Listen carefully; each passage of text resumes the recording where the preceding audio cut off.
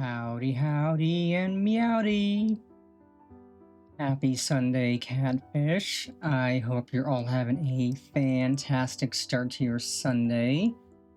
Morning, afternoon, evening, whatever time zone it may be. It is warm here already. It's not supposed to be as warm as it was yesterday, but it is 11 a.m. and it is already 75 degrees. That's not fun. We don't like the heat.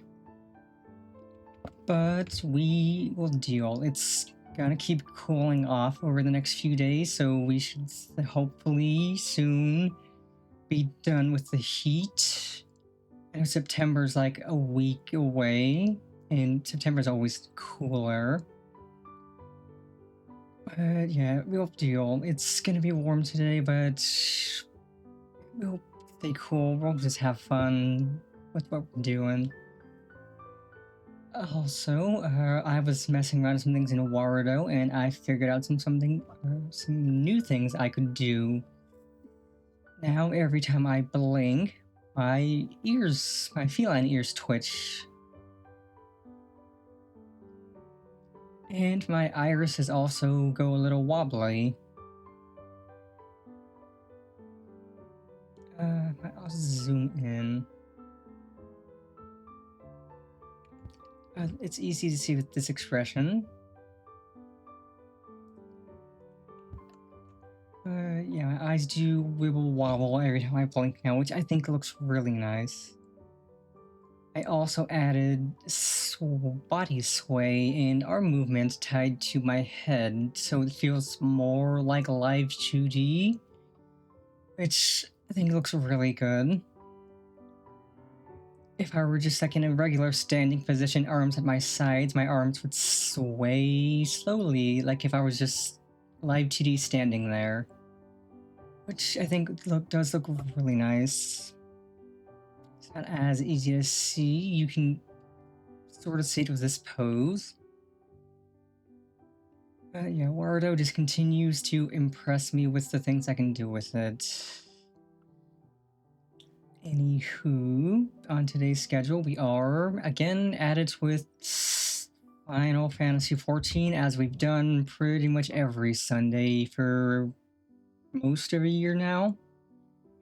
I think today's stream's gonna be a bit shorter than last week's.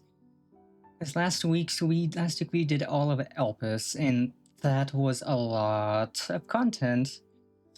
But this week should be shorter, because we're doing the second half of Labyrinthos, I think.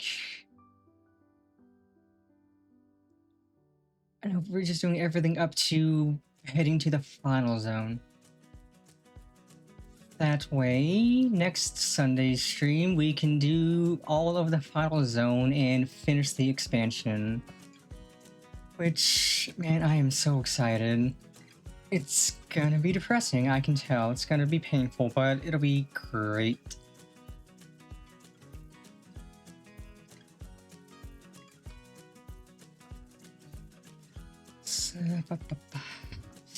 Don't have too much I want to yap about right now. The 6th of next month is also my 1-year streamer anniversary. Again, I can't believe I've been streaming for almost a year now. It really doesn't feel like it's been a year. And then January, I'll have my affiliate anniversary, and I still can't believe I got affiliate in 5 months. I know a lot of people spend years working on affiliate, and I got that in 5 months. Oh, I will absolutely have a hamburger for celebration on the 6th. Hamburgers are yummy. I'll treat myself to something nice. Like definitely have burgers and fries from a restaurant I like. That'd be super yummy. I still don't know what I want to do for my 1-year streamer anniversary, but I'll figure out something fun. I've got a bit of time. Specifically, I have 7, 8, 9, 10, 13 days.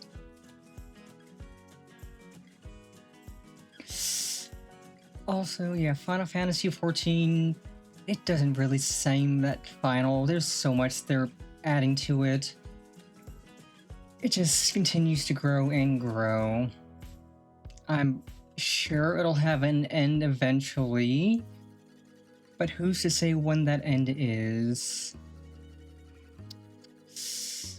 For now, anyway, let us get on into the game. Pop, pop.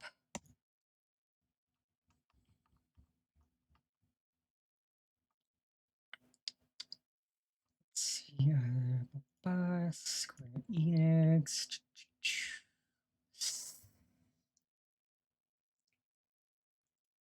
Last week's Final Fantasy XIV stream was kind of really intense.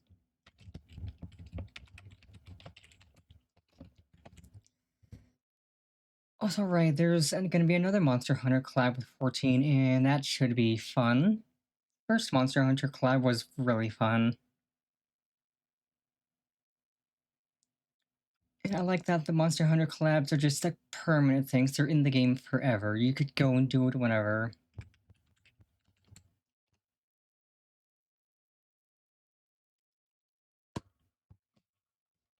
It'll also be fun seeing the monster they add to Monster Hunter Wilds for the collab.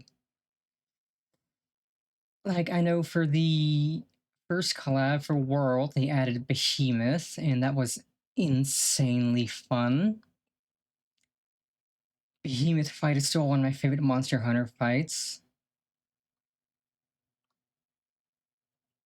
And that they added a Rathalos to Final Fantasy XIV for us to fight. That is still such a fun fight.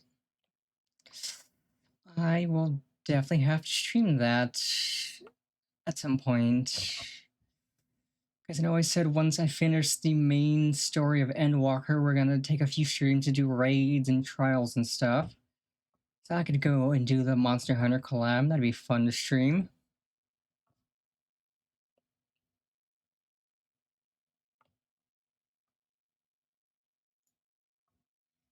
Okie dokie, game capture.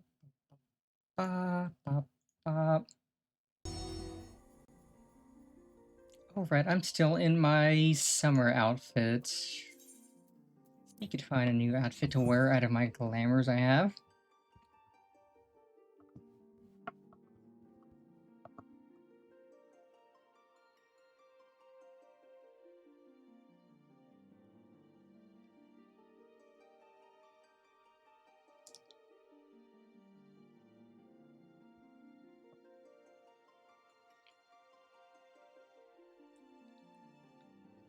And definitely down the line, I do want to play more Final Fantasy games, like 7. 7's a good game.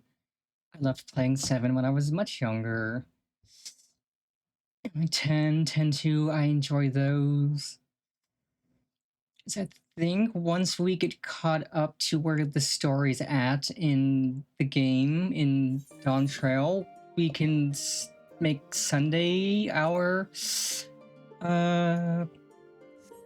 maybe make Sunday Final Fantasy Sundays, and we're just always playing a Final Fantasy game. I wouldn't mind that. I would absolutely be down for Final Fantasy Sundays. So we have that. We have that. I might rock that because that's a good look. That. Actually, no, we're going back to emo schoolgirl. I like that look. Bop, bop, bop, bop, bop. Take that. Bop. As the heavens burn. We are capped out on our poetic, so the moment we finish Endwalker's main story, we can go and buy Poetics gear.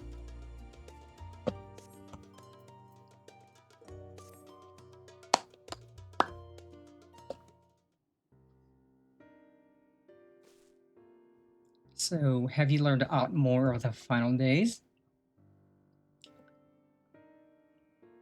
Then the journey was well worth the risk. No doubt your newfound knowledge will be a great boon to us all.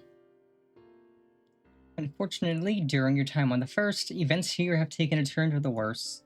The Scions are running themselves ragged trying to contain the spread of blasphemies, but it's a losing battle. To try and ascertain the where and why of it, Alice and Alphino have been traveling all over.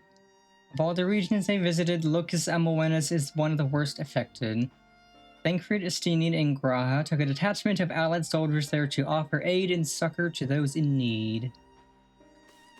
But the province is vast. They only managed to visit a handful of coastal villages. It was an accomplishment worth celebrating still, but a drop in the bucket at best. In the meantime, Ishtola and Master Matoya have been making a concerted effort to establish contact with Hydaelyn in the Ethereal Sea, but to no avail. As for Tataru and I, we've been keeping a close eye on the forum. From what we gather, they've been constructing a vessel to ferry people to the moon, an ambitious project that has likely been years, if not decades, in the making. However, since we've seen no sign of it thus far, I suspect it's still incomplete. You will also recall the proposal issued by Master Fortuno to the people of Radzat Han. Following their discussion, Vitra declared his support for the plan and urged those who wish to evacuate to accept the forum's invitation. So far, so good, but that's where things get a little strange. Apparently, the forum caught wind of the lunar teleporter in the Tower of Babel and decided to use it to deliver people to the moon instead of their mysterious ship.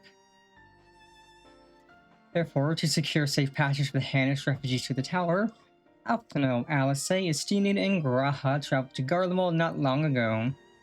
Trouble is, the capital was hardly the safest place to begin with, and now... the final days have come to Garlemald. Shortly after our friends arrived, they were set to rendezvous with Master Fortuno. Then, panic broke out and our communications were severed. From what fragments we were able to make out before the link shell went completely silent, we can only assume the phenomenon has spread to the capital. Oh boy. The others need you, Pennifer. Please, you must help them. Well, I will do what I always do. I will cut a path through the monsters. Having you there will make all the difference, I'm sure of it. Camp Broken Glass was their first port of call, so you'd best start there. Hopefully, Lucia will know where they are. There's no telling what you'll be walking into, so you had best take every possible precaution. Ba-ba-ba-bum.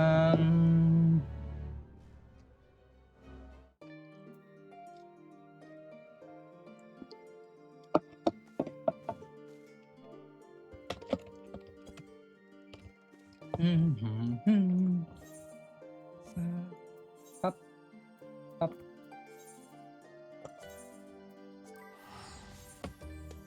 Spin.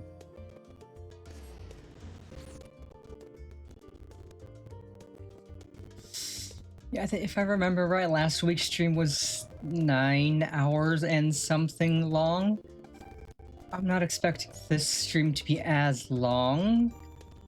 Maybe 6 or 7 hours at most, depending on what we have to do. But I am fully expecting a dungeon in maybe the second trial. Whoosh.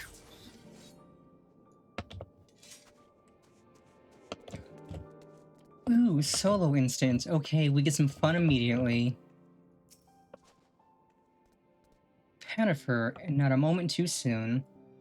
The skies over Garlemald are ablaze, but it's events on the ground that concern me. As you will have heard, your fellow Scions arrived ahead of you. We cut the customary greeting short after we received a word from our troops on the Magnet Glacis that the Forum's airship had landed. It was then that the heavens began to burn. I dispatched your friends at once to ensure the refugees come to no harm. I would have you join them immediately, Additional support is en route, but we will discuss them later. I trust we're ready to depart? Oh boy. Upon departing for the Magna Glacies, several cutscenes will play in sequence.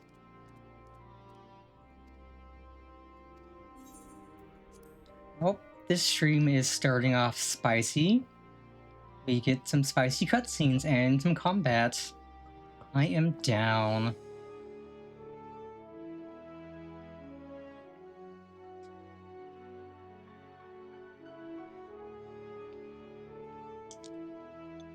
I'm down for things to be immediately spicy.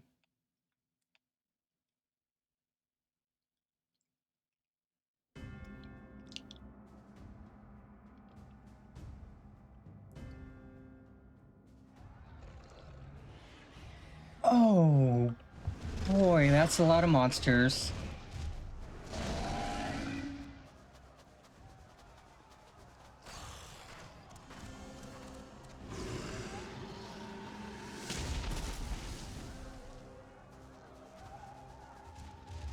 No.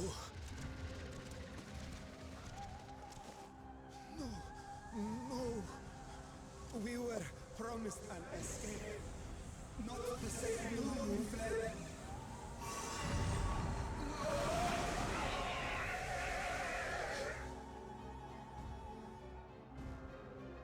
I shall not meet my final days here in this blasted waste. Calm yourselves. Your panic is our greatest enemy. Come, we must build a line of defense.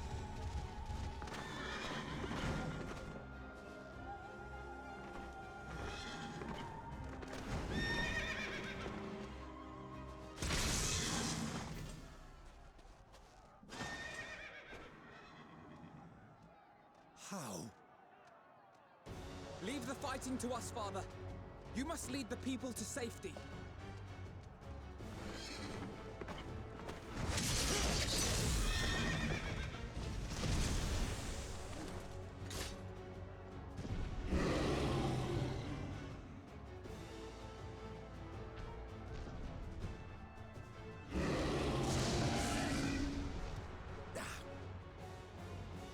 I can handle this pair. You shall tend to the refugees. Let us be about it.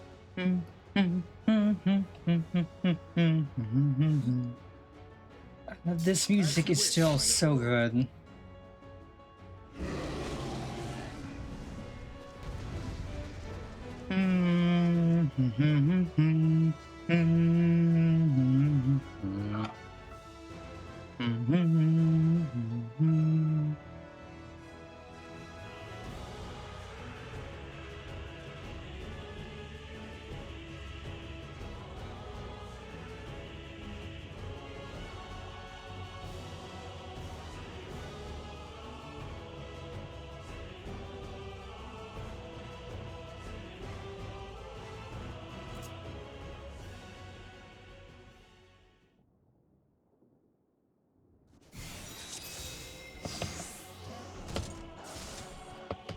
Oh boy, I don't play Sage. I don't.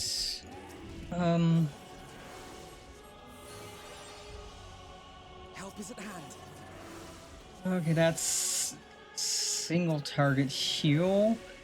Party heal. Heal.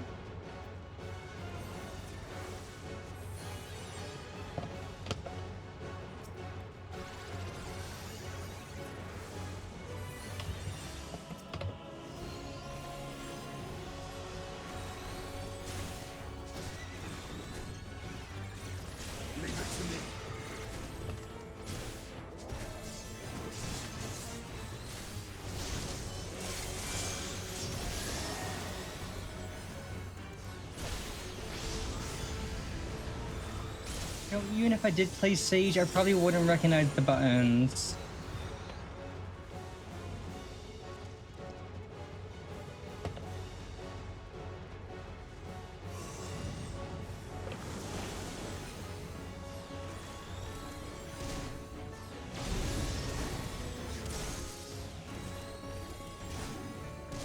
Those who can stand, come with me.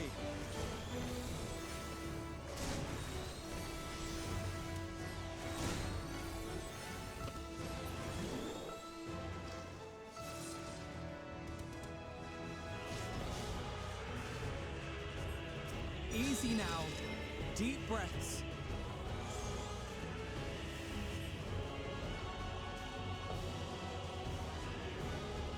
You're safe now.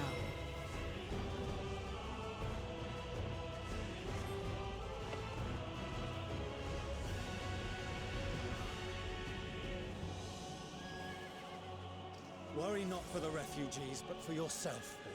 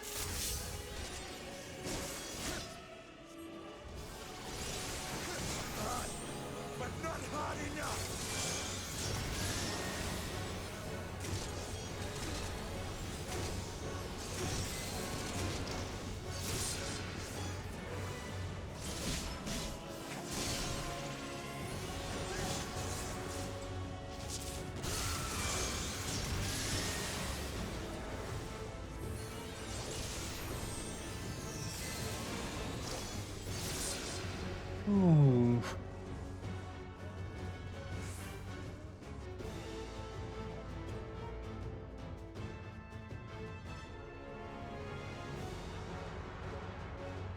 That was spicy.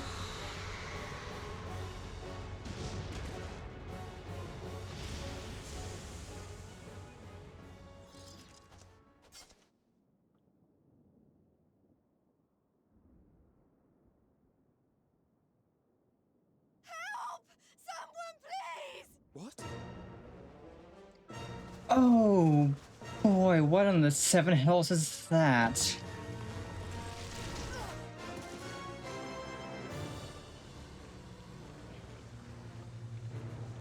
That's a nope from me. Don't. I don't want to die. Forward! Let not a single fiend escape!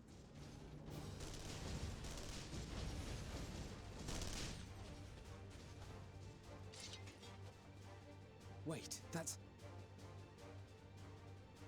Eulus and the army. So, you've recovered then? In time enough to be of aid, for once.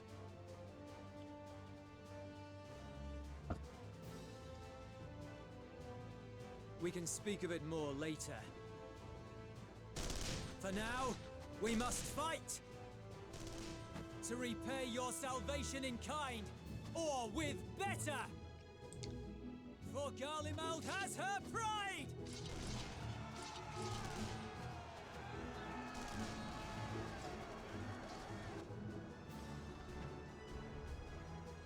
Of that I've no doubt.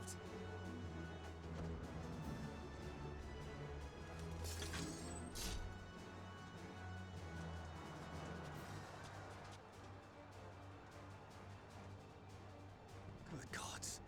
Of all possible saviors, the Imperial Army. Oh!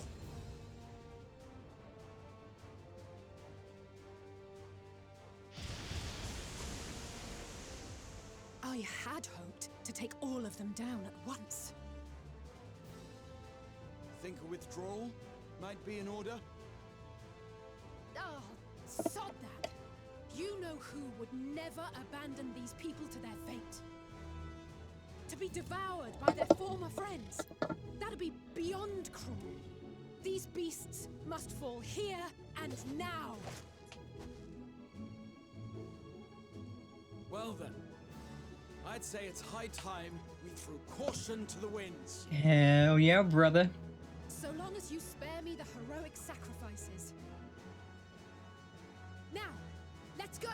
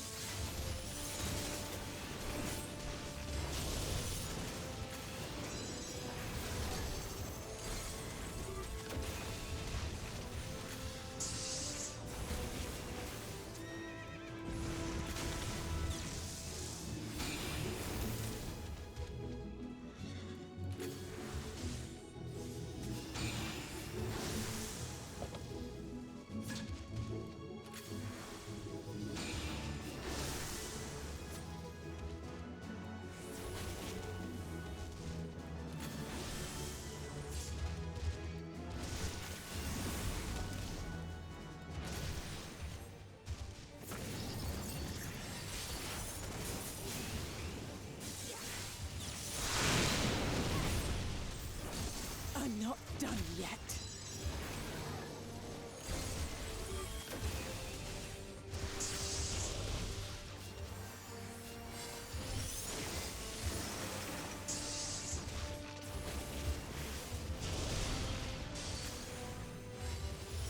Nothing to worry about.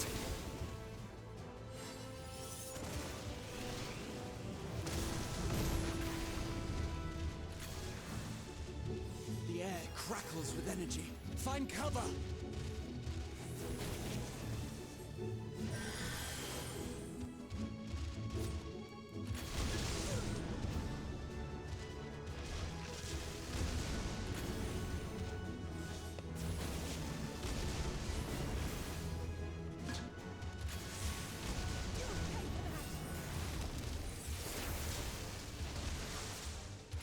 As they say, turnabout's fair play. On guard.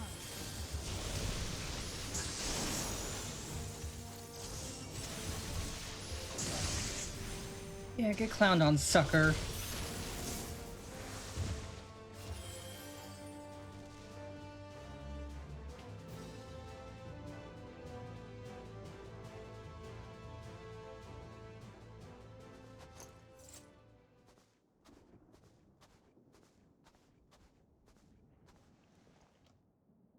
There's not the barest trace of ether. Maybe there really is no way to bring them back.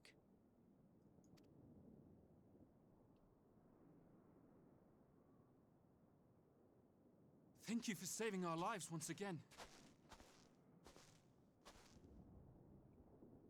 I remember you, from Purusha. You helped us there too, didn't you? Ah, you're from Palaka's stand. I'm glad you're still in one piece.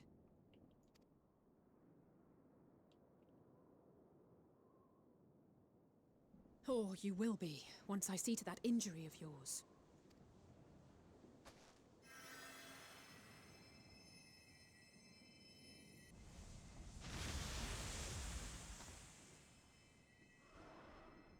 Look out!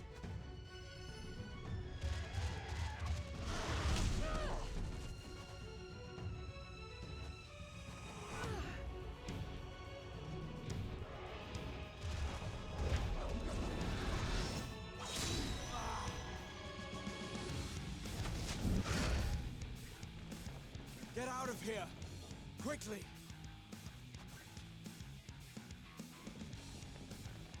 I won't lose them. Not a one. This will be a brighter future. I won't let a madman's apocalypse ruin everything we've fought to achieve!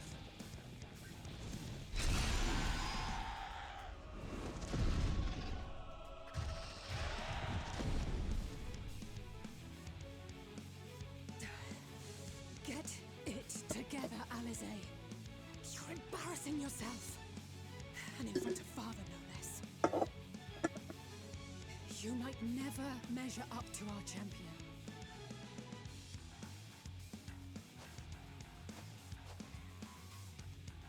But we ask too much of her as it is. You mustn't let Eorzea's hero fight alone.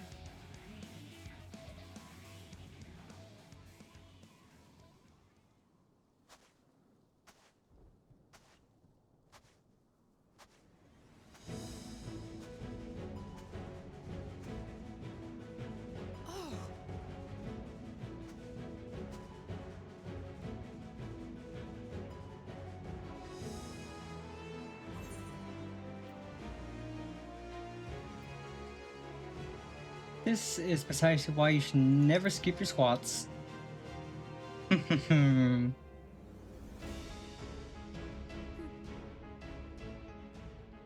look after myself, you know.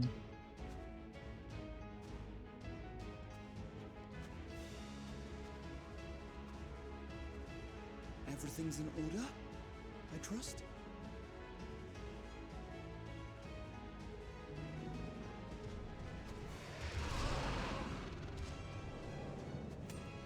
I've had enough of this rabble. Come on! Oh, she said the line.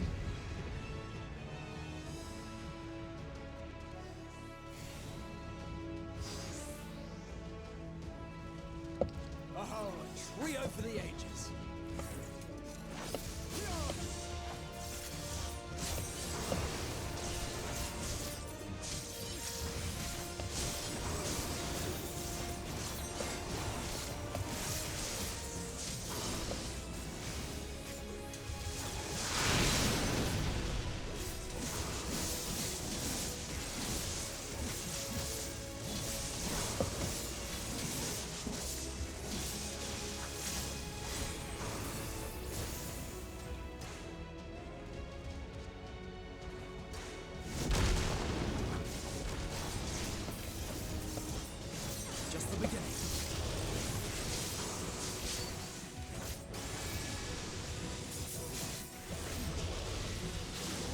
Ah, yeah, we could use all of our fun buttons. And we have a lot.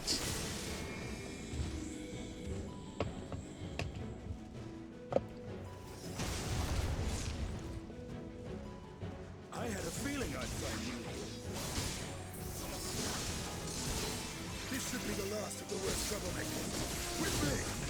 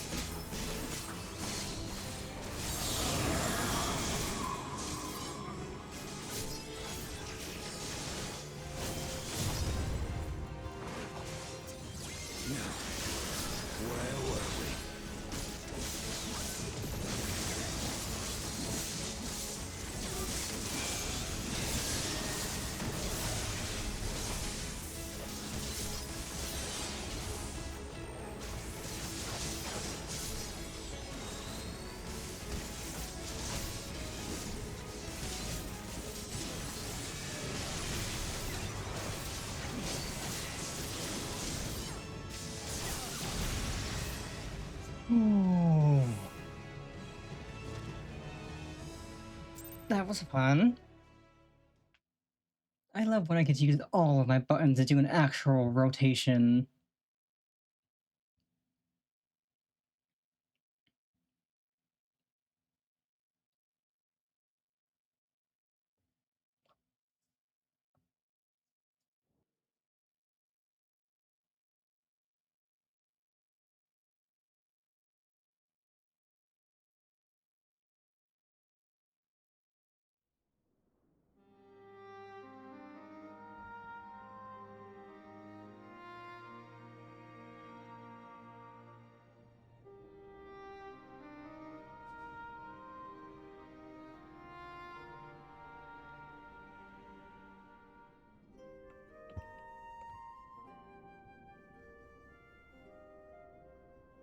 You must board without delay. The ship will depart ere long. Your offer to host us in Sharlayan is most appreciated. But will the final days not soon fall upon it as well? Your hesitation is not unwarranted. The satrap entrusted me with your lives, yet I have failed your comrades. Nor are you wrong to fear that this corruption will continue to spread. I cannot promise you complete safety, even in my homeland.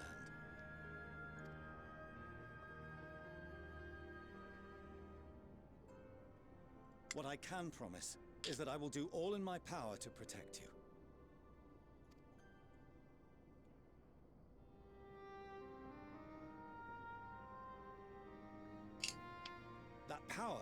is not inconsiderable. Even now, my countrymen are preparing the vessel that will deliver us to a sanctuary on the moon. Join us on our journey there, and beyond to new horizons. Come to Old Sharlayan. Please.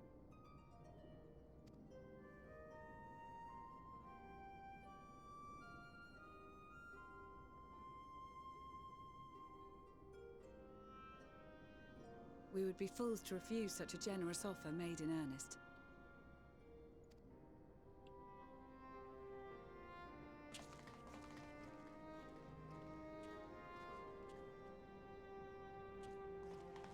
It seems they've a new destination.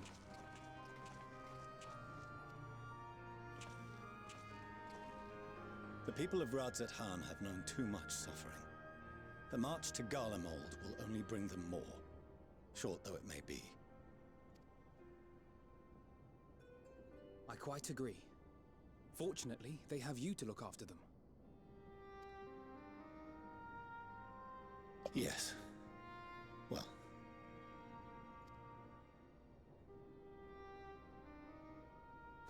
Behind you! Just there!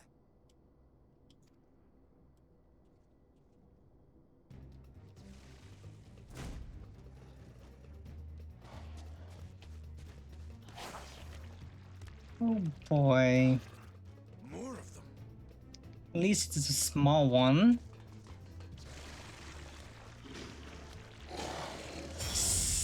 Huh? What are you doing here?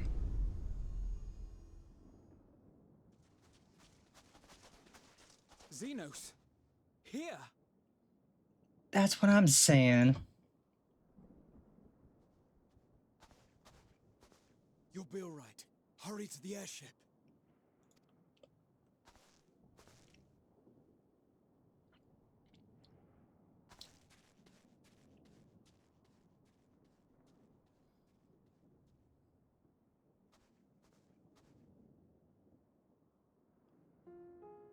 Why have you come? A heretofore unseen beast. 'Twas ripe for the slaying. Poor sport, alas. Unfit to temper my blade. Oh, for the love of... You cannot still be on about a rematch. Of course he is. That is and has ever been my sole concern.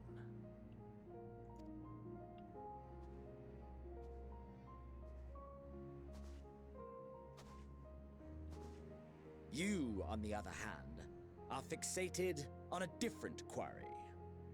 Your passion pales before mine, yet neither hate nor despair seems sufficient to recapture your misdirected bloodlust.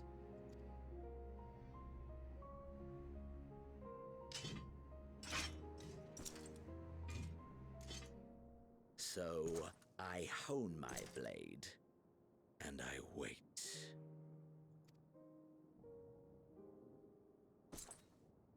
That's it.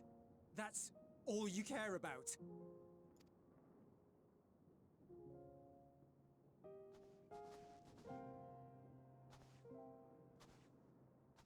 Garlemald is in ruins. Our homeland, the nation you rule, is as good as gone. Along with so many of its people. Not just soldiers like us. Not only those who fought and killed for power and duty. Innocent civilians. Murdered by their own flesh and blood. Lost and confused as they breathed their last. While we who survived with our lives and minds intact were left to freeze to death. The Eorzeans tell me all this was your doing! You slaughtered your countrymen! You did! For what? For nothing, in the end. So much wasted effort. You. You bastard! That's what I'm For saying. your own sake, Eulus, you must control your anger. It will serve no one should it consume you and see you transformed.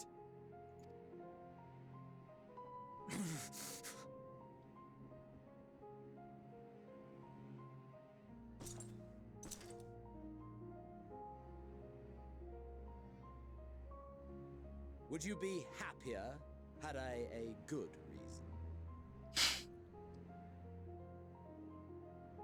What? If my motives met with your approval, would you no longer resent the outcome? If so, then perhaps a beast's skin would suit you better. Duty, honor, morality. All constructs of convenience when put to proof. Surely the war taught you how easily power becomes the tool of the self-righteous. How the people's justice was merely a means to their ends?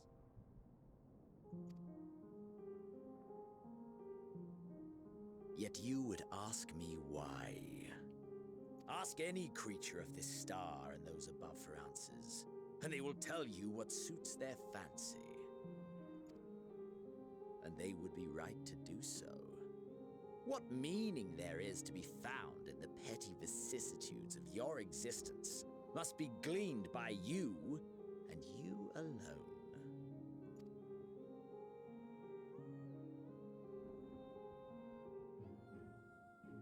Should you seek it in battle in the fruitless pursuit of my demise, then come. Assume your rightful place as a notch on my blade.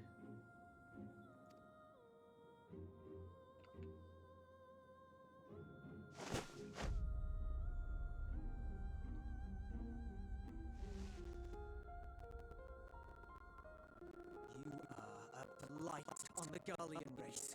There would be no more satisfying way to expunge it than by beating you to death.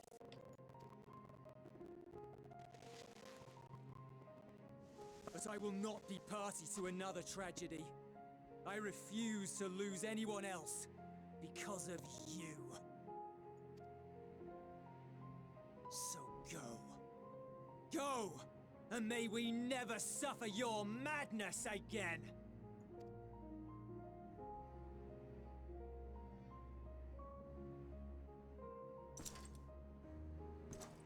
Xenos!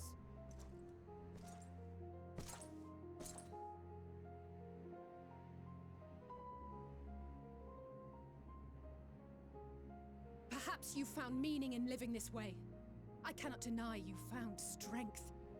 Yet if you only pursue your hedonistic pleasures and pay no heed to the plight of others, then no one will give you the time of day. You will never get what you want, not even the battle you pine for so dearly. You'll be alone for an eternity, and you'll deserve every agonizing second of it.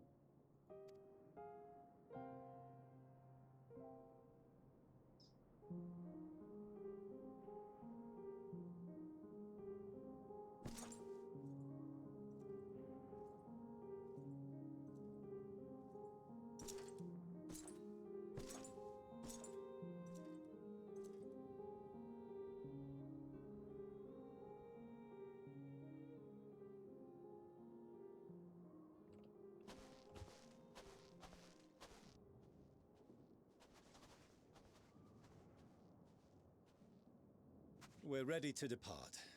The refugee ships will be leaving shortly, but I've asked mine to remain for the time being. There's room enough for you to join me on it, if you wish.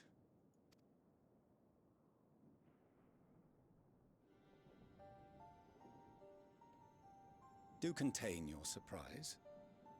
I needn't agree with the Scion's methods or intentions to acknowledge that their deeds are deserving of gratitude. We appreciate the offer. But might I ask why you are delaying your departure? I presume it is not solely for our benefit. I must visit Garlemald ere we return to Sharlayan. Having caused such an uproar, 'tis only meet that I explain myself to the Ilzabard contingent.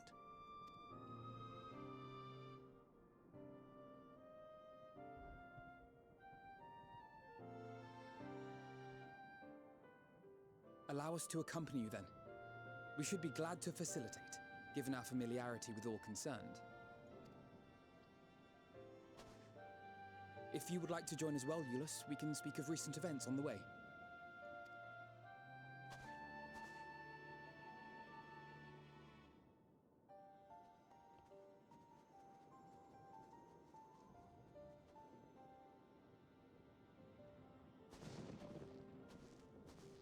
He'll be after your seat on the forum next.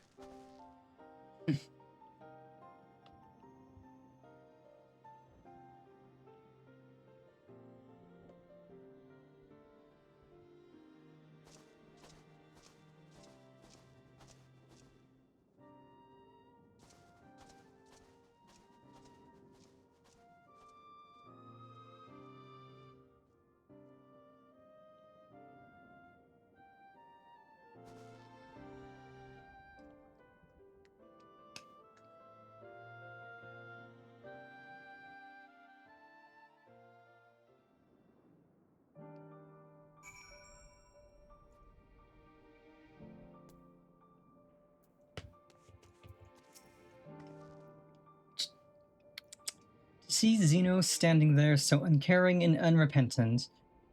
Gods, I don't know what came over me. I just blurted out the first thing that came to mind, but looking back on it, I stand by those words.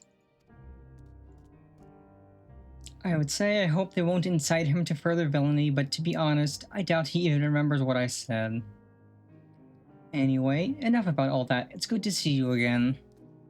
Ooh, weapon crate. Light upgrade. Also, I still need to open these and get rid of that.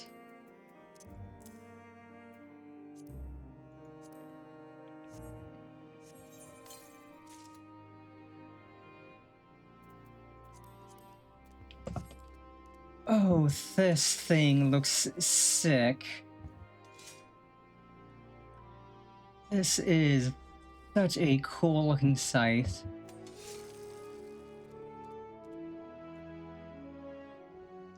It's got like steampunk vibes to it. I like this. This is a good scythe.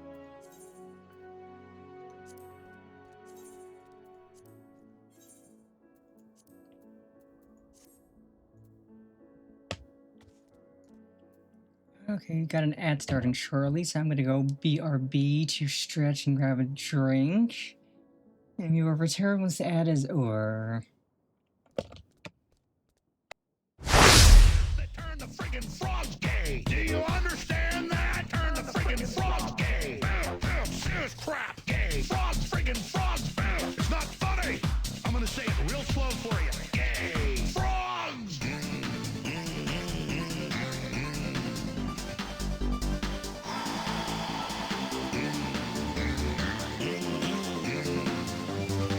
Won't you fight for your life? Gay. Frogs, friggin' frogs. I don't like a frog. Gay. Friggin' frogs. Frogs. Friggin' frog crap. Won't you fight the frogs? It's not funny. I'm gonna say it real slow for you. Frogs. I don't like them putting chemicals in the water that turn the friggin' frogs gay. Do you understand that? Turn the friggin' frogs gay. This crap gay. Frogs, friggin' frogs. It's not funny. I'm gonna say it real slow for you. Gay. Frogs.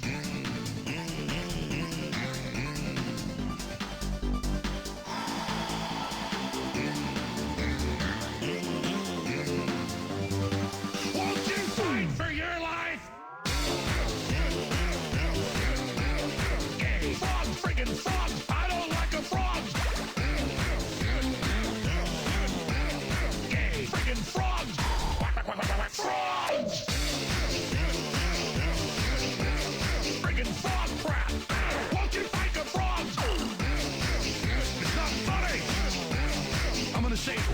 for you. Frogs! I don't like them putting chemicals in the water that turn the friggin' frogs gay. Do you understand that? Turn the friggin' frogs gay. Serious crap, gay. Frogs, friggin' frogs. It's not funny. I'm gonna say it real slow for you. Gay. Frogs!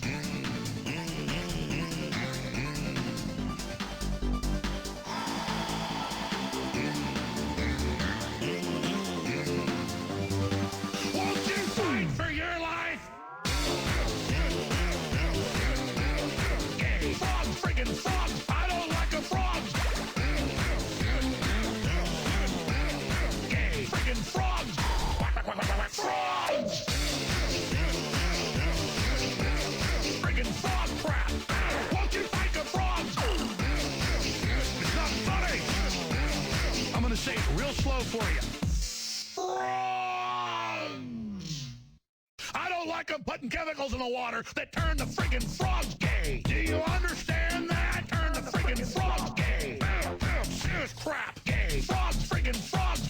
It's not funny. I'm gonna say it real slow for you. Gay. Frogs!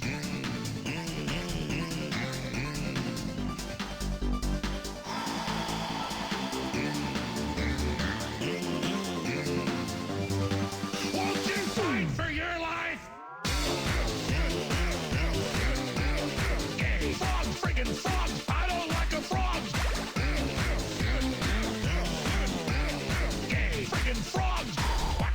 Frogs! Friggin' frog crap. Won't you fight the frogs? It's not funny. I'm gonna say it real slow for you. Frogs! I don't like them putting chemicals in the water that turn the friggin' frogs gay. Do you understand that? Turn the friggin' frogs gay. Serious crap, gay. Frogs, friggin' frogs. It's not funny. I'm gonna say it real slow for you. Gay. Frogs!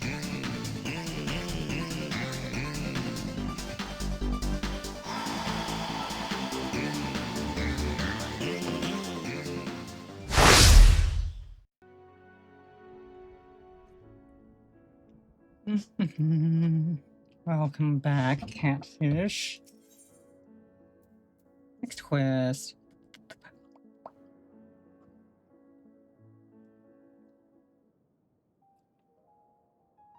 No major injuries then. Good.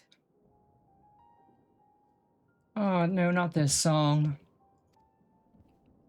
I briefed the recovered soldiers and sent them on their way as quickly as I could, but nevertheless feared they would not make it in time.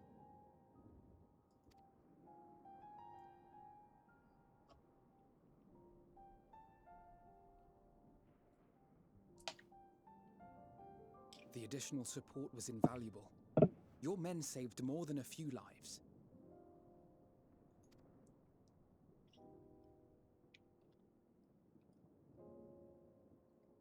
Though not all, I regret to say.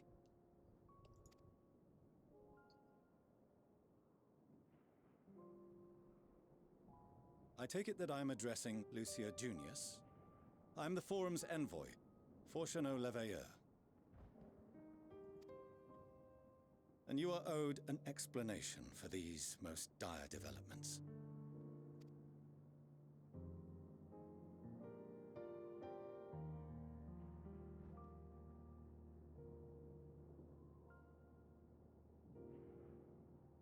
Another trial wrought by the final days.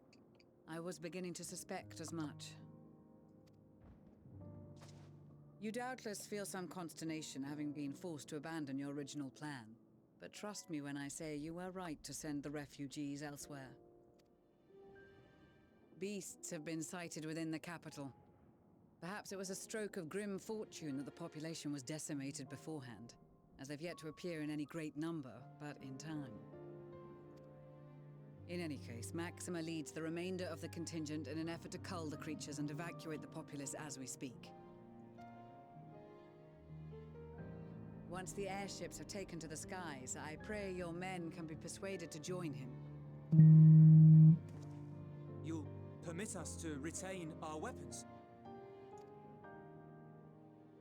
I wouldn't have sent you after the Scions were I expecting you to stab them in the back. And I, for one, would not consider past transgressions more relevant than future contributions. Regardless of the circumstances that saw us at odds before, we need men of courage now, more than ever.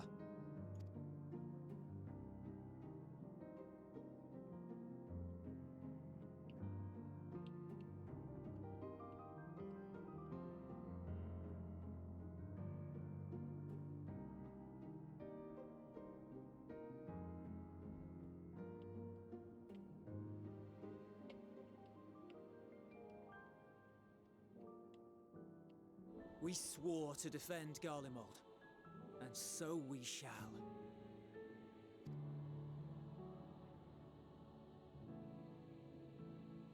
It seems you have everything under control. You will excuse me then, for mine own duties await. A moment, Master Fortuneau. You did desire to express your appreciation for services rendered, did you not? I did. Though if you intend to again ask that Sharlayan alter its course, you will find my gratitude insufficient. 'Tis nothing so onerous. I wish to hear the details of this grand endeavor of yours.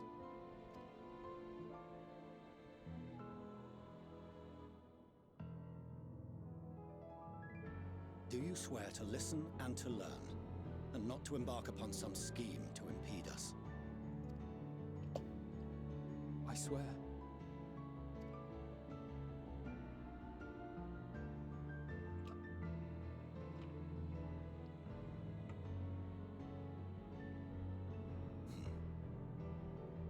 Any other I would doubt, but you I trust to keep your word. For not once have you broken it. Very well. I will request that the Forum make you privy to our plans. You may await our summons at the Baldessian Annex, assuming the decision is in your favor. Does that suffice?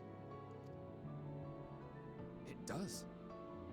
You have my thanks. Excellent. You can regale us with tales of your most recent sojourn to the First while we wait.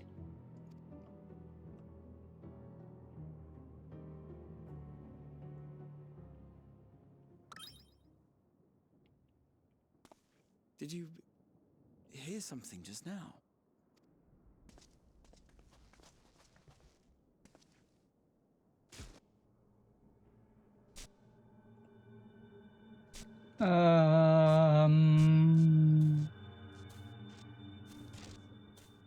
What are you doing here? Oh my god, it's Puddingway. What is she doing here?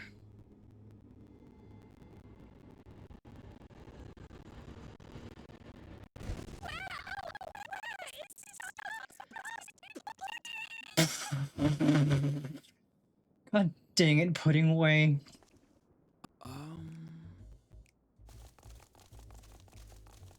Oh, there's more of them. They've all come? Dawn may banish. Even Ooh, the darkest Urianger. night, Let's go. and to this bitter clime bring warmth and comfort.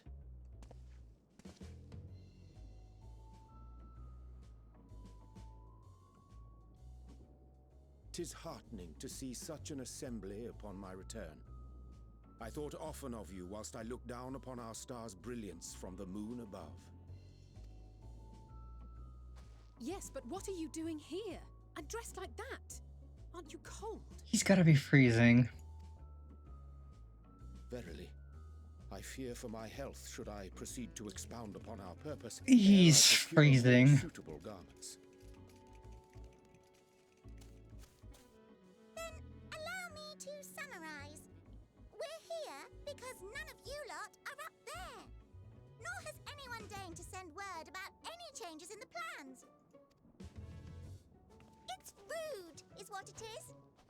At least that's what I thought at first, but then folks got to wondering if you weren't in a spot of bother, so we decided to take matters into our own hands. Come down here and help, if our help be needed. So she says, but it's also something of a convenient excuse to visit Aetheris. Urianger made it sound absolutely marvelous. More so before the impending doom, but still. And it's not like there will ever be a better time.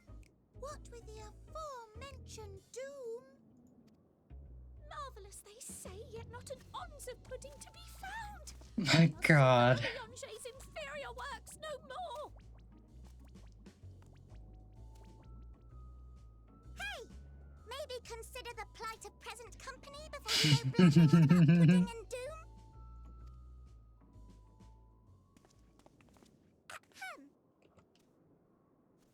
As I was saying, should you require any assistance with whatever, we are at your disposal. We were born from Hydaelyn's love for the lives of this star, so naturally we would much prefer to see them continue. Twiddling our thumbs up on the moon is hardly conducive to that, though, is it? Not when you've all got such precious thoughts and feelings and hopes for the future deserving of more active preservation. Speaking to Urianger made us realize that while we've carried out our duties to the letter, we've failed to fulfill them in spirit. From there, it was just a hop, skip, and a jump towards resolving to do better. So please, show us how. Help us help you.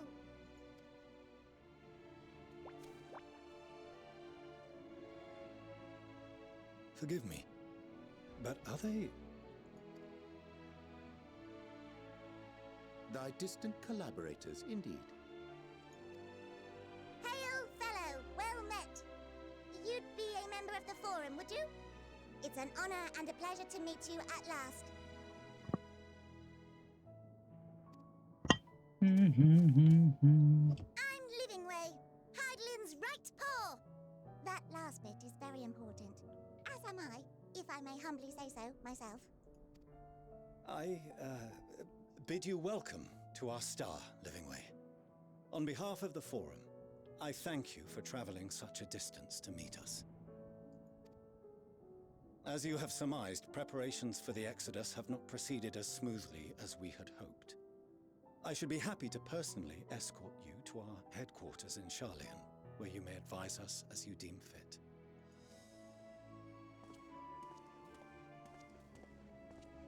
'Twas with reluctance that I set aside the great work of readying the moon for habitation.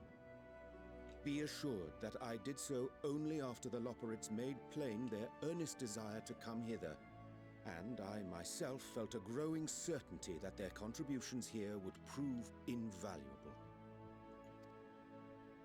'Tis trite, perhaps, but I followed my heart.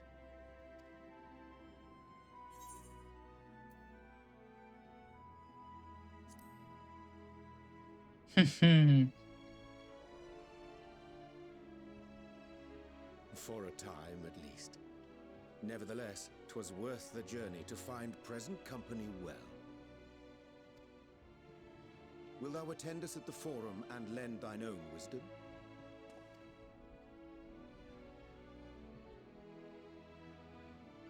If that's all quite settled, can we start moving before Urianger catches his death? Even I'm freezing out here. Oh, I dare say you'll warm up quickly once you report the airship. Sat shoulder to shoulder with our fur-covered friends.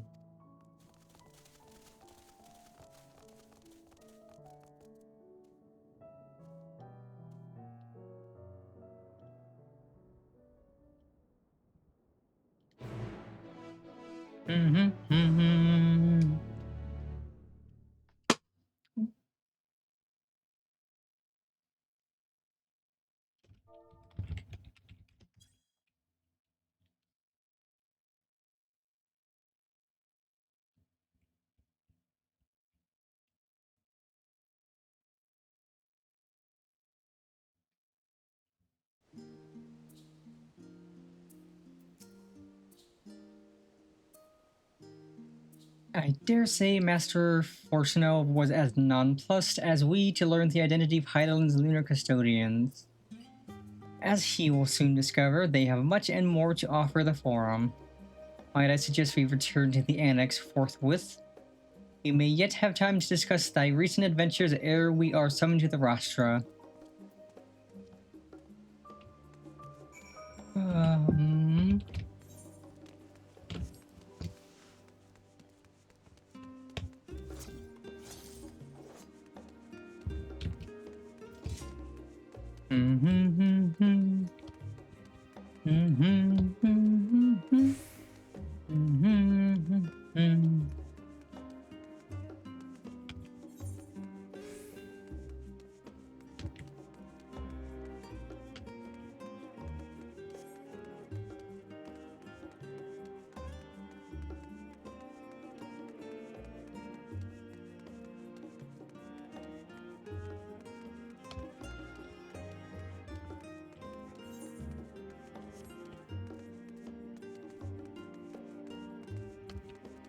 Oh, right, we are level 90.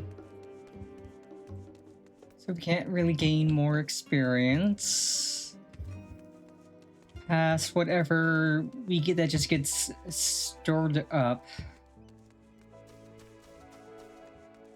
So we can store up experience for Dawn Trail once we eventually pick that up. Then we will immediately have a boost in experience.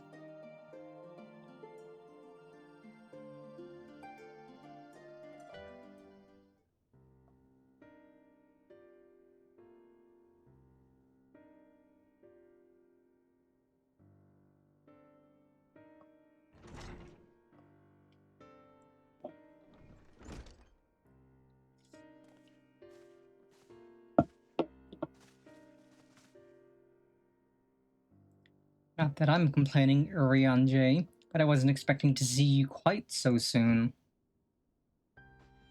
Nor I, thee.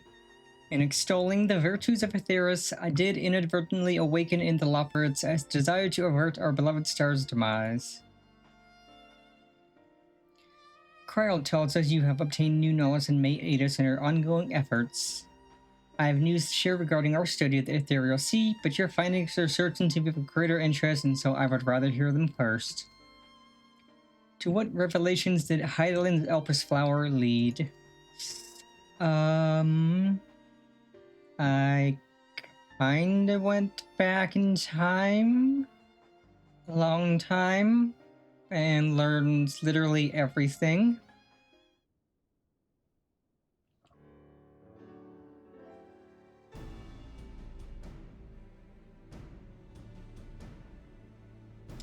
Then this dynamis is what drives the final days. If it and Akasha are one and the same, it's all what proves Nidhana's theory. Or an entity, through sheer force of emotion, channel this vast dormant reservoir into a raging river, its power might surpass even that of ether. But if our star is so replete with ether, said entity would need to be outside its influence to effectively manipulate the dynamis of the Great Expanse. Meteion. Or rather, the sorrow and suffering of fallen civilizations that she has been hoarding for millennia. Untold anguish and fear and hatred. Drawn from every corner of the universe, all for a single purpose, the destruction of Aetheris. Then our foe is no longer some unknowable calamity. We have but one aim, to defeat Meteion. You make it sound so simple, but you're not wrong. Vanquish Meteion and we deliver the world from the final days. To even attempt it, there are two conditions. First, we must determine her location. Poor Meteion escaped and enchantment was placed upon her by Vana, the woman who would become Hydaelyn. The implications of temporal magics are not entirely understood, and so we cannot assume that our Hydaelyn and the Vana you met in Elpis are one and the same. Nevertheless, due to her intrinsic qualities as an all-powerful being, I'd wager that Hydaelyn possesses the knowledge we seek. Whether she would share the knowledge with us, however, remains to be unseen. After all, she intends for us to flee Etheirys, not to stay. Do you suppose she has abandoned her pursuit of Medion?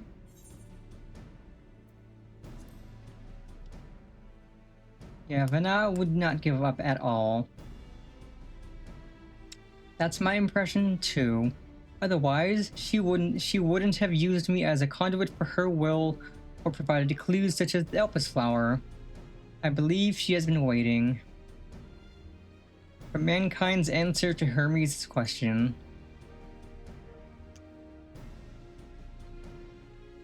So, what's the second condition? We must find a means to reach Medion. Naturally, our chosen method will depend entirely upon wheresoever she has made her nest.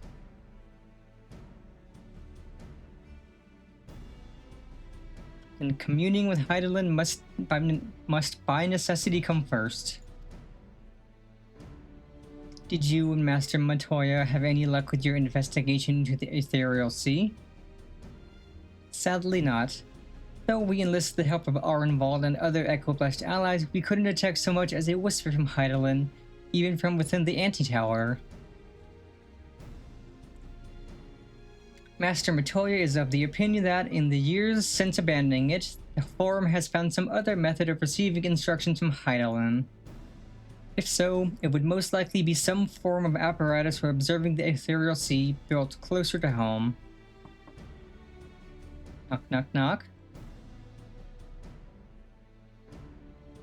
Sorry to interrupt, we just received a word from the Forum. The presence is required in the Rashtra where they intend to discuss the Great Exodus. And Father was able to persuade them. They're finally taking us seriously. Let's hear what they have to say.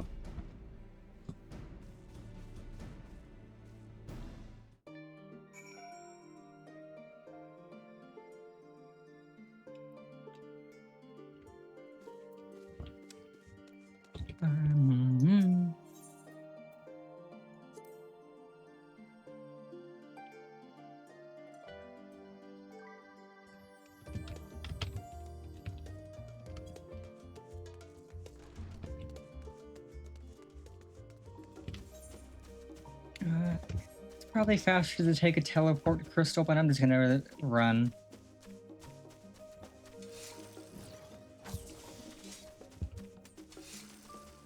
I love the sound this makes when I take it out.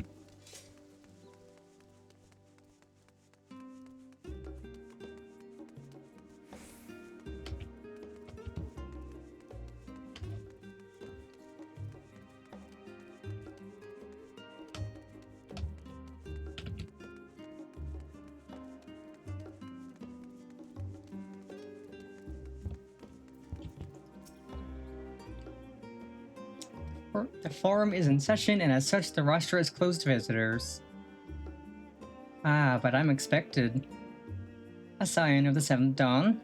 Very well, you may wait in the corridor. Of course, entry will only be permitted on the condition you leave your armaments at the door. Lest you forget, the sacred institution holds rational discourse in the highest. The implements of war are expressly forbidden.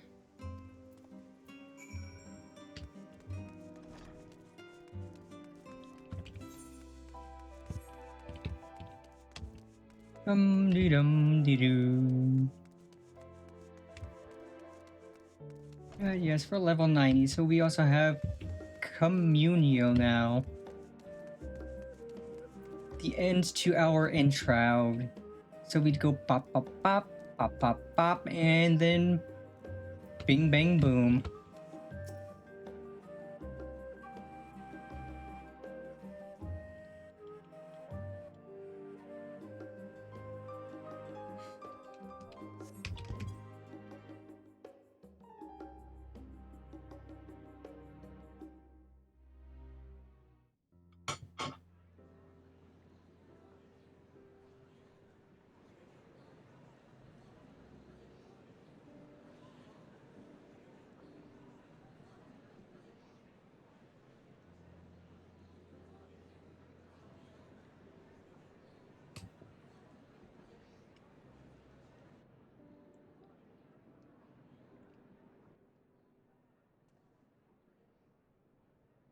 There is a matter I wish to raise with you before we enter. We are here to listen and to learn. But if the Forum's plans are more or less what I expect, then I should like to make a proposal that will serve our ends. By your leave, of course.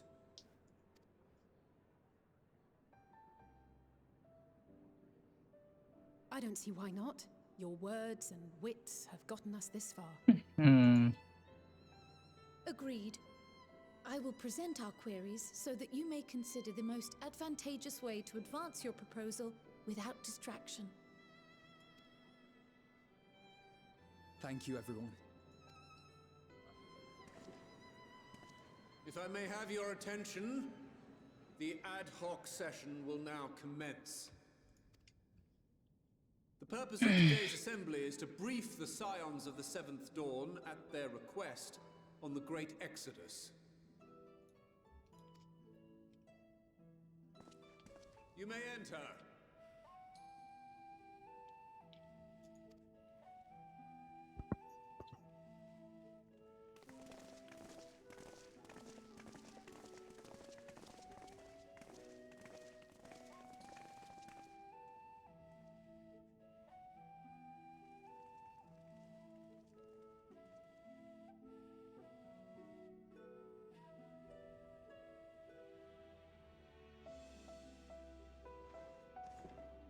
On behalf of the Forum, I commend your heroic actions on the Magna Glaciers. We shall not soon forget your service to us and the people of Radzat-Han. The Satrap, whom we have informed of the refugees' new arrangements, sings your praises as well. As an expression of our gratitude, we will endeavor to answer your questions as fully and openly as we are able. Then let us begin. First, it is the Forum's objective to ferry the life and knowledge of this star to the moon. Am I correct? You are. It is for this purpose that Sharlayan has labored these many long years. We have collected biological samples and scientific records from across the star. When the time comes, they will be moved from their places in Labyrinthos and Numenor and conveyed to safety. Once that critical task has been accomplished, we will begin transporting the Sharlayan citizenry, which has been categorized into groups. The earliest arrivals are to ensure hospitable environs for those who come after. Following our people, we will send those of other nations in turn, beginning with our allies. Radzat-Han was foremost among these, but since the final days have already come to Thavnair, we saw fit to include the refugees with earlier groupings. An ambitious plan. You have accounted for the safety of all nations and tribes, then? As many as we can. And how, pray tell, do you decide who to leave behind? To journey beyond the sky is an unprecedented and immeasurably difficult endeavor. Introducing sources of inevitable conflict would condemn all to certain death.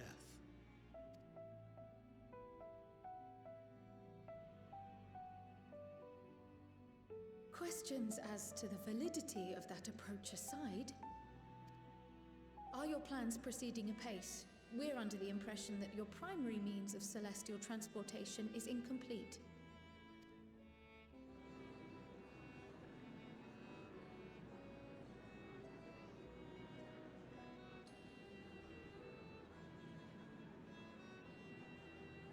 If only in that it does not meet our optimal parameters, that is correct. This Ark, as some have taken to calling it, is fully operational and could be launched even today. However, the final days have progressed more quickly than we anticipated. At present, the ship is incapable of attaining speeds sufficient to meet our evacuation targets. Should we put the vessel into service, as it is now, we will be unable to travel to the moon and back quickly enough to complete the necessary number of trips. Precious lives and knowledge will be lost. Seven hells. Is there anything to be done? The ether burner, the primary means of propulsion once the craft is in the space between stars, is undergoing testing to determine whether it can be made more efficient. Though cargo is being loaded for the initial phase of the Exodus, we are prepared to continue our experimentation up to the day before launch, should it prove necessary.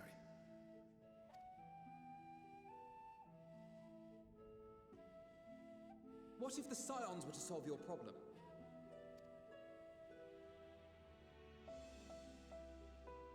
We shall help devise a means to improve the ether burner's efficiency, on 2 conditions. If we succeed, you must allow us to meet with Hydaelyn.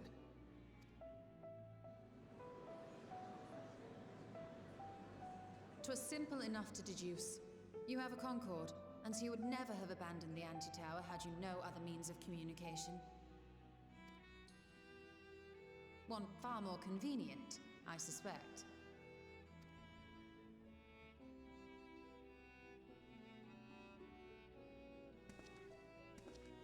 The second condition, also to be met upon our success, is that we be permitted to propose another use for your Ark.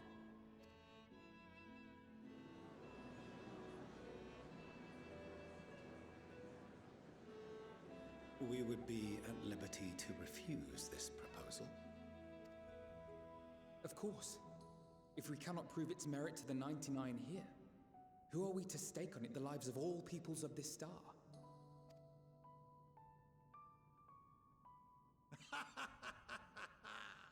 Delightful as always, Master Outfitter.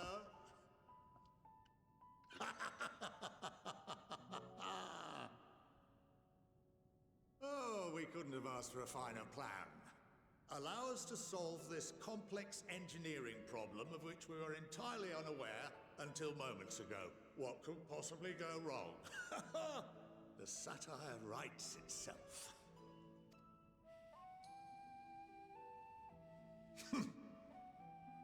Yet, what field has not benefited from a change in perspective? When we are at wit's end, what we need is not the same dry theories recited ad nauseam, but fresh inspiration.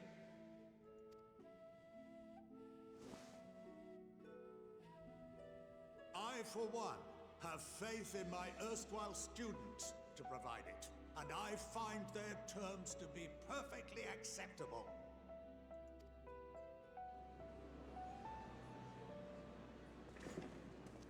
Order! Order! We have no time to waste on debate. I call a vote. All in favor of agreeing to the Scion's terms?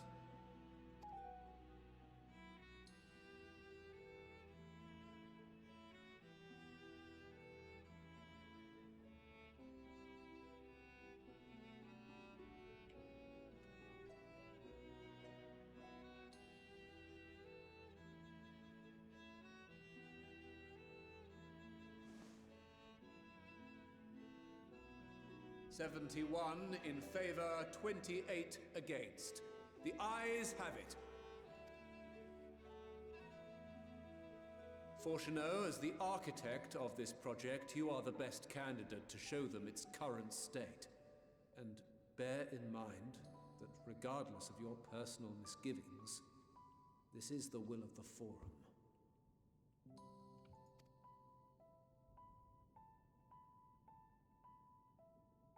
Very well.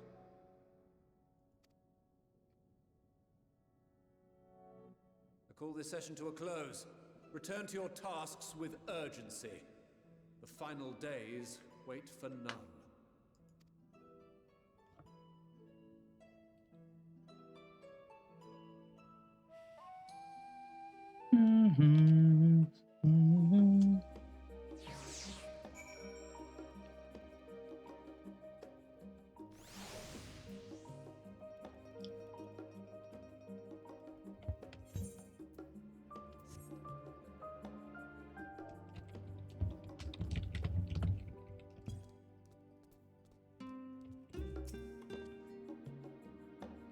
Sorry about not letting the rest of you in on my plan. I was admittedly thinking on my feet for the most part. But since we require both a means of communing with Hydaelyn and reaching Medion, in the spur of the moment, I saw involving ourselves with the completion of the arc as a way to work towards both objectives simultaneously. However, we must first keep our end of the bargain by solving the problem of the Aether Burner. I'd like to think it is not a challenge beyond our combined expertise, or at least the expertise of our extended circle of associates.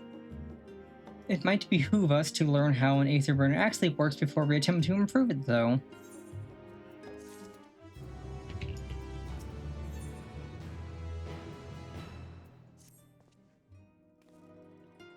As instructed, I shall take you to see the Aether Burner. Meet me outside the Archeon. I trust you can make your own way there. So the Ark is being built on Labyrinthos. Hardly surprising. Where else could they conceal such a massive undertaking?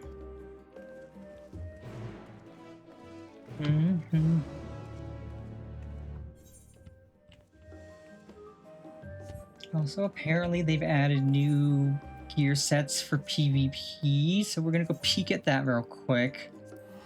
And then we'll continue story. As if the new sets look good, I will gladly off-stream just do some PvP, grind experience, get trophy crystals. Because we have 3,000 crystals currently. Don't really do too much PvP. So, man, okay, up the fan bit. I do like PvP, I just don't really do it much. Oh, those wings are sick. Wolf marks, we have a tiny bit. Wolf marks are old stuff.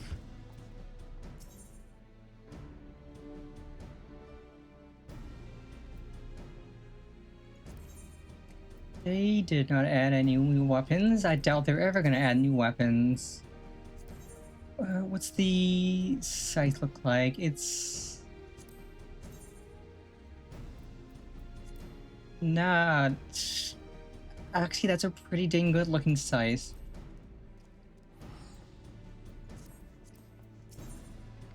War gear.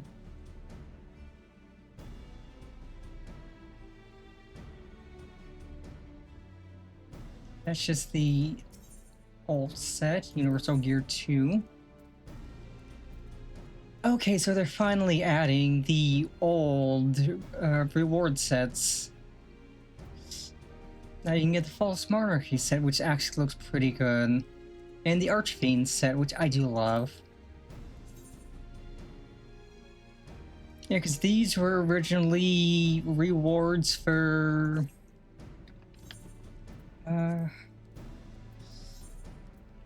for getting a series of Malm Stones. Air Cell. Like, they usually have, it's either a mount or a glamour set to get. There's also an emote. Air Cell. I'm gonna look that up real quick on my phone. And while I look that up, we're gonna teleport to here.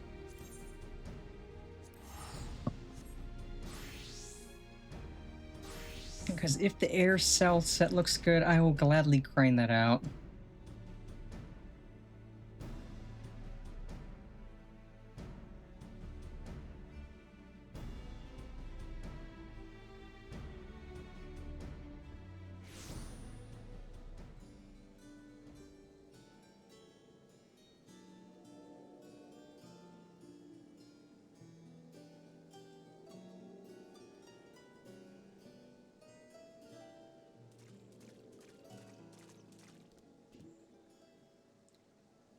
Oh, this set looks sick. It's casual, but it's... Oh god, that's really good. Like the headphones around the neck, god, I love that. I'm grinding that. I'm absolutely 1000% grinding that. There'll be a lot of PvP, but PvP is fun. destination lies in the lower levels. Forum, in its wisdom, has granted you access to the Archeon's lift. Step inside and have Ophiline take you to the Meteor Circuit. Yeah, I don't do frontlines too much, but frontlines are fun. Go in as summoner or scholar, cause chaos, work on some achievements. I could probably grind that out in a week.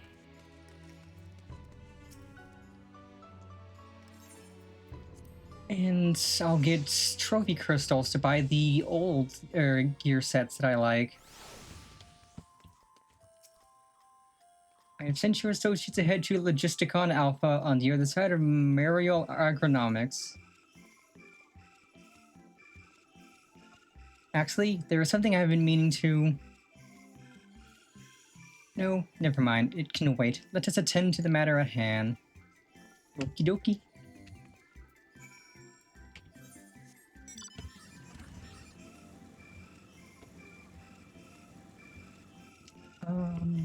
Okay, all the way down there.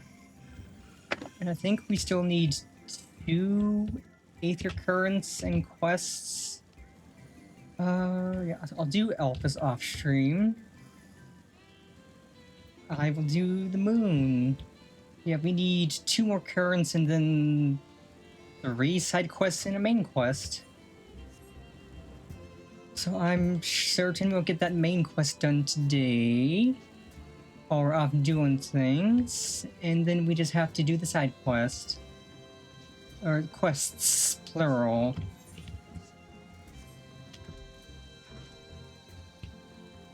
But we do at least have flying in Garlemald. We almost have it in Thavner, we just have 2 quests to do. Yeah, while I'm queuing up to do PvP and stuff, I could just knock out the Aether Currents and whatnot, get flying everywhere.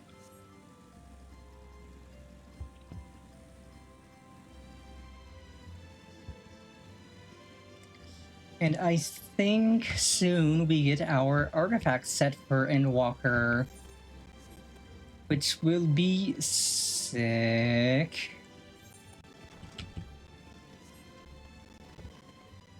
I haven't seen the Reaper set.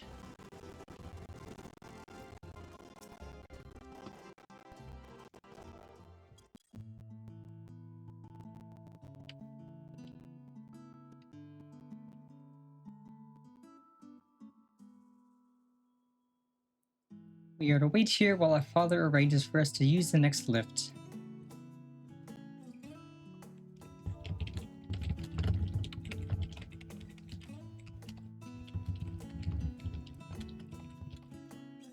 Here being Logisticon Alpha, where the atmospheric conditions of Labyrinthos are regulated. Water is drawn from underground and dispersed as a vapor, stimulating the formation of artificial clouds and rain. By manipulating the temperature and air circulation, they are able to create the ideal environment for the growth and preservation of the biological samples kept here. Hold on, how do you know so much about it? Why, father brought me here as a child. What? And left me behind? Actually, you're the one who left me behind when you went off somewhere with grandfather. The night before, I'd been asking father how clouds are made, so he decided to show me. It was fascinating. I peppered him with questions the entire time. 'Tis all too easy to take for granted the many interweaving aspects of the natural world, to grow in near to the wondrous. But having gained an understanding of the complex mechanisms employed by the Loporrits in recreating a similar environment, I have come to view such processes in a new light. The subterranean gardens of Labyrinthos, the lunar prison forged to contain the ancient Zodiac, the habitations built for all mankind beneath the moon's surface, each unique yet undeniably similar. 'Tis no mere coincidence.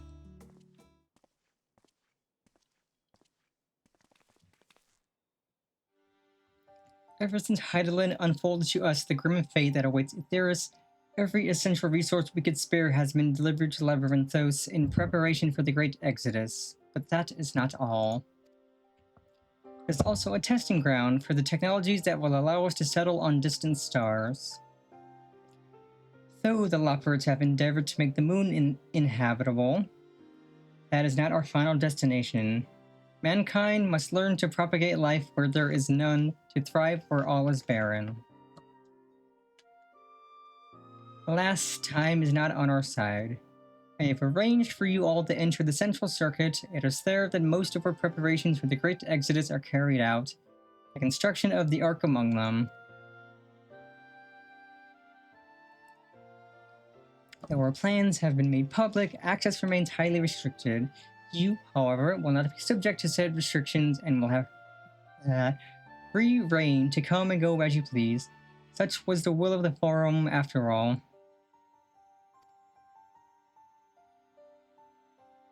We will prove ourselves worthy of their trust. Your trust.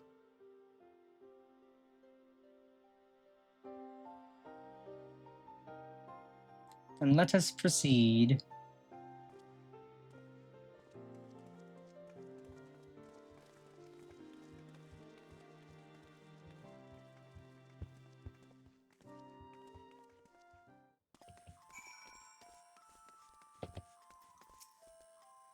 By decree of the Forum, the Scions of the Seventh Dawn are permitted to enter the central circuit.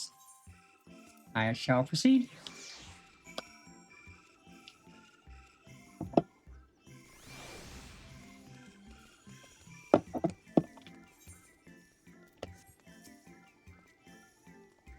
The Aether Burner is being constructed not far from here. Overseeing the work is Kokol Dankol, after whom the forge is named. Once the necessary introductions have been made, I shall leave you with him to discuss the particulars. Play. Augers.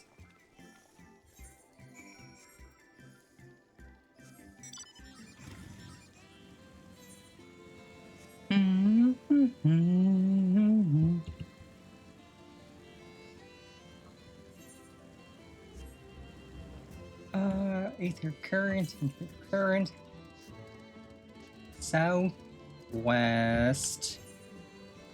East? I thought you said west.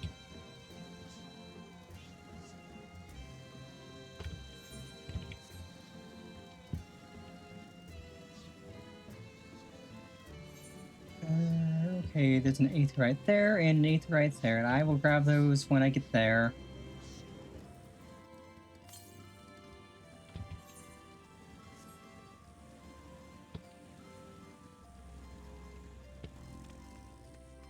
Oh, it's a potato.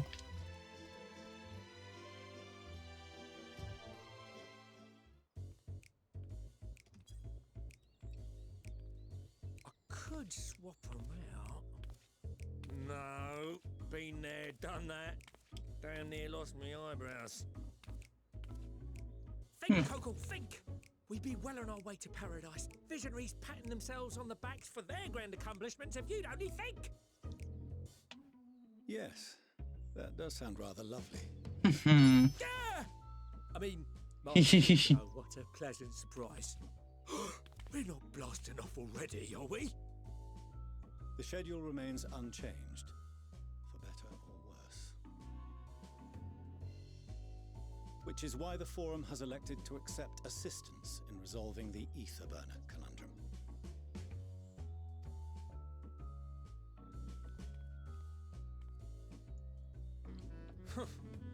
Not seen you lot down here before. There are Archons among their number, but engineering is not their expertise.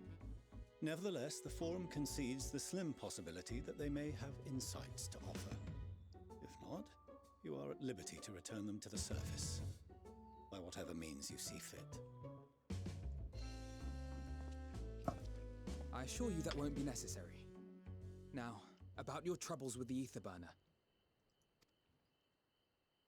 Aye, I'll walk you through it. Suppose I could do with a change of pace.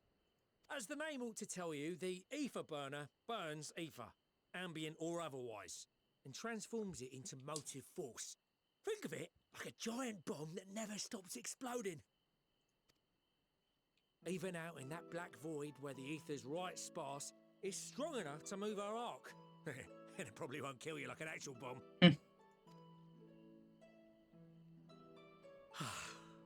But it ain't perfect. According to my calculations, to travel to the moon and back fast enough for the forum's liking, the conversion rate needs to be 6% more efficient. A measly 6%, you say? But if I could have squeezed even another 0.6 out of it, don't you think I'd have built it that way in the first place? Hast thou consulted with the Loporrits? Yes, they too are conducting their own research, for lack of a ready answer. The moon's propulsion systems are considerable, naturally, yet they are commensurately massive. It is no easy feat to convert their technology into an efficient means of propulsion for a teeny tiny toy boat, as they say, and as I most certainly do not. Yes, exactly! Damn it all, I asked for refined adamantite and they send me uppity rabbits with inscrutable, ancient, incompatible technology! You're trying to drive me mad! Do you speak of Allagan refined adamantite, perchance? You know of it? Only in the most general terms, I'm afraid.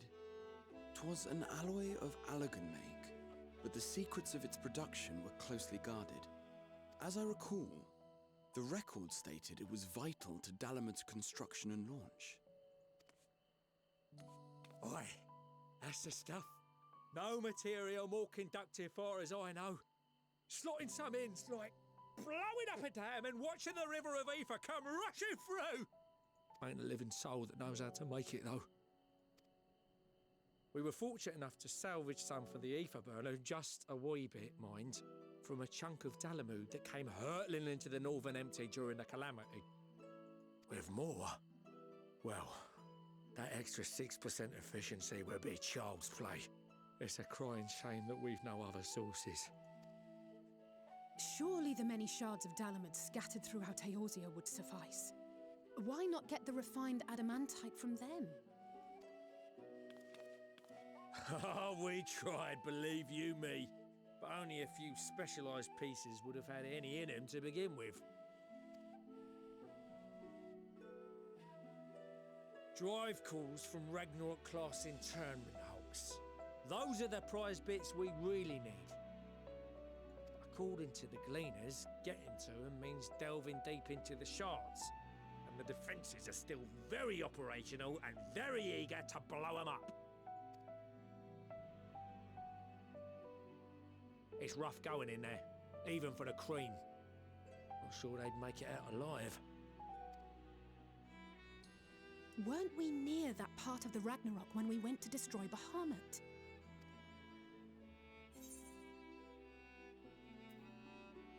Yeah, want me to go and fetch the Watsits? I'll go. That may be for the best, though you doubtless find the task too dull for your liking.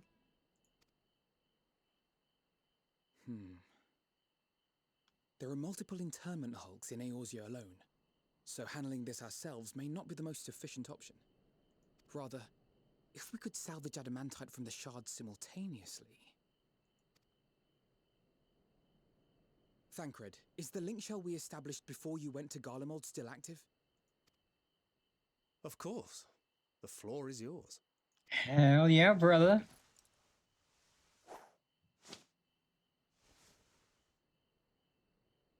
What's all this? Gathering firewood, so to speak.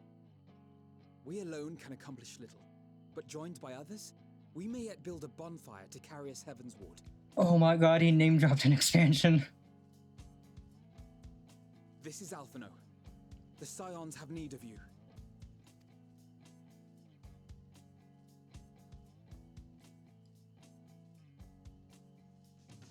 Understood. I will contact the Lord Commander and dispatch our finest at once. My sisters are somewhat preoccupied with the final days. Oh, Arun, let's go. other sources of refined adamantite.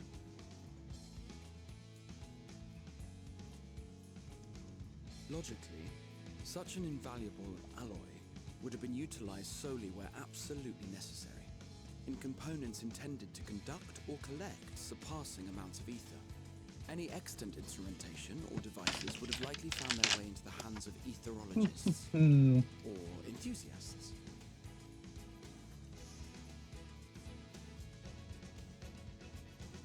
Magical artifacts of Allagan design?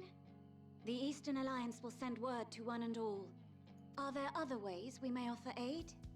No shards of the Lesser Moon scar our soil, but our stake in this cause is no less for it. We're calling up the homies. Is there anything in Othard that might be of use to you? What did you say? Oh, you got friends in far places, lad. Any road, if you're offering, I wouldn't say no to one of those Far Eastern sacred relics. Some of them can hold enough ether to summon a whole damn primal. Combine a source like that with the ether burner, and 3, 2, 1, kaboom! Kaboom! I gather you heard his explosive enthusiasm. Might you secure us a suitable relic? It shall be done. I know little of machines, but I promise we will do our utmost to gather the materials you need to finish your starship. I am glad for the work, in truth. Better to busy oneself than wait and fret over disasters foretold. Then why are we all still standing about yapping? There's plunder for the taking. And I'm a That's the born spirit, plunderer. Sicard. I'll be an old Charlian before you know it. Start mixing the grog. I'm certain that can be arranged. Thank you all, and do be careful. Just like that. Just like that. Aye, just like that. Our refined adamantite is on its way. Now let us consider our next steps, shall we? There's yet much to be done.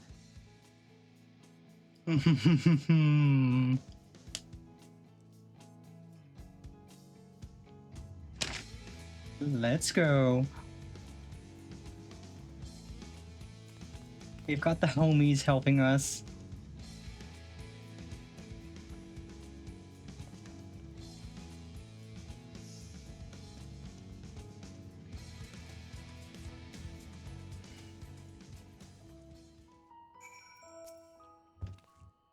It's times like these we're reminded of how famous or infamous Alphinaud has become.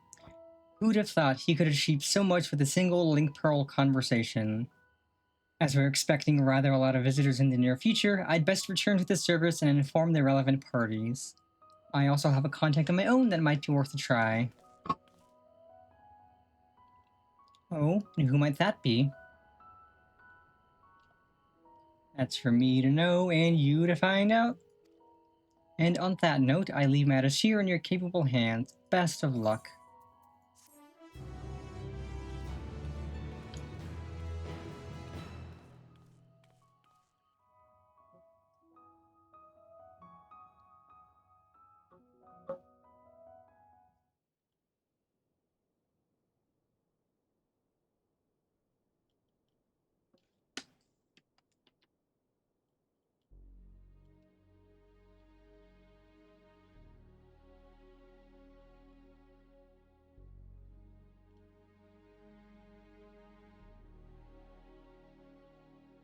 Our course of action is clear. We must harvest refined adamantite from the shards of Dalamud and procure arcane relics of Allagan make. Summon the best and brightest of our immortal flames and form an expeditionary party at once. Call upon the Sultan Sworn and Brass Blades for support as you must. Papashan, send word to the guilds. We will require the expertise of master artisans if we are to have any hope of identifying and recovering these elusive materials. Viergeist, we have need of your stone torches. They are to assist the immortal flames in scouring the ruins and to help secure the surrounding areas. I trust I can count on your support. As commander of the Stone Torches, My son Zimberk will personally see it done.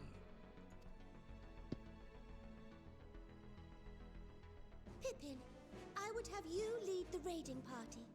Assemble your finest, and with Tizona's blade clear the way.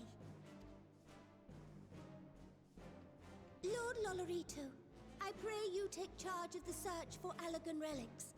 Surely you know of some being traded on open or clandestine markets, or sleeping in collectors' vaults. Of course, I ask not that you do this out of the kindness of your heart. By all means, profit on the transactions. I wish you the joy of it. If there's money to be made, he will make it. If circumstances are truly as dire as they say, Uldar's best efforts may be for naught. And yet, when we Eorzeans rose from the ashes to rebuild our broken realm, did we not learn one simple truth?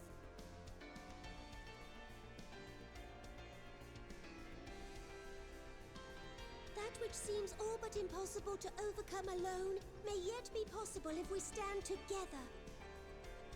It was the Scions who united us then, and it is the Scions who call upon us now.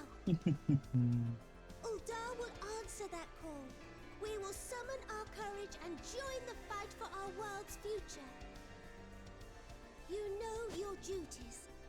I, Nanamo Ulnamo, 17th in the line of Ul, bid you good luck and Godspeed.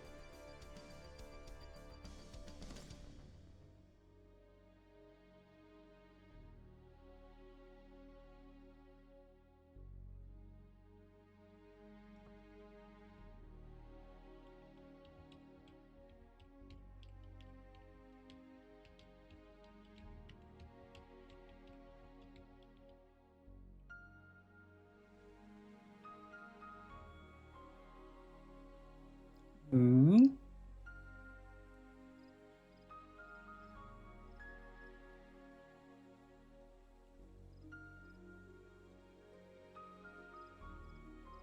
You know, after how depressing things have been recently in game, it's nice that things are hopeful. Everyone's motivated.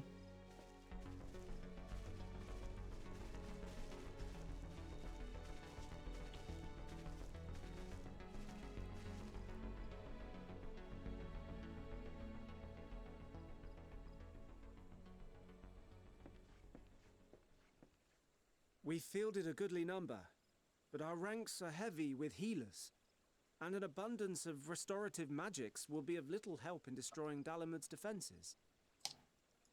Still, it has ever been thus with Gridania. We must steel ourselves for a protracted engagement.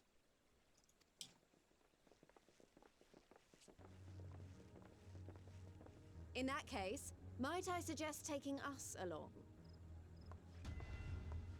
Ayo, Elise. And the other homies? What are you doing here? None of the shards in Girabania are big enough to hold an internment hulk. So we said to ourselves, why not lend our neighbors a hand? We thought you might be short on people with a talent for breaking things. While it pains me to admit it, you are right. Are our deficiencies so plain to see? It might have been a lifetime ago, but I was once one of the Scions assigned to the Shroud. I know this forest well. I know your people. And I know we will be stronger if we fight this fight together.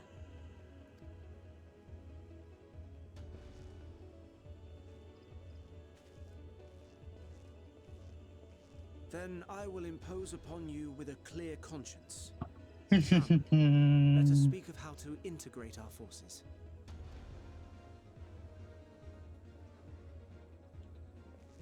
And I love that it's playing music specific to each zone as well.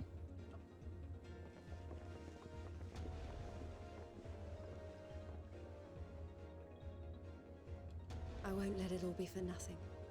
I promise you, Papalymo.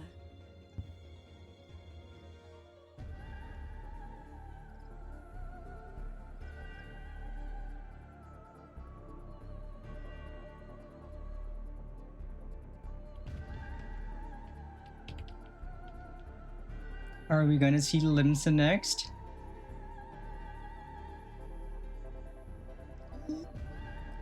No, Ishgard, but that's okay. I think we see you might see Limsa after.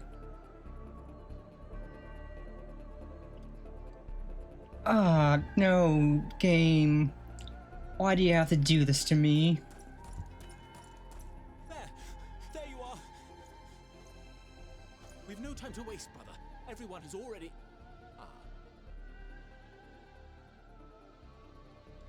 God dang it, game.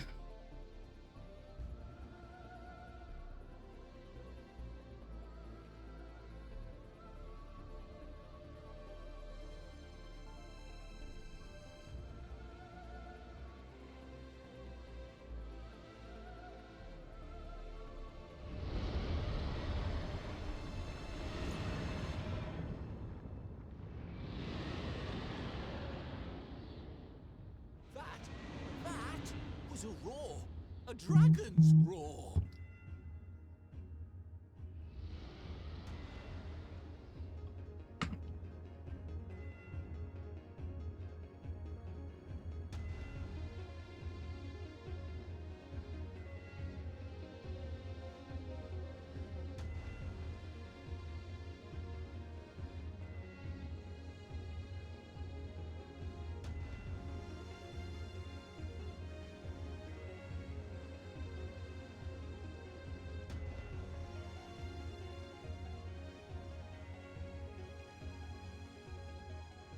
And so, in summation, the Eastern Alliance... Okay, and now we're on into the Far East. ...reached out to me for assistance in procuring these treasures of the divine, and I, in turn, do beseech the Confederacy for aid.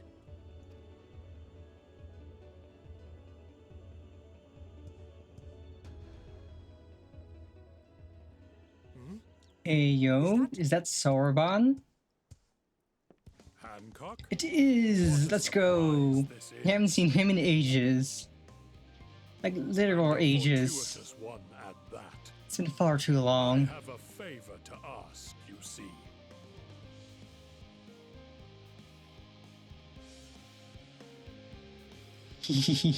We get to see all of the homies. Today is a good day. Oh, and the music. Yes, it's so good. No job too small. Though our friends are searching for refined adamantite and sacred relics, you will only know if they meet your requirements once they have arrived. In the meantime, is there aught else you might do to be of service? Ha! You've already done more than enough. If I had to say though, I could use someone who knows a thing or two about Allagan technology. You there, the lad with the red eyes and imagined hair. You seem to know more than the average scholar.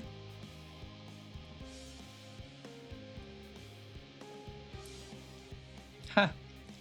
If only Master Kokol knew how right he was. While he and Graha established a rapport, why don't we help with the preparations for the Great Exodus? Indeed. This would mean going above and beyond the terms of our arrangement, but I propose this not to curry favor. As confident as I am that we will succeed, we must be ready for every eventuality.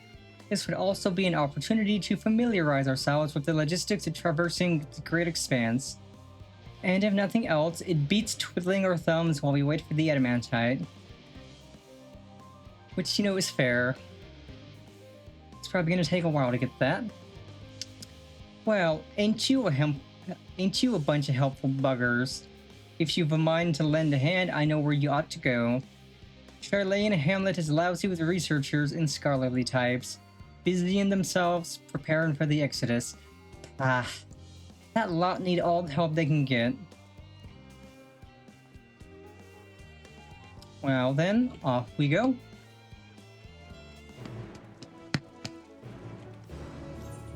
Let us...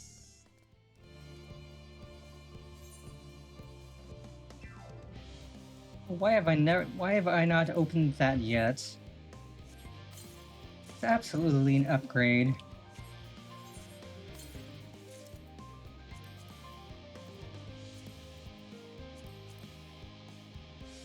Okay, that Okay, that top is literally just the... What do you mean I can't apply glamour plates?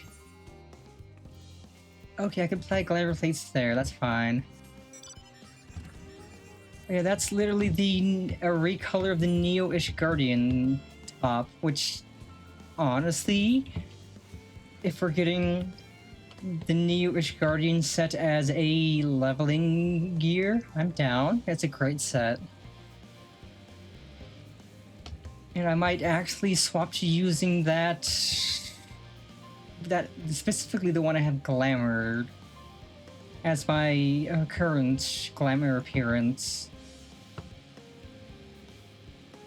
Also, this helmet with the horns on it's kind of cool.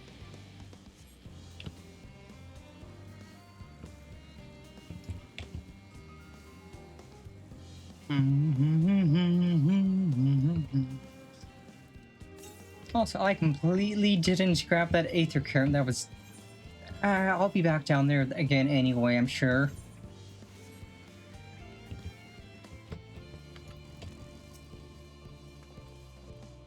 From what I can tell, a lot of the people actually live down here. I don't know how much help we can offer, but I dare say they'll benefit from that fresh inspiration. It's kind of like Montaigne mentioned. Let's start by asking around, ideally without getting in anyone's way. Let's meet by the Aetherite once our work is done.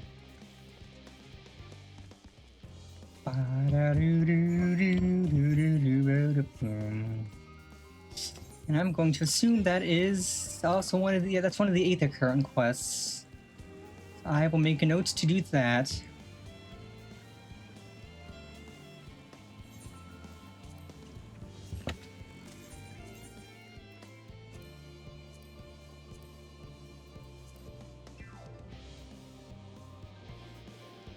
Yeah, this still looks real good.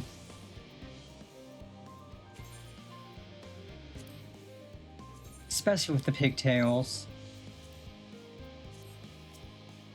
Ooh. People to help.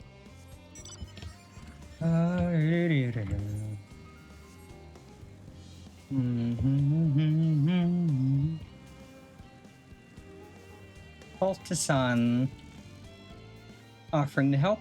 It's very kind, but I should be able to organize the rest of my documents by myself. It's mostly listed the things you'll need once we arrive on the moon, and then whichever star we choose as a new home. My duties largely concern the maintenance of living conditions, so I'll be a lot busier after we depart. I heard that our lunar collaborators have come down to assist in our efforts. I'm looking forward to finally meeting them in person after having communicated with them in such a limited capacity thus far. To be perfectly honest, I have not even the slightest idea what they look like. I do hope they're not enormous looming giants. Why, I would much prefer something small and fluffy, like that behatted rev that ran by. Well, my guy, you may have in fact already seen one of them.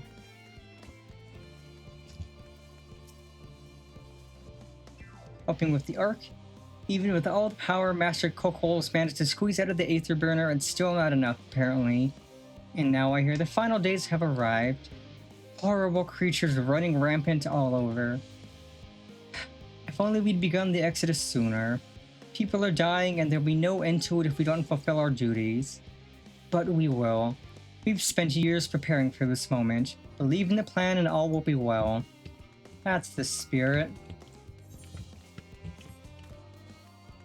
And last person.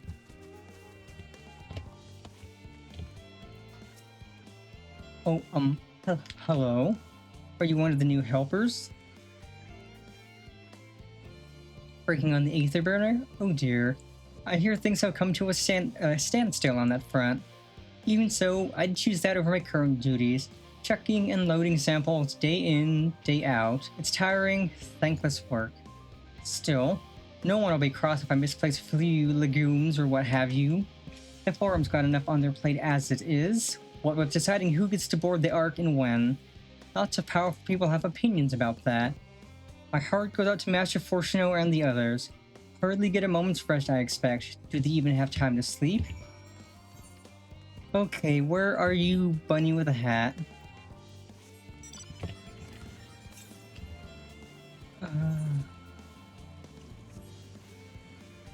Living Way! Hooray!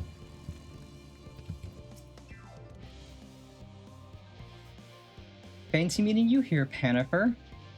Our friends in the forum brought us to see their teeny tiny toy boat, which was quite impressive considering they didn't use any creation magics. What we've really interested in is Aetheris itself, though we now find ourselves at a sort of funny, underground, miniaturized version of it. We were hoping the forum would give us a guided tour, but it appears they're rather preoccupied. Honestly, all that time to prepare and they're still not ready. I suppose we'll just have to show ourselves around, or at least that's what we were planning to do until we chanced upon Urianger and your good self. Since you're both dawdling about, engaging in idle chit-chat, perhaps you could show us a few points of interest. Won't that be fun? Ooh, I could hunt. Tour of Labyrinthos? An unexpected yet prudent suggestion. Given the similarities betwixt this artificial environment and Bestway's burrow, it would be in our best interests to have the Loporrits acquaint themselves with those conditions deemed optimal by their Charlayan collaborators. I fear, however, that continued reliance upon my limited knowledge would risk narrowing, rather than broadening, their perspectives. Mayhaps thou art better suited to lead this venture. What a marvelous idea. Might we be going with that great big Whatsit over yonder? Ah yes, the Whatsit. I shall leave its explanation to Panifer. Don't you laugh. Don't you chuckle at me.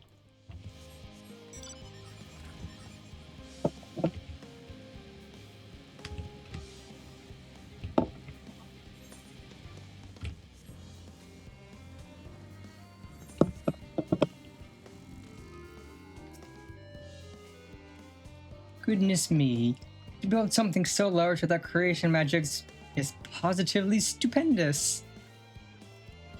Perhaps you could direct our attention to its most important features?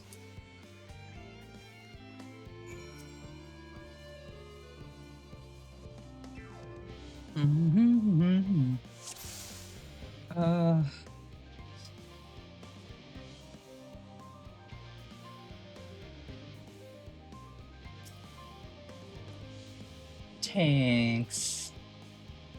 It's a little hard to see from here, but is that a golden pipe connected to the top of those tanks? And I can see through that window another pipe at the bottom. This must be for purifying water drawn up from below.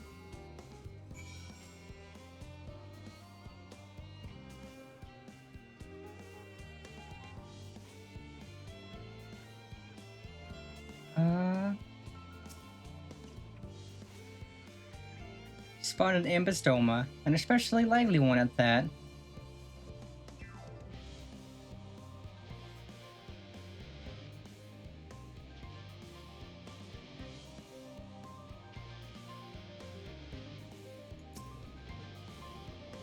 The tube. Is that water I hear from inside that great big tube? It must be because of those cogs and that gigantic wheel at the top. Oh, I see.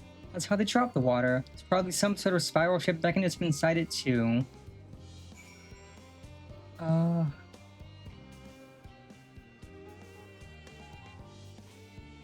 Mushroom?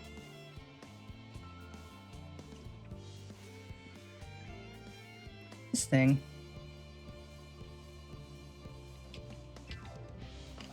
That looks like the trees in Greatest Endsvale.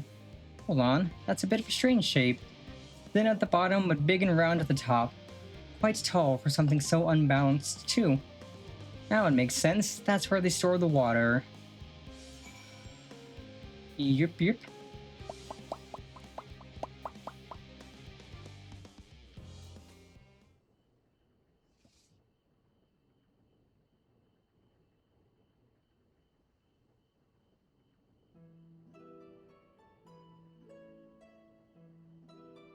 Well, if I were to hazard a guess, water drawn from underground, presumably with some other mechanism, is purified here and stored in that tower before being distributed elsewhere. I'm right, aren't I? I knew it. A design brilliant in its simplicity. I dare say it would take only a moment to install in even the harshest of environments. For Slapperits, that is. Indeed, securing a reliable source of water is of the utmost importance for any fledgling settlement. We have read, however, that peoples of Aetheris sometimes make their homes in arid deserts and such. How are they able to survive?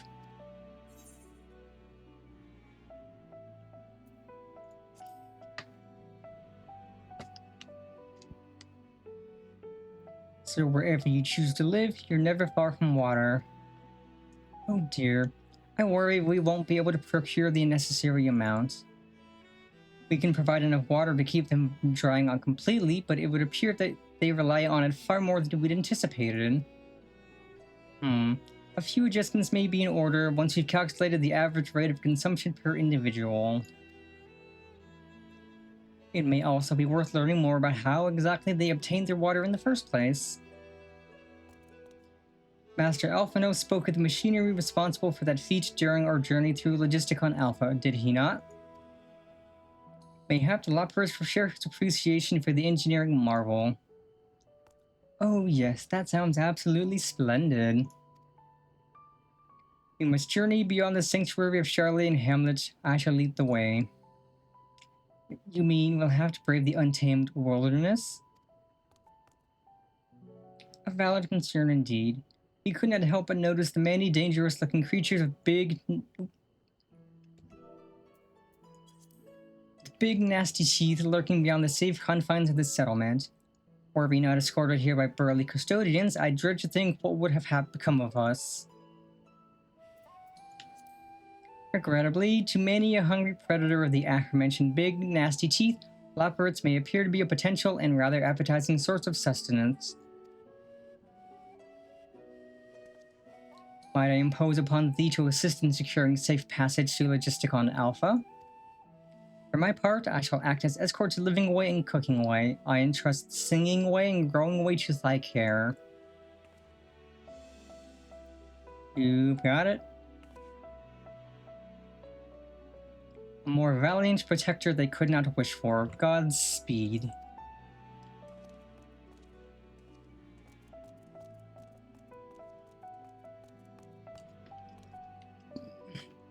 If it's all the same to you, I'd rather not be eaten by some horrid beastie. Come along, Growing Way, to the water extraction, Watson.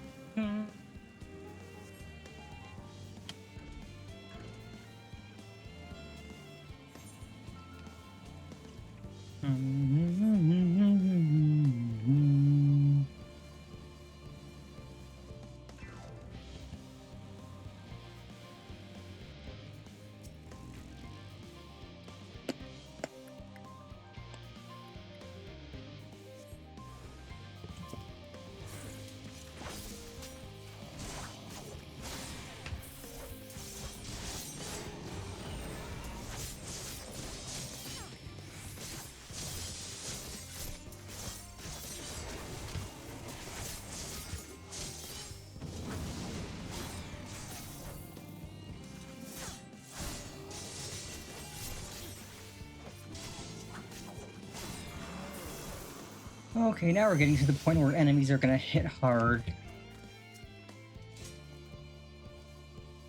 Thank you so much. I really hope this water extraction Watson is worth his harrowing experiences. All part of the fun, some might say, but I'd rather not be burnt to a crisp if it's all the same to you. I mean, everybody's got to experience being burnt to a crisp at least once. I did. And I came out of it just fine.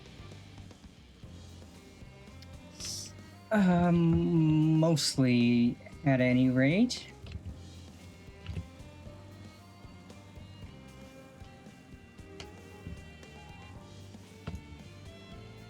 Which gives me an idea. I've been meaning to record a little lore video.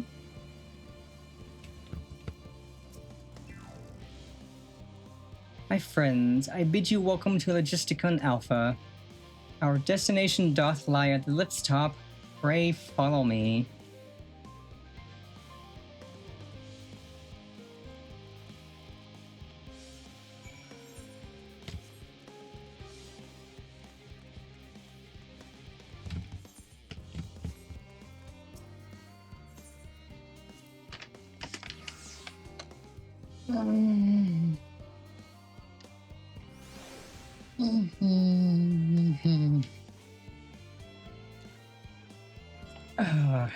That was a good stretch. Marvelous. Simply marvelous. So this is where the magic, or science rather, takes place. The perfect environment to sustain life artificially created. The knowledge we'll gain here will be essential when we start looking for new stars for your kind to inhabit. Apparently, most of them don't even have air for you to breathe. You're all very lucky that Aetheris just so happens to provide everything you need to thrive. Or did mankind turn out the way they are because of their available resources, I wonder. Either way, it's nothing short of miraculous, and I cannot wait to see more of it.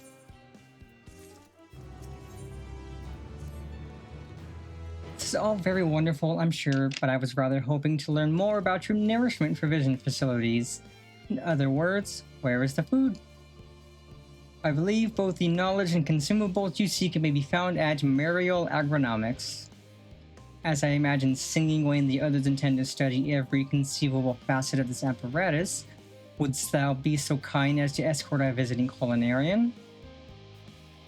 Yes, that sounds much more interesting. Hopefully, I'll be able to see firsthand some of the delicacies Urianger was telling me about. Even his incredibly vivid, if a bit too verbose, descriptions cannot compare to sampling them myself. Not to mention, Aetheris will soon be no more, so I must learn all I can while there is still time. Let us work in no further delay.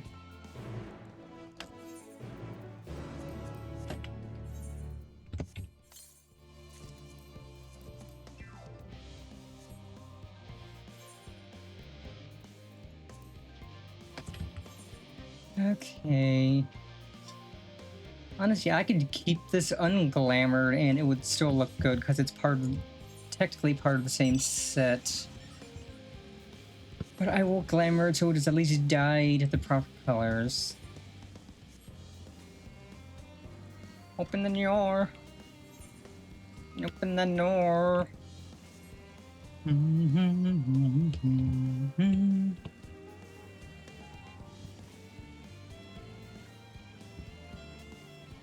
I don't think we have too many more quests, at least for today. Because our stream will conclude once we get to the point where we'll get to a new zone. This is the place, yes. A heady aroma was enough to guide me here, and I've spotted several of the fruits and vegetables featured in our compendium. I'd dearly love to try some, but I read that those who help themselves to a farmer's crops without permission are often caught and put into pies. Perhaps you could ask whoever's in charge if they would be willing to part with a few samples. You're not gonna get put into a pie cooking way. You could steal a grape or two, maybe a slice of pumpkin. You're not gonna get put into a pie. That's silly. Jibk. What a fine mess this is. It's you, the one who climbed down the mine shaft. I'd show you around if I could, but I'm rushed off my feet preparing for the Exodus. And I'm not the only one.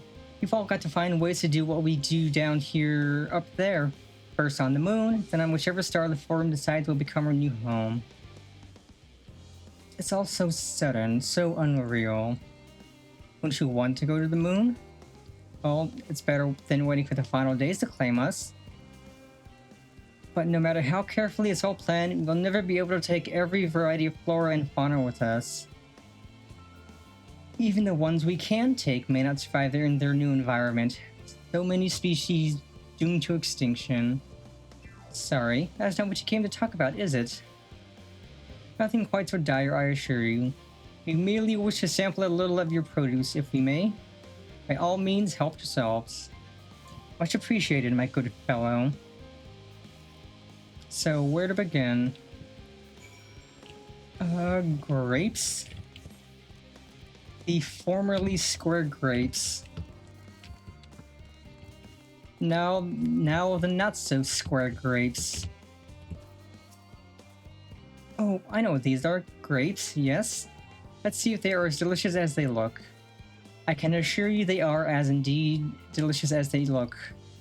So sweet, so sour. The taste is much like a ripe philosopher's carrot, and yet the texture is entirely different. The contrast between the outer skin and the fruit within is most peculiar, though far from unpleasant. Yes, I think I'll try another. And another. Well, that's certainly given me food for thought, though in a far less visceral manner than any philosopher's carrot. But tell me, what is your opinion of grapes? I would brave an erupting volcano for a choice bunch. Yum yum yum. Yes, they are rather Moorish, aren't they? And from what I've read, quite versatile too. Something about people stepping on them to make intoxicating beverages, as I recall. Anyway, that's enough about grapes for the time being. On to the next treat.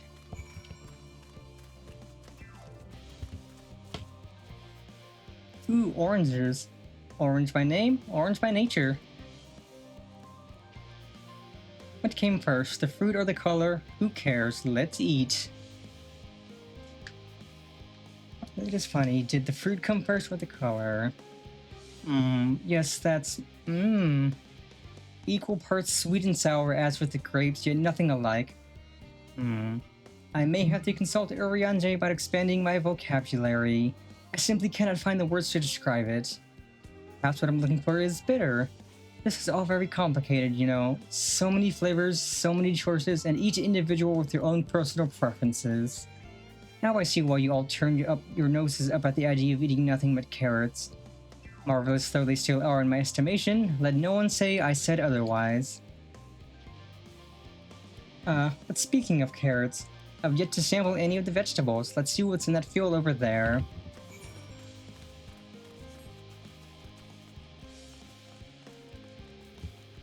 Well, I'm glad cooking away likes our food.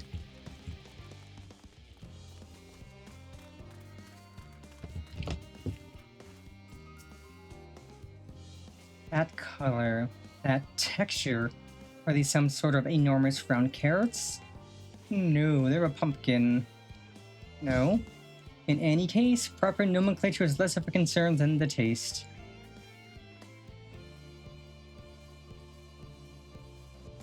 Blech. It's so hard and flavorless, I may as well be chewing a piece of wood. That all but confirms it. These are nothing more than misbegotten failures masquerading as goodly carrots. Stop, stop, stop! Can't you see these are pumpkins? No one with any sense would try eating them raw. You're supposed to cook them first. Do you not find it an awful bother? Far from it. Cooking is a joy unto itself. And what's more, it broadens the range of ingredients that we may safely eat. But above all else, cooking allows us to draw out the full potential of our produce. Pumpkin stew has been one of my favorite dishes for as long as I can remember. Then perhaps even these hard blocks of plant matter can become as delicious as the orange I sampled. I wonder though, if there is anything even more delicious. How about that yellow fruit over yonder? Oh boy, I can't wait for cooking way to eat a lemon.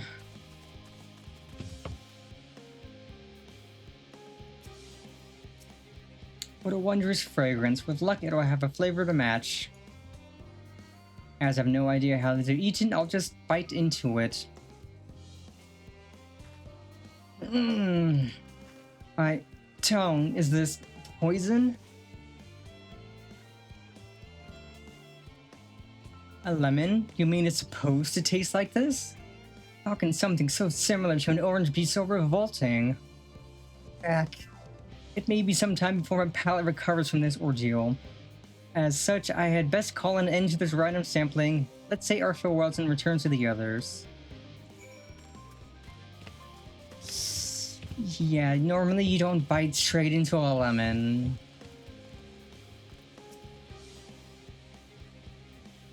Finished, have you? I trust you found something to your liking. I'm rather enamored with the grapes and oranges, less so the pumpkin, though I learned the hard way they're not to be eaten raw. Then there was the lemon, the deceiver. I still feel so violated. Haha.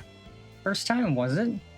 I'd hate for you to leave with a bad taste in your mouth in more ways than one, so I'll give you this lemon muffin I baked. If this doesn't change your opinion, nothing will. More lemon? Have I not suffered enough? Nevertheless, it would be remiss of me to spurn this opportunity to, bit of sick came up there, learn more of your inscrutable ways. Very well, lemon muffin, do your worst. And that is why you don't eat a lemon raw, and you just use it to cook with. This is delicious. See? Although I still detect a hint of lemon, it complements the sweetness of the dough to create a perfect harmony. I never would have guessed the vile bitterness could be utilized so elegantly. My good chap, this is simply breathtaking. See? We rarely use lemon in its natural state, but it has a starring role in all sorts of recipes, and the same is true for many other ingredients. It comes down to making the most of the resources at our disposal. And sometimes that can even be the difference between life and death. I know we won't be able to take every species with us. No doubt the Forum agonized over what was worth preserving and what will be consigned to history. Hard choices, but make them we must if we are to survive. Such strength of will. Now I know what Hydaelyn sees in your kind.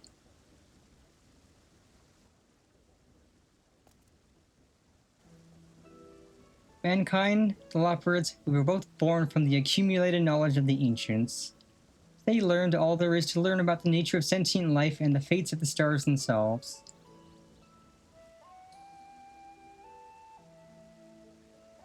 Once a civilization has fulfilled the basic requirements for survival, it will inevitably seek to eliminate all forms of negativity and achieve perfection. And therein lies its folly and its downfall. For perfection is an unattainable ideal. 'Tis the paradox of the immaculate carrot. Yet civilizations, since time immemorial, have deemed the pursuit of perfection as progress. They pay no heed to the costs incurred in their futile quest, and all too often become the architects of their own demise, their dreams forever unfulfilled. What, then, is the alternative? The answer lies in knowing that our existence can never be perfect, to be content with what we have and make the most of it.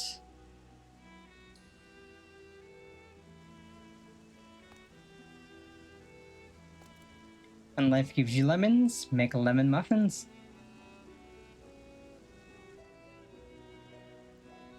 Pardon my Eorzean. What in the seven hells are you on about? And who are you anyway? Cooking Way, at your service. I'm here to help prepare for the trip to the moon. And once you get there, you'll be able to try my carrots. I've been growing all different kinds. But don't worry, there'll be room for your crops too. We will work together to preserve as many of Aetheris' species as possible, if you're up to the challenge. Yes, of course, I look forward to it. Well, this has all been highly productive, probably. Let's go and see if Urianger and the others have run out of machinery to inspect, shall we?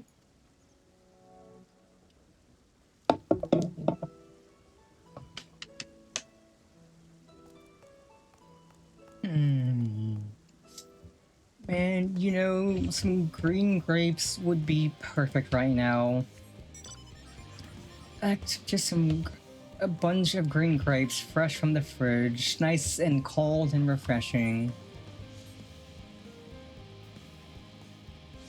It's... God, how hot is it out right now? I think it's supposed to get into the 90s today. It is currently 86.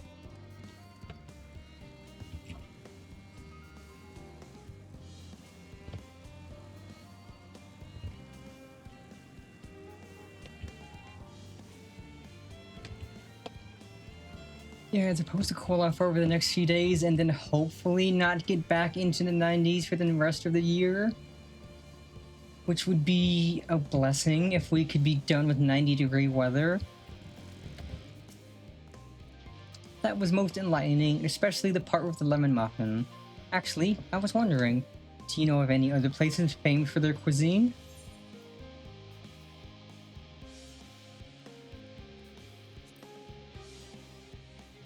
Linsa. Would that I had time to visit. The more I learn of Aetheris, the more I wish we could spare it from the final days. Alas, Hydaelyn's orders are to flee, not to resist. If only there was some other way.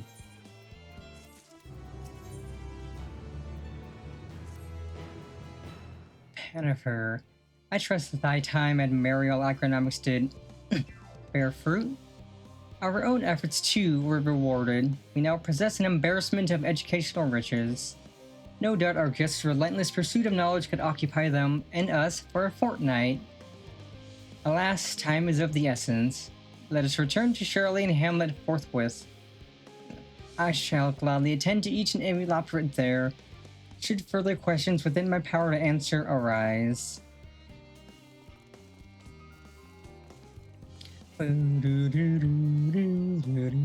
Aww.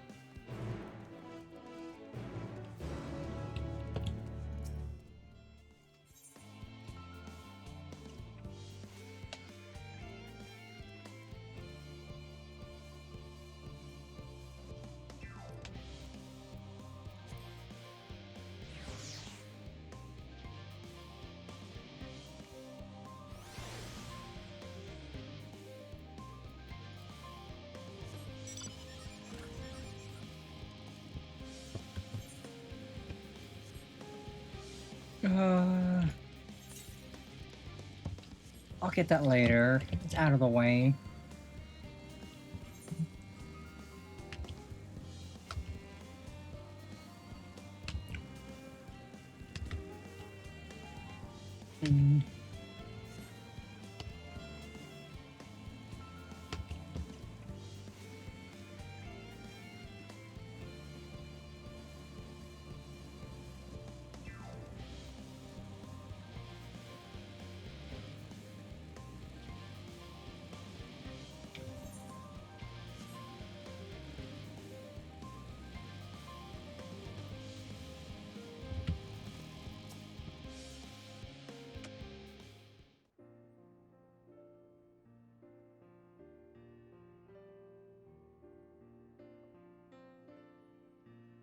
Sigh.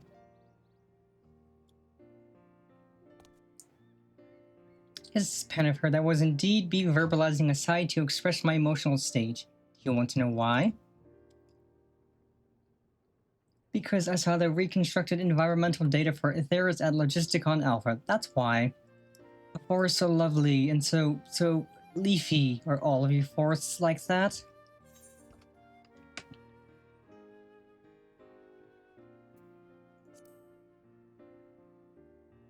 Yep.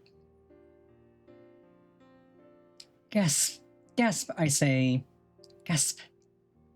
With the star so wonderful, it comes as no surprise that you're reluctant to leave it behind. I was a fool to think otherwise, to assume that the moon was something worth being proud of. How ridiculous we must seem to you, trying so hard yet achieving so little.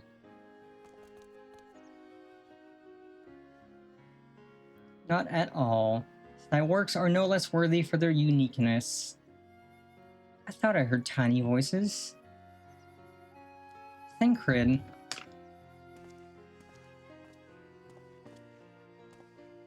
How didst thou fare? Oh, I was able to glean a fair bit from the researchers while helping to move their cargo. Preparations have proceeded without interruption here, despite news of the coming end. We have the forum's leadership to thank for that. That doesn't mean people aren't worried, though. Quite the opposite. Knowing disaster could strike at any moment, they hurried to complete their work, equally aware that a single error could be the difference between life and death, and we can hardly tell them there's no cause for concern. Perhaps not. Though aided by our goodly growing way, we may yet find other ways to lighten their burden. Me? You used to people? I'm honored that you would think me so capable, but I'm not sure I'm up to the challenge. Nevertheless, I believe in thee. If you say so, I suppose it can't hurt to try. I passed someone moping in the Western Plaza that looked to be in need of a helping paw. Perhaps you might start with him?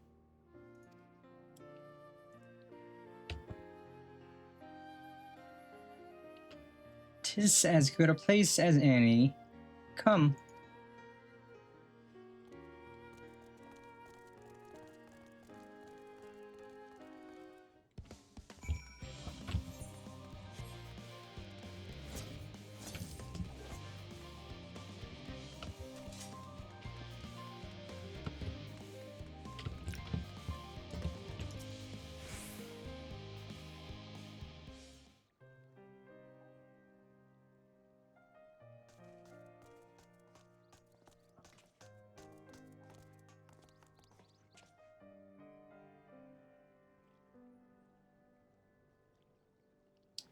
Oh, can I help you? Can we help you? It is you who would help me? Isn't my anxiety truly so obvious? A burden shared is a burden eased. Pray, tell us of thy troubles. Those little fellows do look like good listeners. I'm an engineer, you see, and what they say of the ship, that it's the sum of decades of Charlene ingenuity, that it's built with peerless elegant technology, is all true, but... I know that none of that's a guarantee. We've never before launched a star-faring vessel, let alone flown it in the great expanse. All the tests we've run have been on the ground. Only operational personnel and cargo will be aboard for the first voyage, but even so, if it fails us then, what can we do? And if it doesn't, it could fall apart on the next flight, or the one after that. We've done everything we can to prevent that from happening, but it hardly matters. We thought the Aether Burner's design was flawless too, and look how that turned out.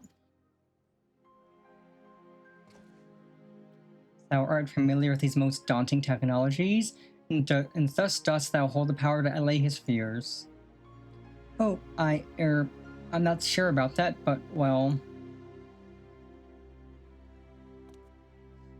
Maybe you could tell me if there are any aspects of the ship's design that you're especially worried about. Our ability to walk about and perform our tasks, for one. I've devised a means by which to employ gravity, a spatio-temporal spell, to regulate the environment. But what if it's not strong enough? What if everyone floats away and begins crashing into things as soon as we've left the star? Aha, gravitation. Maybe I can be of help after all. Up there is not so different from down here, you see?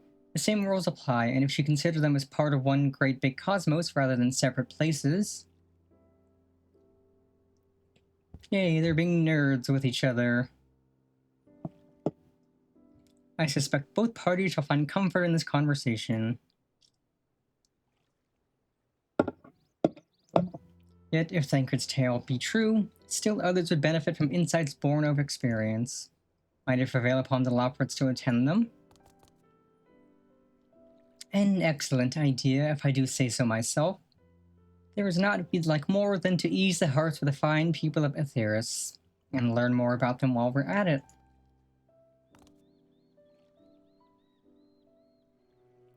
Full glad am I to hear it. Gather thy companions and bring them hither.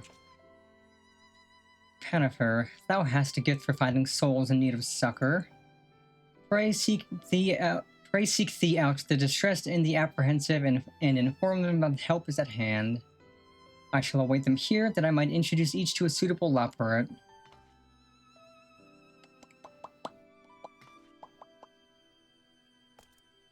Oh, I do so look forward to that.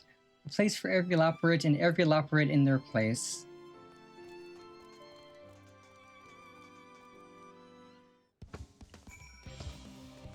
Oh, good golly gosh. 8 people? That is a lot of people.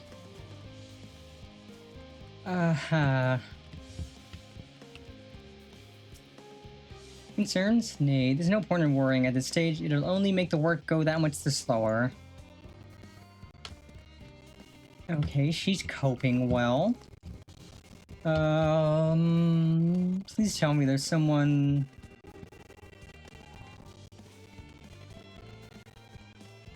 Okay, well this guy's unconcerned. Thriving, vibing. That's literally no help. I need 5 people, and I've found 2 people who are literally don't need help. Good golly gosh, this is gonna take a bit.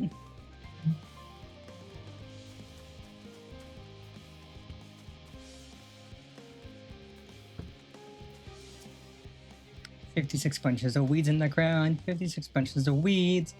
Rip one out, add to the mound, 55 bunches of weeds in the..." I'm not neglecting my duties, I swear. I was in need of a little break, you see, but then I found myself unable to relax at all, so I went on a walk and then I noticed these weeds and... pleasant conversation partners and oh so fuzzy? Goodness me, that does sound like a much better way to relax. One down.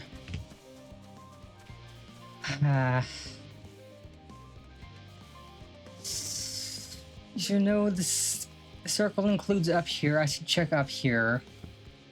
Probably at least 1 person up here.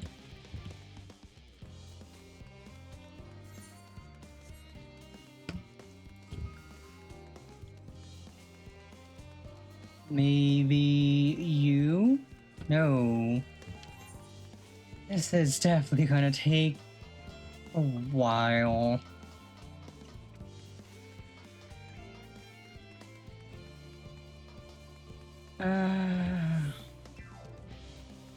Here's a person.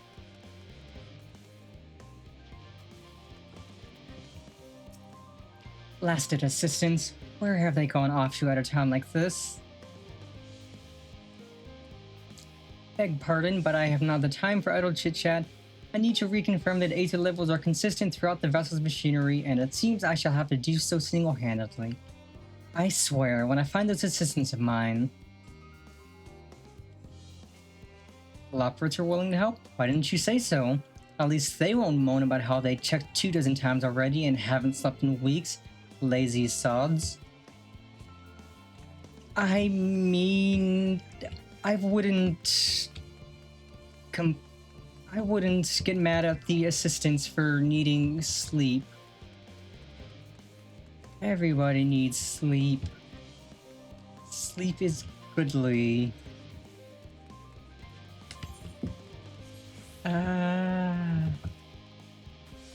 Okay, I suppose I could check who's here. Head down there, then maybe check the middle.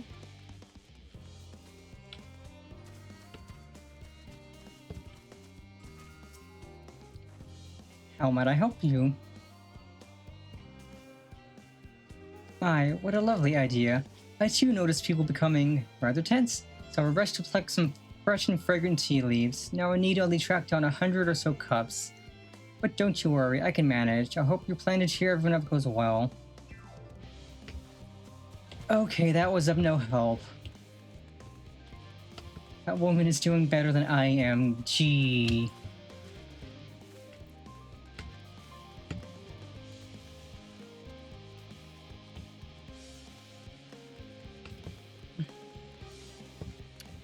Well... Worries. No, I believe I'm fine, thank you. I've been confiding in my colleagues and it's helped a lot. Can't recommend it enough. Okay. Please. That looks like it could be a person up there, but I'm not sure, so I'm gonna just go.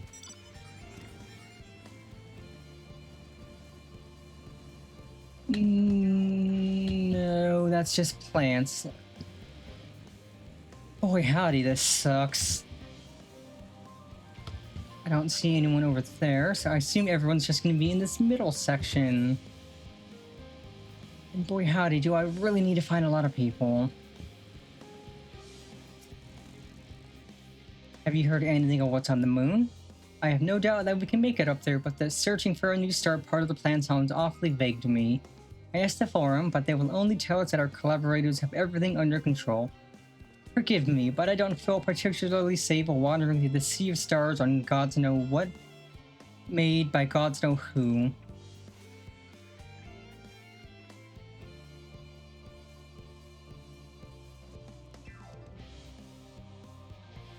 You mean to say I can speak with them directly? Amazing. I hope they like questions. They love questions. Questions are their favorite thing, my guy.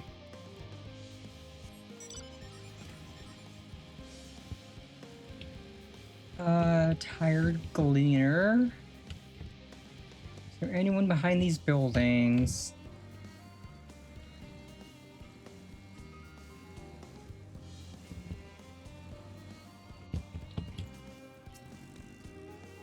Is anyone bothering me? Well, I've been loading cargo for builds now, so my back feels like a void sense plated as a piano.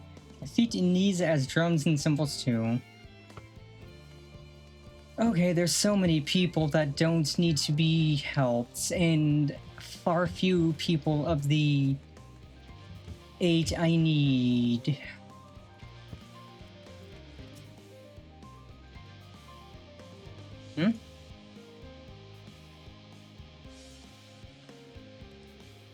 Consult our collaborators. I suppose that would be more effective than sitting here brooding. I'm attempting to calculate how much cargo we can consolidate into fewer trips should the Aether Burner make our original estimates infeasible. But there are simply too many variables. I feel as if my brow will turn inside out. But perhaps our lunar associates will have more insight into how much weight constitutes too much weight for our purposes. Okay, that's a fourth. I need 4 more people. Jeezy peasy.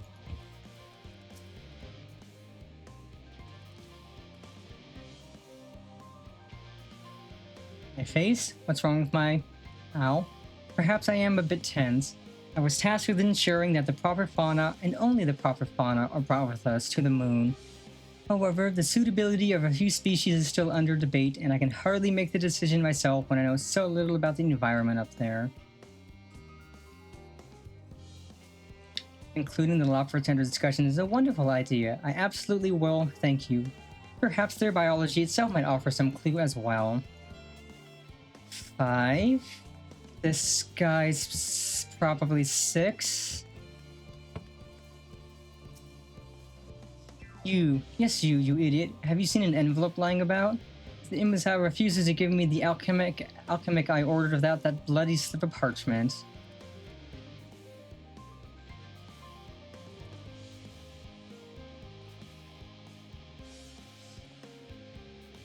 Unless your friends have a spell to make me remember where I dropped my damned envelope, I doubt there'll be more help than you. Okay, my guy. Rude. So hopefully it's this guy, hopefully it's... I think these two count, then I have to find one more. Haha. Ha ha ha. The end of the world is nigh, yet the work goes no faster. Schedules are such temperamental things. Feasible one moment, utter bollocks the next. And yet, I've never felt so alive. Okay, never mind. I still need 2 more people after this. Fantastic. What am I thinking about? The medical facilities on the ship, of course.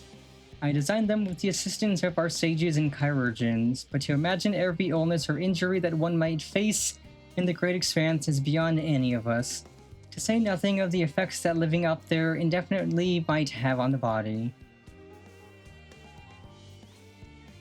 The crew from the moon? Why did I not think of that? 6. It is 6 people. And I still don't know where the last 2 are, so I'm just gonna keep wandering.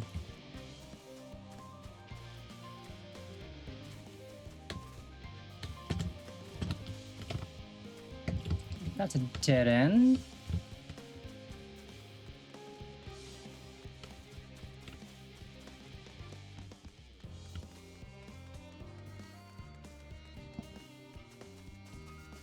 I checked around here. I don't think I checked... Might not have checked back here.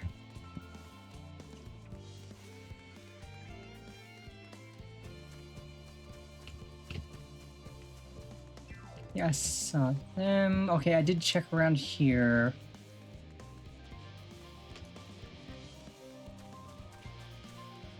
But not back here. This should be 7, hopefully. By the gods, my chest is tight. Am I dying? Is this what dying feels like? Oh, do pardon me. I didn't see you there. There's no cause for concern, I assure you. No cause for concern, even though we may need to depart at any moment, and if the hull I designed buckles under the strain, the entire vessel may explode on launch, claiming countless lives and dooming all mankind. That is highly unlikely. Yes, highly unlikely, highly... Our visitors can help me triple check for structural flaws, you say? Why, that would be wonderful. I'm breathing much more easily already. Okay, one more, finally.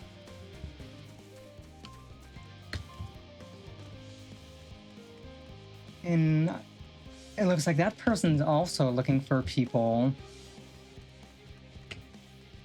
I might have missed somebody back here. And I hope I did.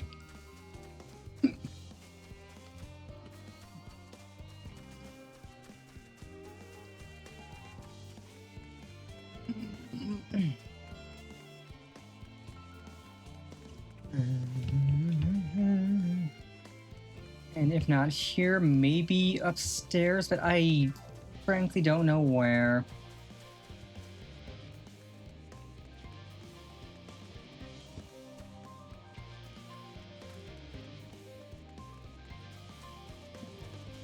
Okay, I'm gonna get on my motorcycle. That'll be much faster than wandering.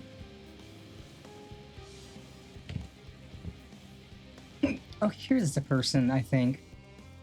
Just leave me to my misery. The form can appoint someone else. I apologize. I simply do not know what to do. How am I supposed to pilot the Ark if I'm already falling apart under the pressure?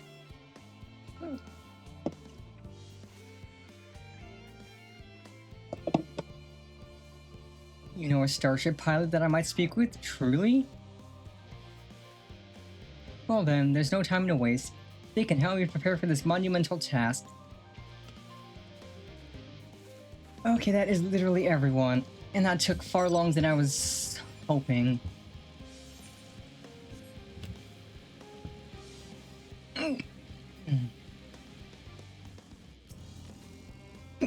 Behold, Panifer.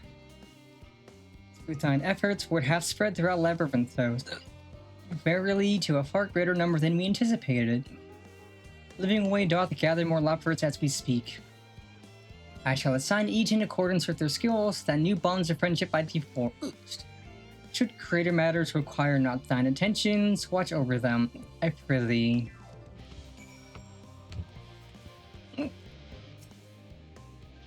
Great, I have the hiccups now. That's lovely.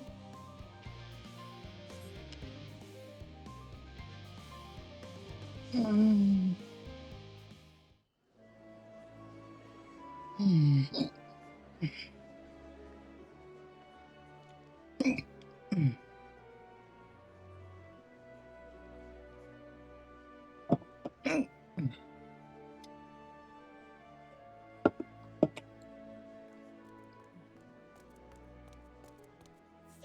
Oh, finally some rest. Why, I haven't spoken so much in, well, in forever. Lively, isn't it? The town is abuzz. Everyone eager to meet with our friends from the moon.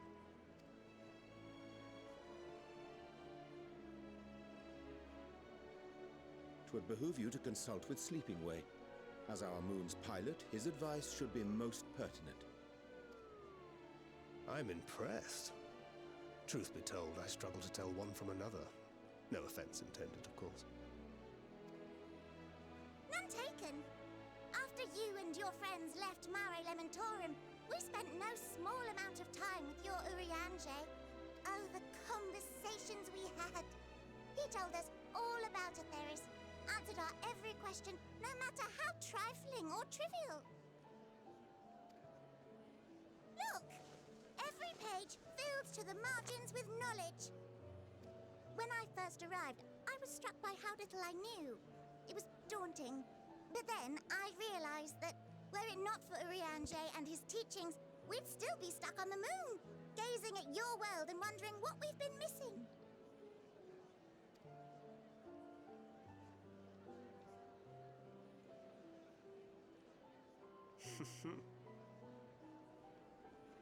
What would they think if they could see Urianger now? I dare say they'd be more than a bit surprised. And impressed, no doubt. Master Louisoix, Minfilia, Papalimo, and not to forget...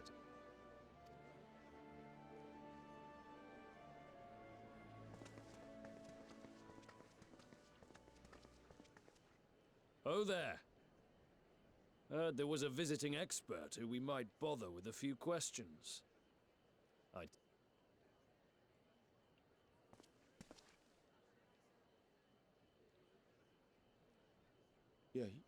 Yes, I am. Oh boy.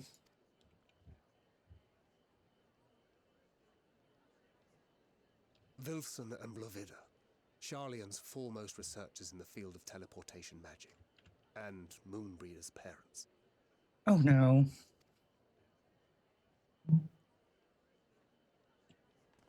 It hath been some time. 'Tis good to see you in good health. Likewise, old friend. Blovida and I were most honored to answer the call. Never expected this reunion, though, did we, dear?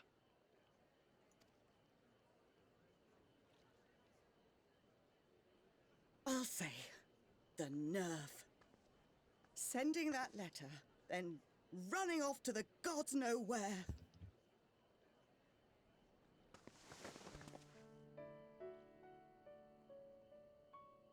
Oh, not this goddamn song again. Do you have any idea how worried we were? I'm sorry. 'Twas remiss of me not to deliver the news in person. No, more than that. 'Twas I who... Our daughter was disillusioned after Master Louisoix left her behind. The day the Scions called upon her was the happiest I'd seen her in years. She made her every choice of her own free will. No one could have ever forced her to do otherwise. Don't blame yourself for her death. Celebrate her life. You know that's what she'd want. If there is one thing we resent you for, it was that we could not be there to mourn her with you. reading the words you penned in that shaky hand. We must have cried as much for you as we did for her.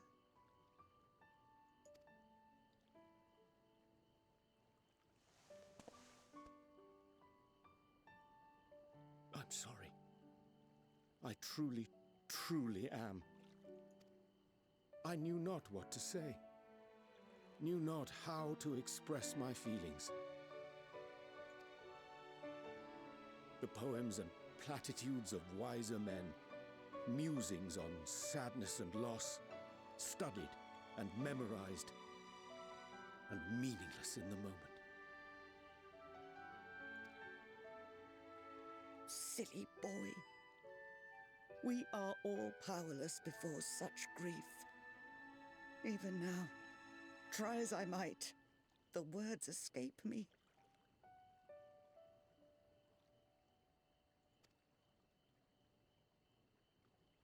But in our hearts, we know, we always know.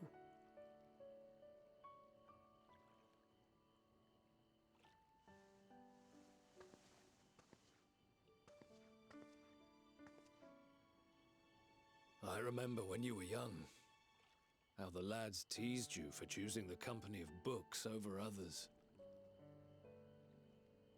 Our moon didn't take kindly to that. Be nice to Urianger, she'd shout, and give them a walloping, no matter how many times we scolded her. So we offered a suggestion. Rather than starting fights, why don't you be the bridge between Urianger and the others?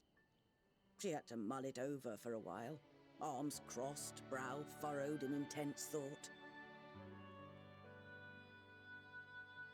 But from that day on, she never let you be alone. She'd drag you outside to play, pepper you with endless questions, read the same books you read, all to try and understand you that much better. I'm sure it was annoying and exhausting at the time, but she only ever had the best of intentions. And look at you now, at the center of the crowd. The reason there even is a crowd, having brought these people together. You've no idea how proud we are.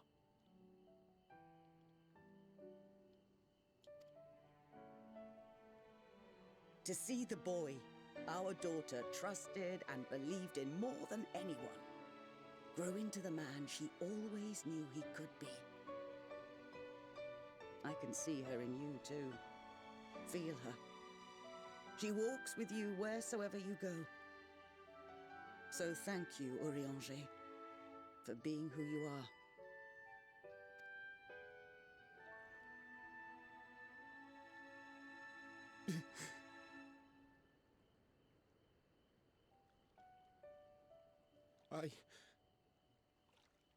I think I can feel her too.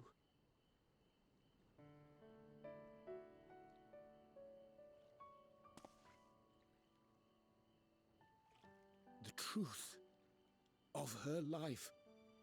Not sorrow, but hope and love.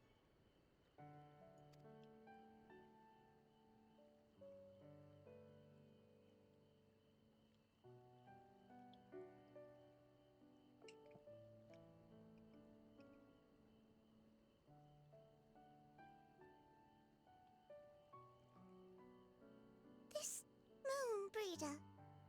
She was important to him, wasn't she? You could ask the man himself.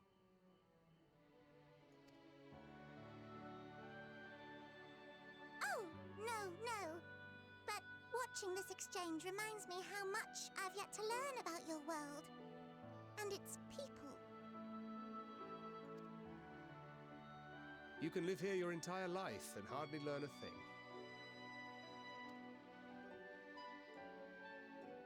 And that's why it's too soon for this to end.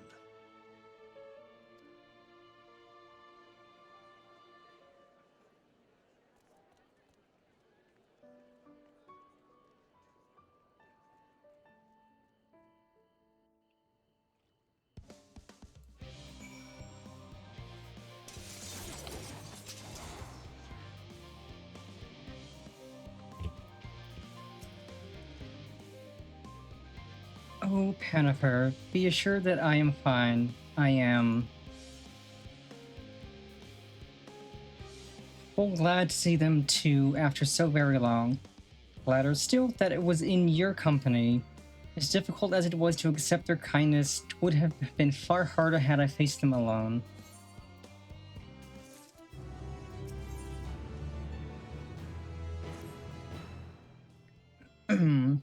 Thou hast my gratitude for lending courage to the Loporrits.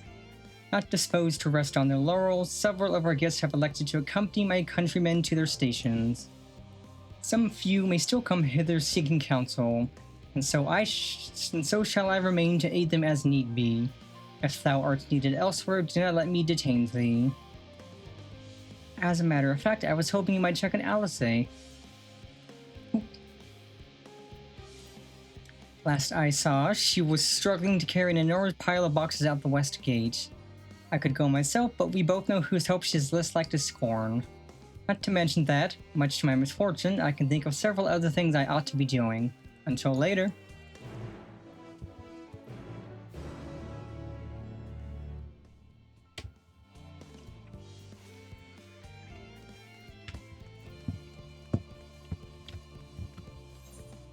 Oh, she's all the way over there.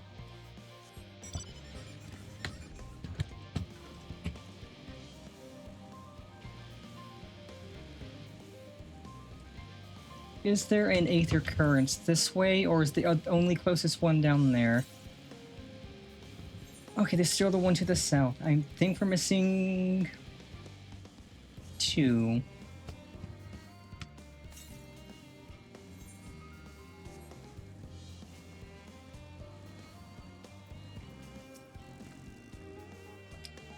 Pennifer, what are you doing out here? Things and stuff.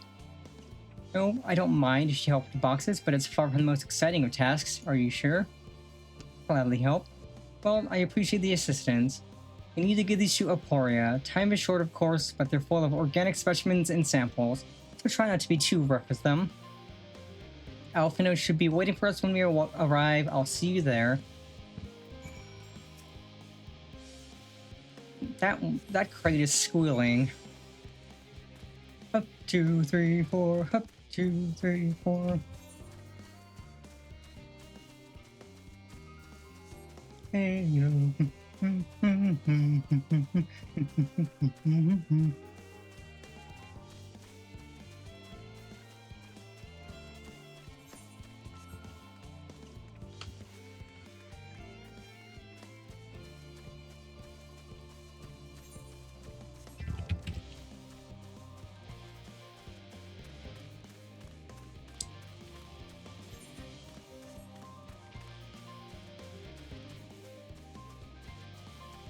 Well, it is quite good that there's no enemies down here.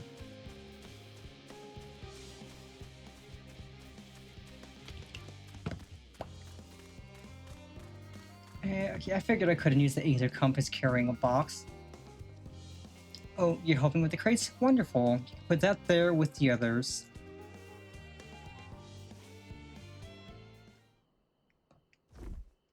You have my gratitude, but how did you come to be involved in this?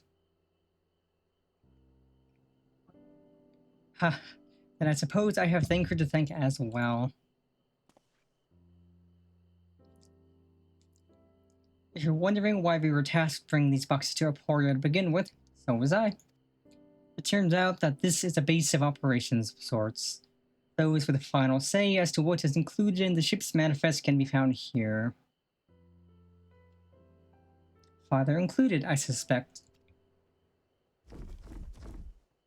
Thunk, thunk, thunk. That should be everything.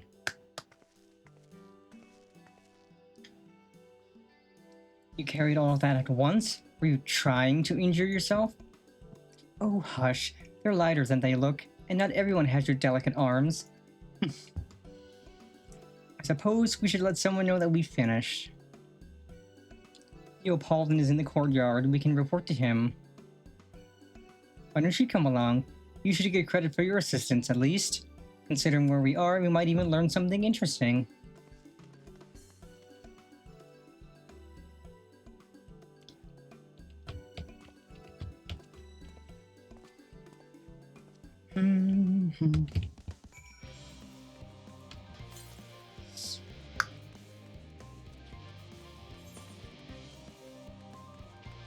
Okay, so there's one here, and then there's still the one over there. Okay, so we have two currents now. Whoop. Woo, woo, woo, woo, woo, woo, woo, woo, woo.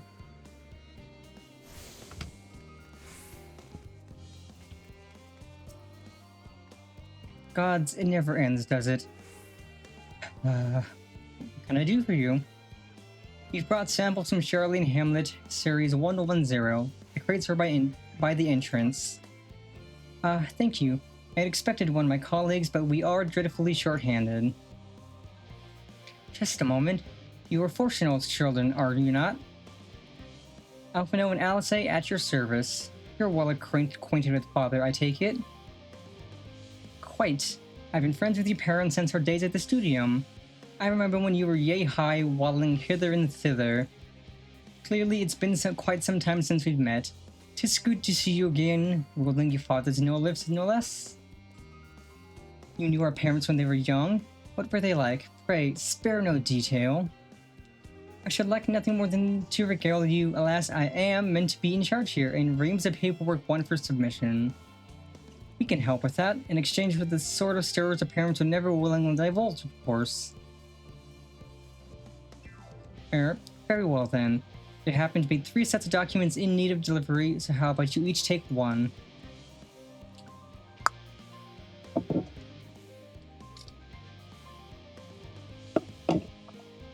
Wait, right there.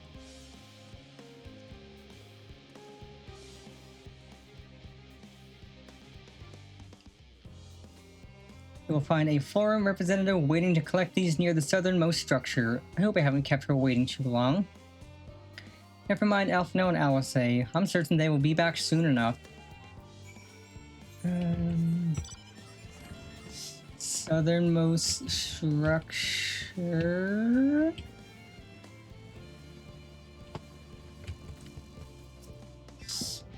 Are you not one of the Scions of the Sound Dawn? I thought you were meant to be working on the Aether Burner.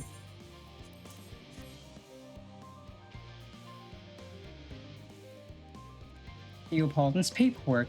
I was beginning to worry he had misplaced his quill. I appreciate your help in seeing these documents to my hands at last. As for your other task, pray keep between us, but I sincerely hope you Scions succeed. This Exodus is, without a doubt, the most monumental undertaking in the history of the Forum, and so we must be circumspect in all respects. Risk is a privilege we cannot afford ourselves. At its heart, however, Charlene has ever been a nation of the curious. It would be a tragedy indeed if we were the ones to stymie your pursuit of truth. Okay, that was a quick quest. I will gladly accept the quick quest.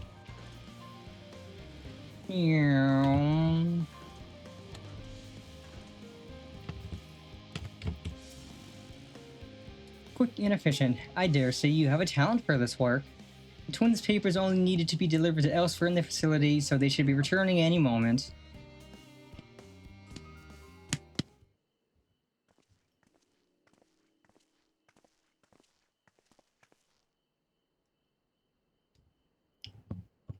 We return, and with not a scrap of paperwork remaining on our persons, you will note.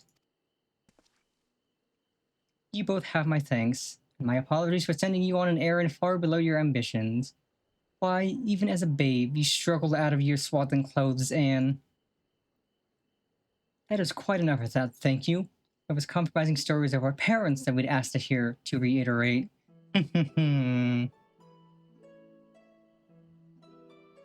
Of course, of course. I've known your father for so long, I must have something.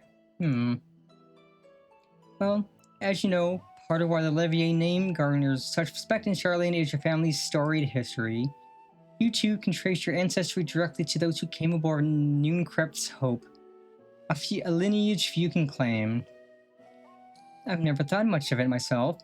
It's not as though our forebears founded our nation, they were simply there when it happened. Nevertheless, it has traditionally been a point of pride. 'Tis why Nooncraft's pronouncement, renounce the ways of war and pursue enlightenment through knowledge of reason, has ever been our family's creed. Until your grandfather's time, Archon Louisoix looked not to Nooncraft's words but his deeds. He asserted, in defiance of his peers, that choosing to save the great and the small from the rising tides was the true mark of our founder's virtue. Perhaps it was his expertise, his knowledge of ancient prophecy and the fall of civilizations that led him to conclude that to eschew conflict at every turn was to consign mankind to his doom. There will ever be conflict and calamity will follow. Thus, to ignore the plight of those one might conceivably save is not wisdom, it is indolence. You remember his words well. Archon Louisoix lived by that personal creed and used every means at his disposal to bring succor to those in need, Charlene or no. No one loved and admired your grandfather more than his son. Yet Fortunato could not reconcile Louisoix's deeds with the philosophy of their forebears and his peers, a philosophy in which he believed so fervently, yet made a pariah of his father. Fortunato agonized over this contradiction for much of his life. God's father. A son may carry his father's blood, but his choices are his own to bear. Is it not always thus? Gods know Fortunato's a cranky old goat, so I'm sure you butt heads often enough. But even so, you must know that you are constantly in his thoughts, every moment of every day, and that is not an exaggeration in the slightest. You should have seen him when you were born. Barely recognizable, he was, with a kind of dumbfounded grin I had not seen since he first took a fancy to your mother. He was practically skipping when he told me the news. Take my word for it, he lived you to an embarrassing degree.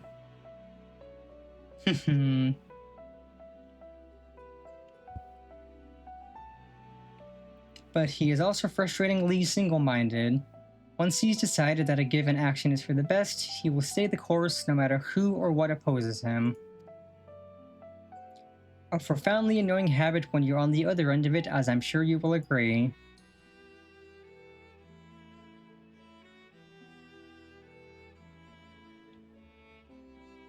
I'll say, thank you for your insight.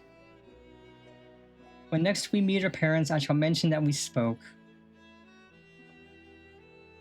Try not to get me in too much trouble now. I need the forum on my side. Speaking of which, I ought to be getting back to work. I have to make sure those specimens you brought make it to the proper places, or the cranky old goat will have my hide. We can speak again later. Oh, gloves, I get more gear. Hail, you three.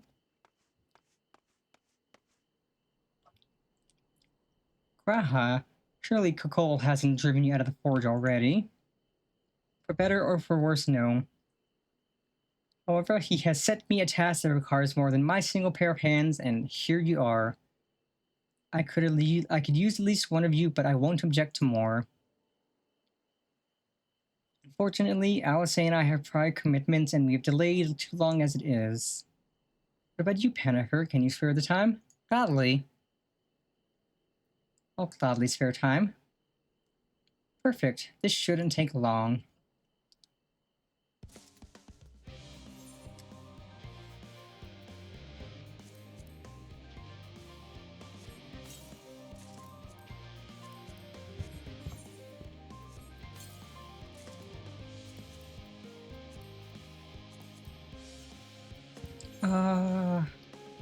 I definitely need better accessories. I'm going shopping next time I'm near a vendor. What this is again. Oh, I can glamour here. Okay, let's get these colored right. This one. my item level is going to go up so much once I get a better helmet and better accessories. I think there's a shop. In the event that our, and I quote, promised heap of adamantite falls right out of the bloody sky and into my lap, Master Kokol wishes to be ready to put the proverbial hammer to anvil at a moment's notice. To fabricate these parts, however, he needs the flames in Kokol's forge to burn hotter. He sent me to increase the amount of aether being funneled to his furnaces. The flow of fire-aspected aether in Labyrinthos is regulated by an elemental reactor south of here, to which I have borrowed the key. The adjustment will require 2 people to carry out safely, but I can explain the process once we arrive. This is where we part then. We'll see you in Charlene Hamlet once the adamantite arrives, if not before. And what item level is this here? 88. This way then. So I'm gonna go visit the shop, because I assume this shopkeep over here will... Junkmonger might sell me some gear. I just need accessories.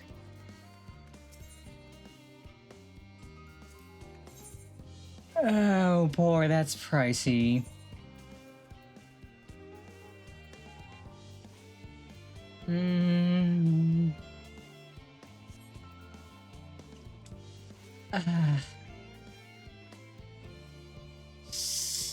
You know what?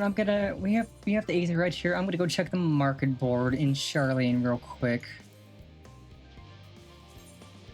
See if there's better prices there.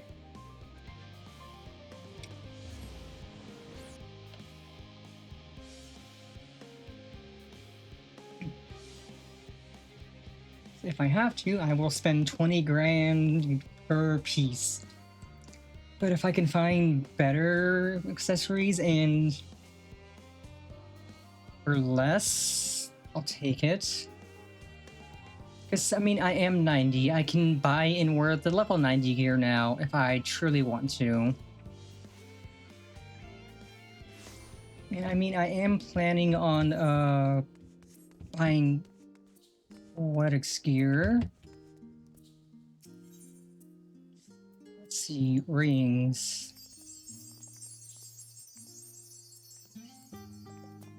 That's expensive. That's expensive. That's expensive. It's slightly less expensive. And it'll...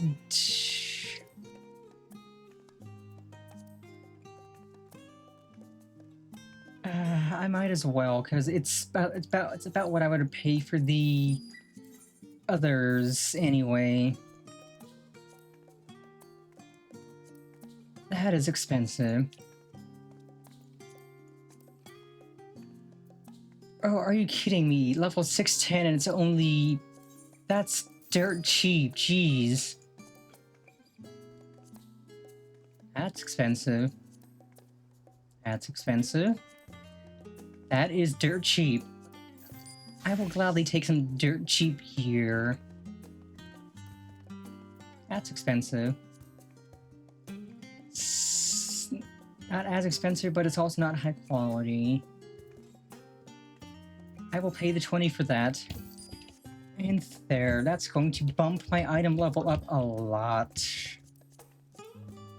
And it's all green quality, high quality stuff. Yeah, we're at 566 now. We're cooking. We just need the helm, which I think we probably get soon. But yeah, we're cooking. We've got real good gear now, so let's pop that back on. Yeah, look at how high our health is. We're gonna be doing so much damage now. And we're only going up from here. So now we can head back to Poria. Yeah, I knew it was a good idea to check the market board, because I would have been otherwise spending 20,000 gil per piece, and I spent way less than 100,000. It would have been a bit over 100,000. I spent way less than that, and I got much better gear than just level 88. Like that, it's not the best, but it's also better than what we had. That's pretty good. That's pretty good. That's pretty good. Like, we literally have some really good 610 gear. Howdy, howdy, Cyberchill. Welcome, welcome. Hope you're having a great Sunday. The reactor is housed within this facility. I'll be the one to go inside and adjust the fire aether output. When I do, a rather large amount of water-respected aether will issue from the vent at the top. I expect this to attract at least a few elementals, which we would both rather not be drawn into the reactor itself. Trust me. And I ask that you put down any that draw too near. They will pose you little trouble, I'm sure. I'll fight. Wait here if you would.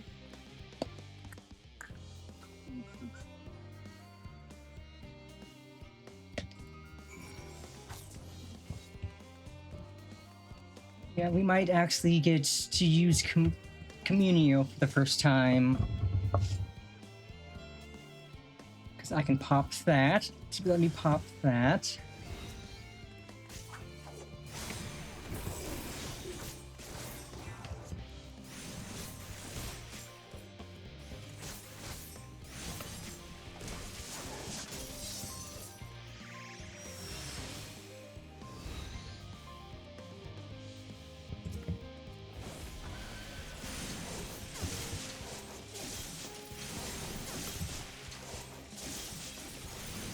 Let's go. Oh, that is spicy. That is so good. That did so much damage. Easy peasy.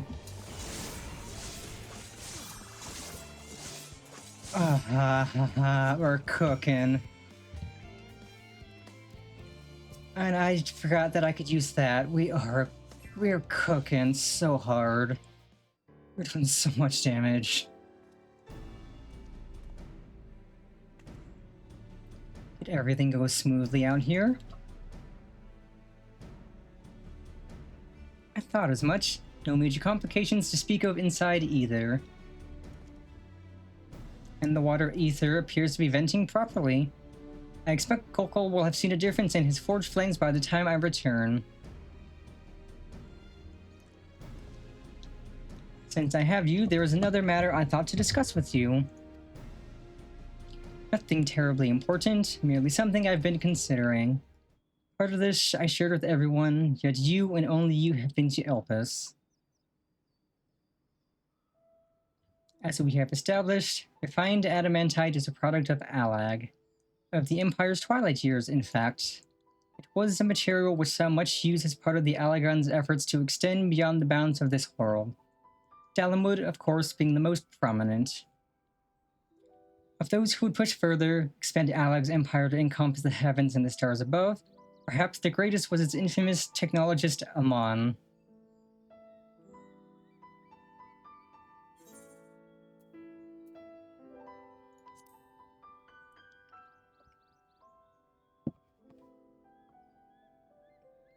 I believe he had his own reasons. There was no evidence to suggest that he retained memories of his former life.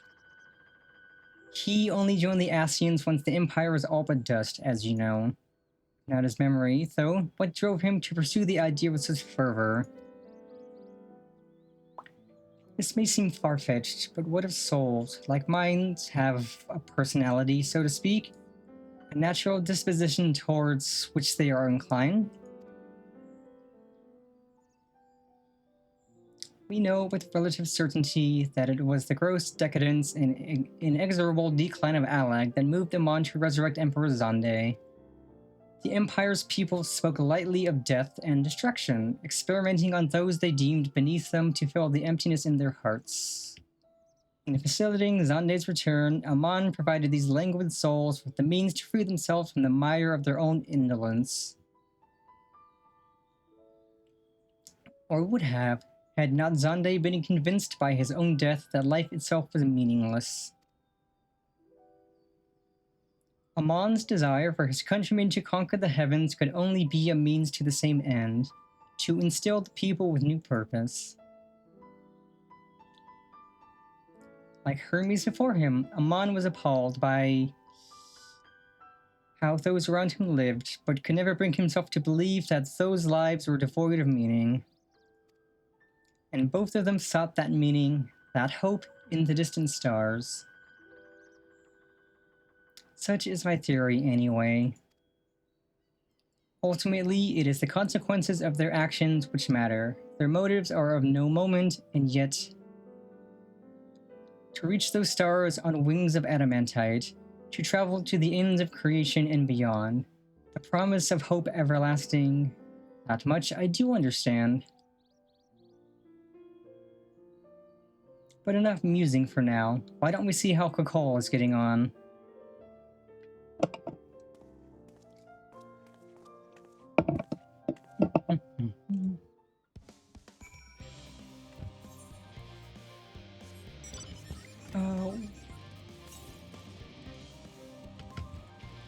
Oh, okay, it's right there. One of the last two. Let's go.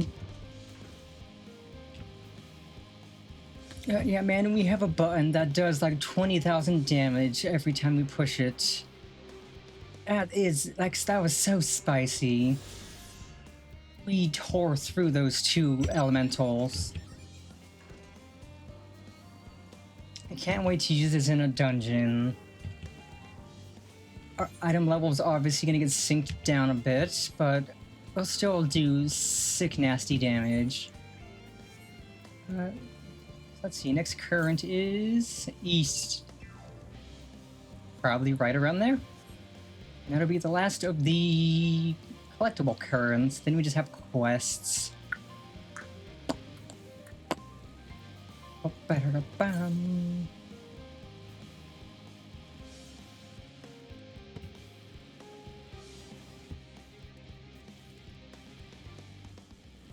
Oh, it's up there. I figured it's up there.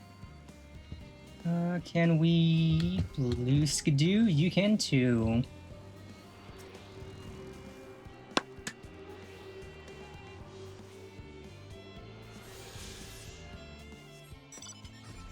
Alley-oop.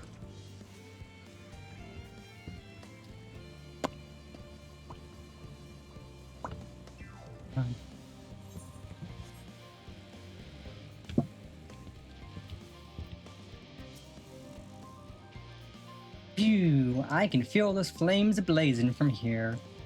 Glad you found someone capable, Grahop, but there's not much left for you lot to do. Unless you can conjure up that refined adamantite any faster. I did not mean to click cancel. Pop. Ooh, okay, I get the headgear now. I do trust you to deliver on your promise. I do, only I hate waiting. I want that adamantite and I want it now. We share your impatience, I assure you. Is there truly nothing else we can assist with in the meantime? I will wish. This sitting about's unbearable. Pity the form of frowns and recreational explosions. Yeah, that's a shame. Explosions are fun. Well, so long as they can't prove it was premeditated. Get you gone, I have mistakes to make. In that case, I suppose you should go and return the key to the reactor. I'll have one more look to make sure that nothing has gone wrong, unintentionally or otherwise. I'm certain there are better uses for your time, however. I will join you in Charlotte and Hamlet anon.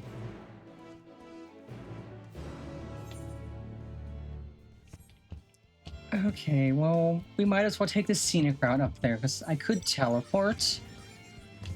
But the scenic route seems nice.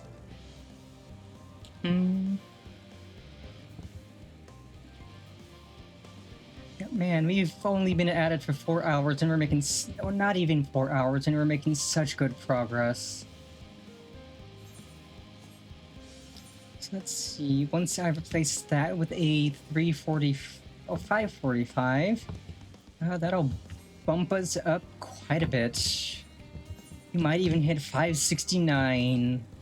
Not exactly, probably. I don't think there's a way that I could finagle gear to get a specific 69.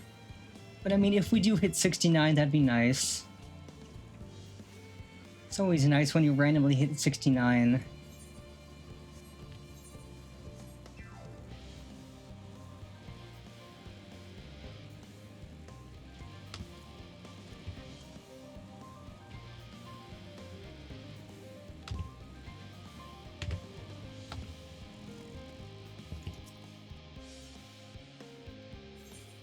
Wait, my companions, I shall.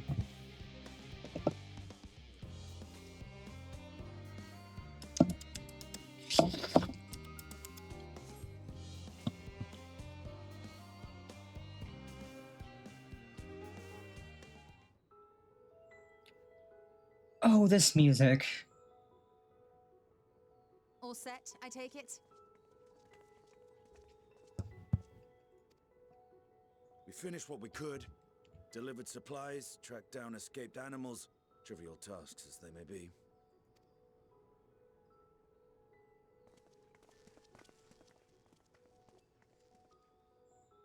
That's enough, don't you think? If there was anything more important still undone, that would be a problem in itself.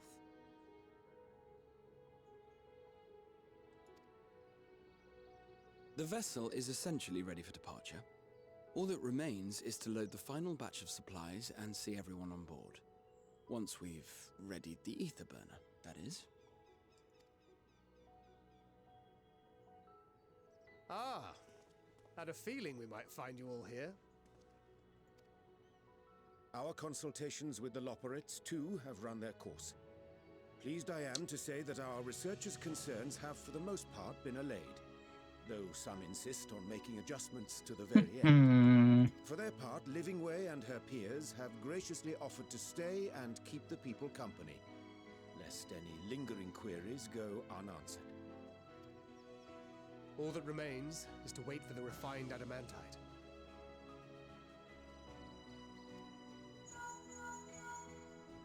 Alphino, are you there? It's me, Cryo.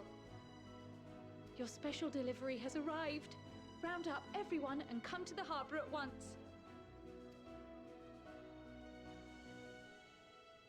Speak of the devil. Let us go. Let's go.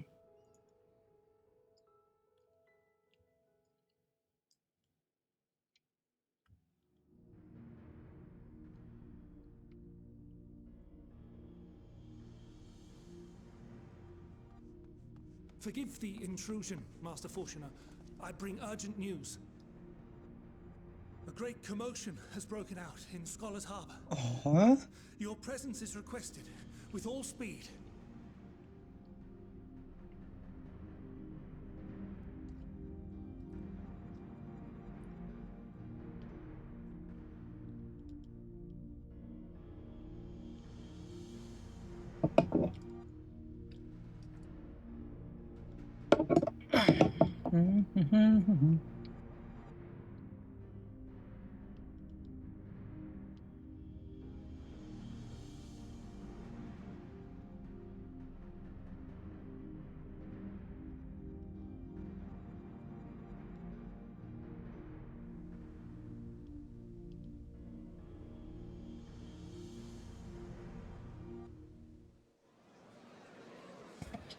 Now, where might this delivery be?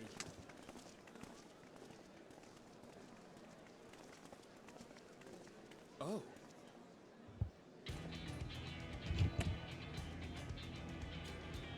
Jesus Christ, that's a lot of boxes.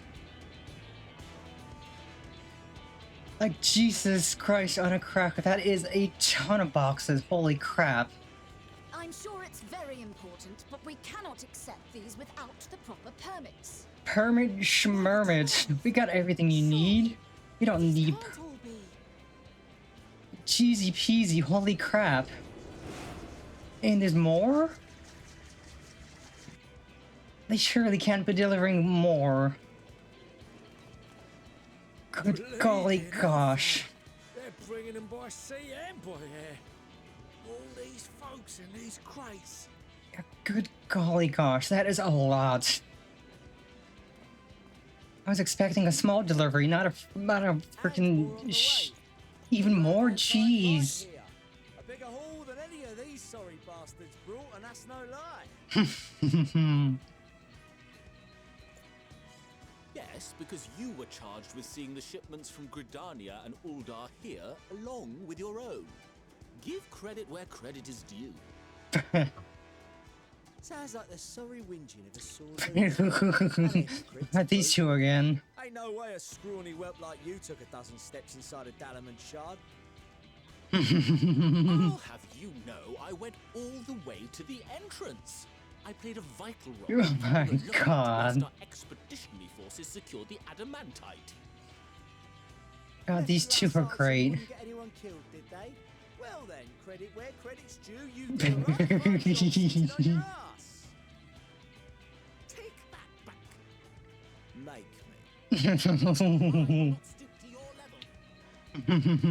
me. My. Oh, it's Sorbonne in Hancock. Let's go. Hancock. Our friends are here. We come bearing relics both sacred and Allegan, as well as a few other gifts that may be of help, to be presented with best wishes from the Eastern Alliance. Thank you, homies. I myself have come with a sacred relic of the Kojin. Upon learning of your need, Bunchin bade me And deliver thank it you, on behalf Bunchin. of the Blue with all haste. Fearing I could not swim here with the necessary speed, however, I thought to beg our Confederate allies for aid. To my delight, Hancock was already preparing for departure at the self-same port, and had space for additional cargo. We did, of course, need quite the impressive vessel to get it all here in time. Oh, that airship, jeez, that is impressive.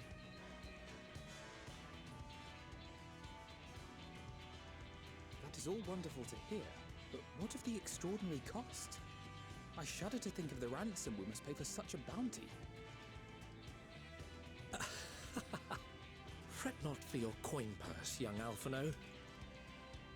Lord Lolorito looks ever towards the profits of the future, and thus the East Aldenar Trading Company went to some lengths to reduce the financial liability.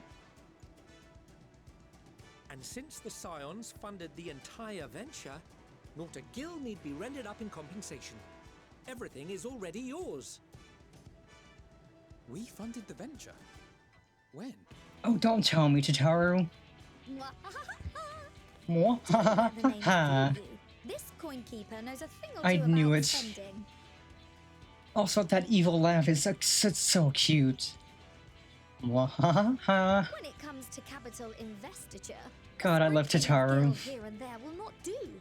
You need enough savings to make waves when it really counts, which is why frugality is paramount. We also have the benefit of a generous patron. Generous being rather an understatement. She has supported us from the shadows since the very founding of the Scions. We even had coffers to fill. Yeah? Huh? Amelians. Let's go. Mrs. Levier. An entirely neutral party. Let's freaking go. These coffers were needlessly This just gets better and better. teeny tiny toy boat, now can we? And would be a shame to leave all that hard-earned wealth unspent.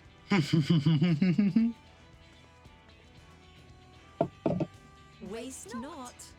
Waste not, want not.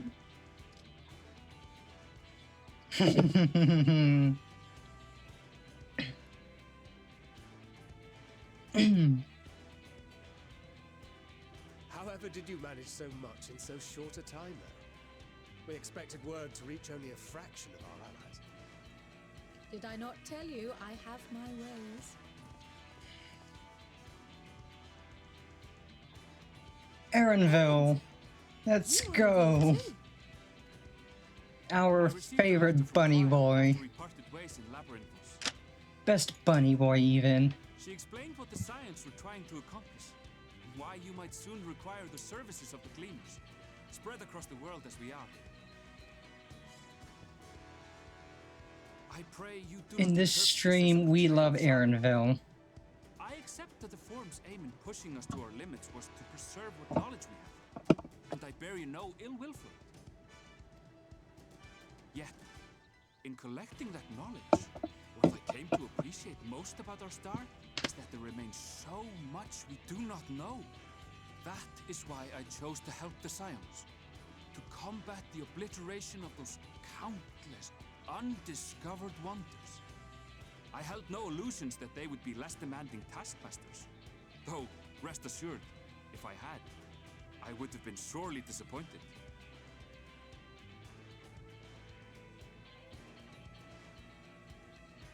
To make a long story short, the whole of the guild ship cooperated to ensure your call was heard far and wide. Yay.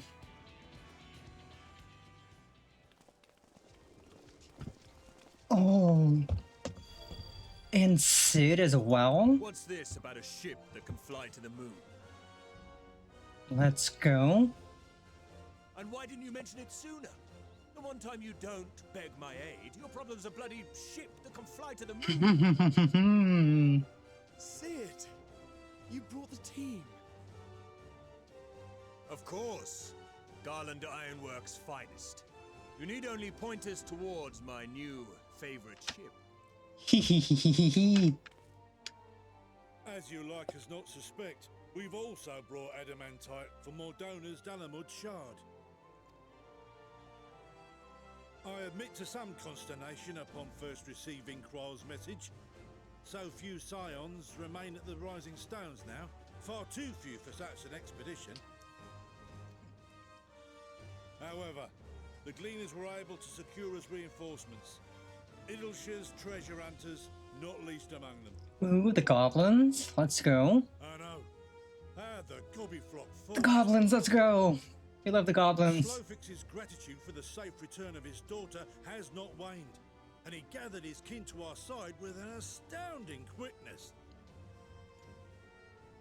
The clash between their machina and the Allagan defences was a sight to behold. I wager even you would have been impressed by Let's the go, management Gobby of the Boom. Gobbybooms. Fascinating as all this is, I fail to see how it explains your presence here. Does Razat Khan not have more pressing concerns? We do. Yet averting the final days would be the most expedient solution. That, and I am indebted to you.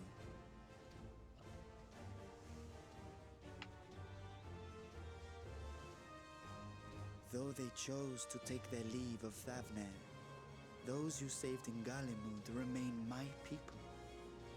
My gratitude is beyond words. 'Tis appropriate that I aid you in kind. If in the doing we bring salvation to others of this star, so much the better.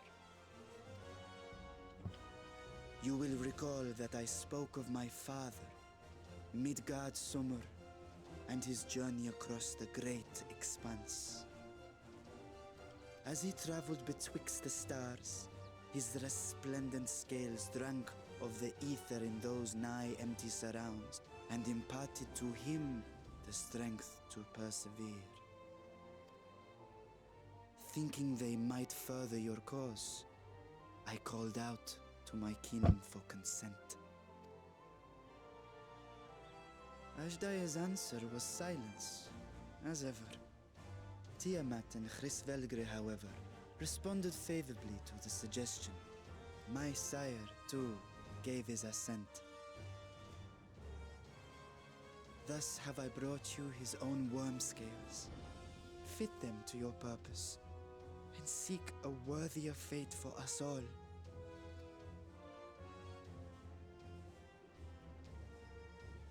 You'd be hard-pressed to find someone else so familiar with the unique properties of dragon scales. So I invited myself along.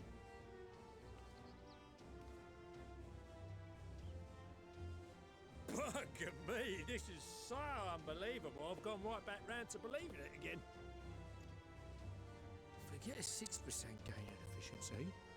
With all these goodies, we could get 7. No, 10. No, 14. Even percent.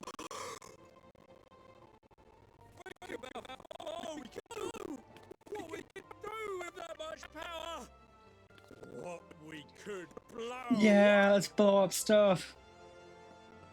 If Kokol is duly convinced, then it must be true. In which case, the Scion's end of the bargain has been fulfilled.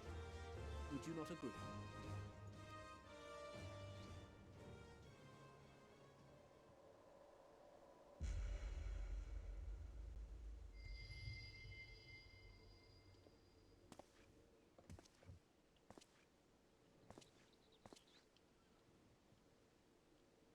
Yes, Father?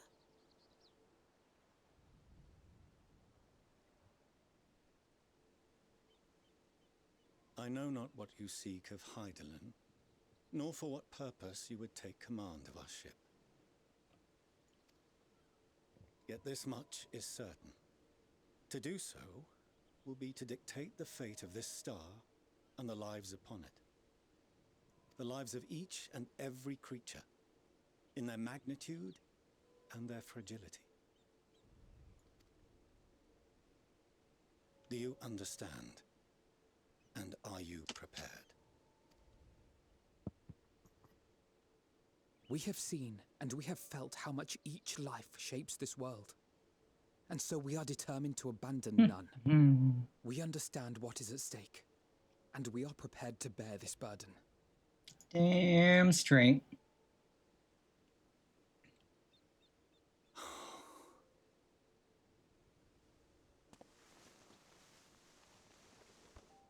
Then I will bear it with you. I beg you, share your struggles with me, as family.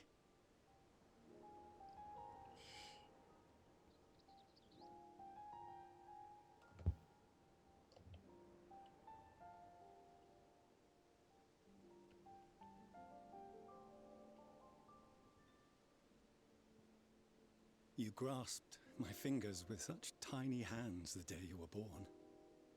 I thought my heart might burst.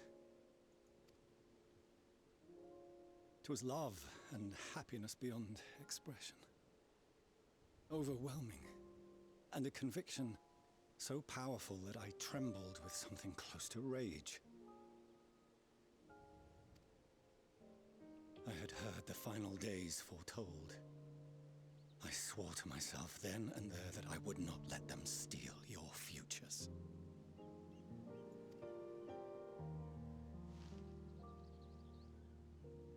The great exodus would succeed, must succeed. No sacrifice or sin was worse than the alternative.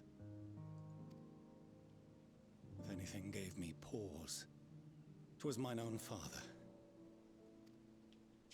The Archon Louisoix openly decried Sharlayan's policies, a perspective which I regarded with increasing disdain as I grew older. Yet even as part of me thought him a fool, perhaps I also hoped that he, of all people, would devise a brilliant means to save my children. A naive hope, but stubborn enough that I could never bring myself to keep you apart.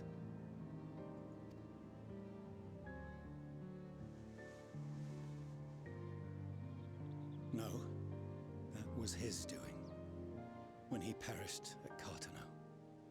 As we pulled that twisted slab of Dalamud from the sea, I remembered the warmth of your newborn touch.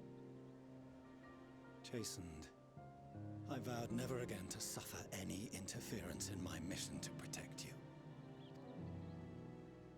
No matter that you yourselves wished otherwise. Detest me, fight me tooth and nail, I would suffer it, and more. and be satisfied so long as I could force you onto the ship.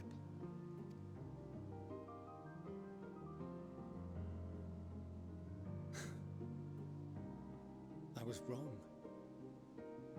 You two have grown so much stronger and so much wiser than I dared dream. You have earned the right to walk your own path, and already begun to do so. Good. Because there are things we care about, and people we love, and none of them is replaceable. Not a one. It cannot have been an easy journey for you to have come so far. We shall be glad to acquaint you with the finer details someday, once this danger has passed. All that we have seen and heard, that we have felt and learned in our travels. Ours is not a kind world, but it is beautiful. Always. Oh no. Are you quite sure that's wise? After all, someone turns pale and leaves the room when he sees so much as an envelope containing word of your adventures. Whatever will happen if he learns what you were really up to? Amelians.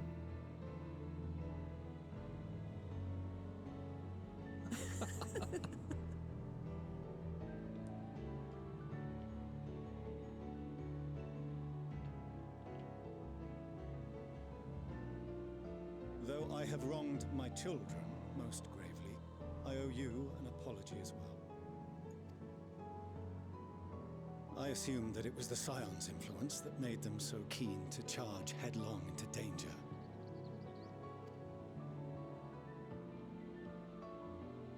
Yours, in particular. I see now that said influence instead brought them together with the many fine people gathered here today.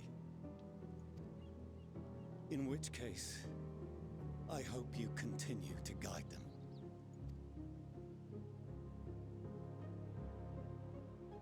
If we've finished loitering about the harbor, might I suggest we put our plans into motion?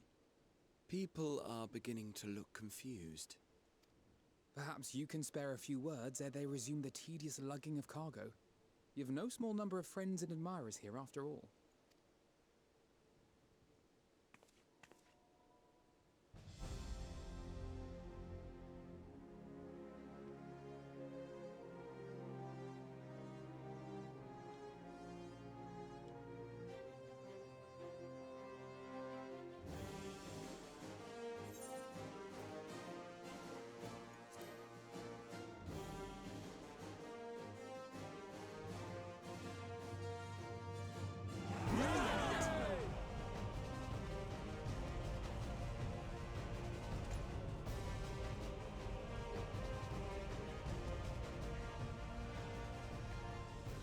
Your assistance is appreciated.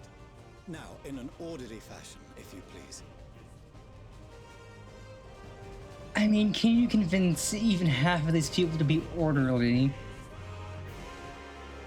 With all those crates and all the people from everywhere, you're not getting a single orderly out of anyone.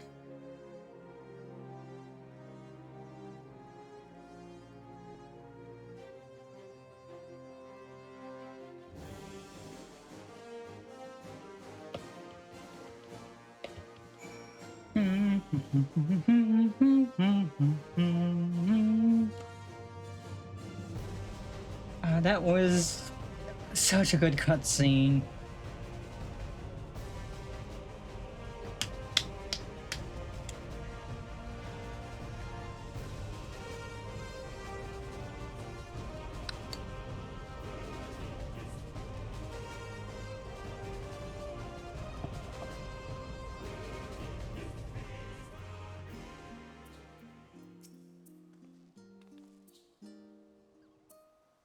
We finally managed to clear the harbor, which means the rest is in the engineer's capable hands.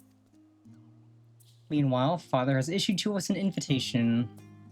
As was agreed, he will reveal the means by which Hydaelyn may be contacted. We are to meet him at Aporia when we're ready. Given the vital knowledge he holds, I suggest we leave without delay. It transpires, however, that the farm's method for speaking with her is not without risks. I'm curious to hear what those might entail, but regardless, be warned. Most of those who arrived at the Adamantite have offered to stay and see to any remaining tasks that need doing. The farm has already asked for my assistance in overseeing the process, so you needn't worry about a thing. Thank you, Chitaru. We're off to Aporia then.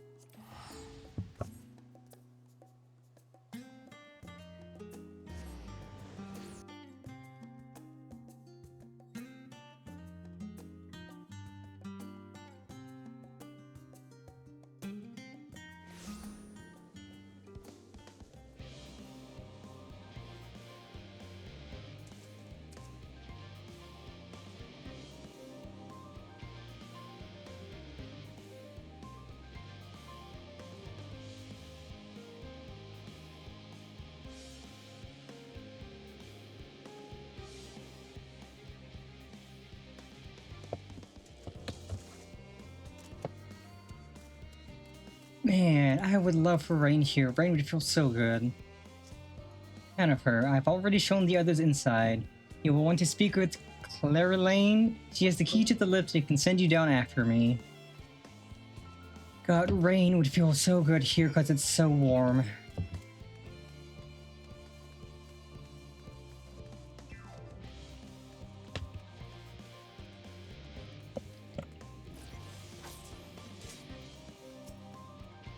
You're a nasty fortunate. Yes, just step inside the lift here. Down we go.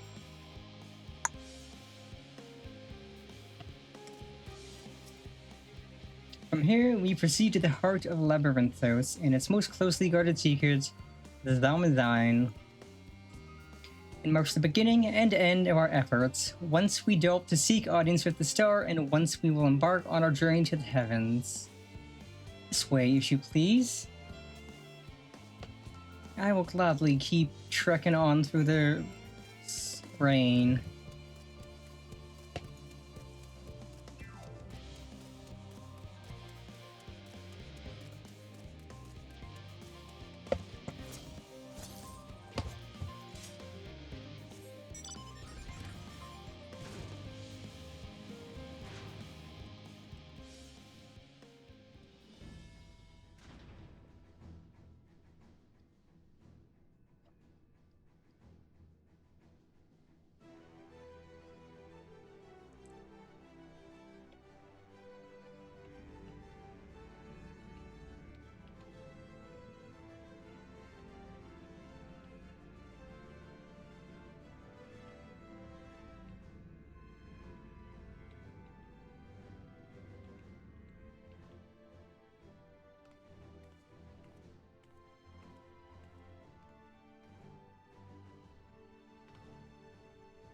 I bid you welcome to Thalmazine. Direct your attention towards the center to behold the arc over which we have long labored.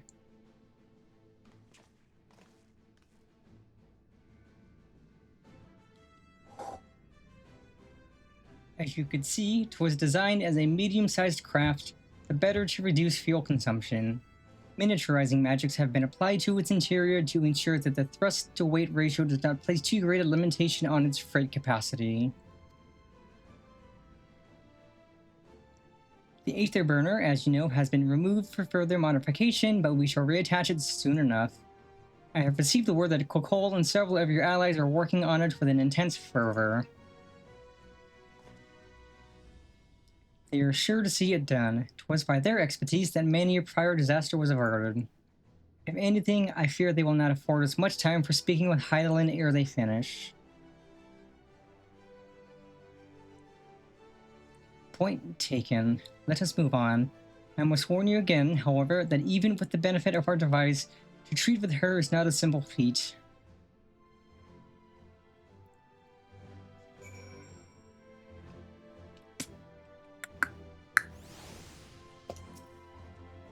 I have done what I can to impress upon you the gravity of what lies ahead.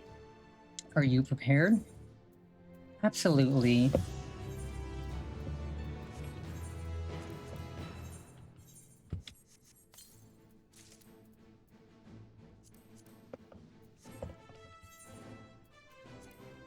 Okay, I can't glamour here, but that is fine. Because the black hat actually goes with the outfit. Man, we're so close to 569. That's kind of cringe. Her children, one and all. Oh boy. You make for the lift at the center of this chamber. Come. Boy howdy. A quest with a banner image. Let us ride the big doggo.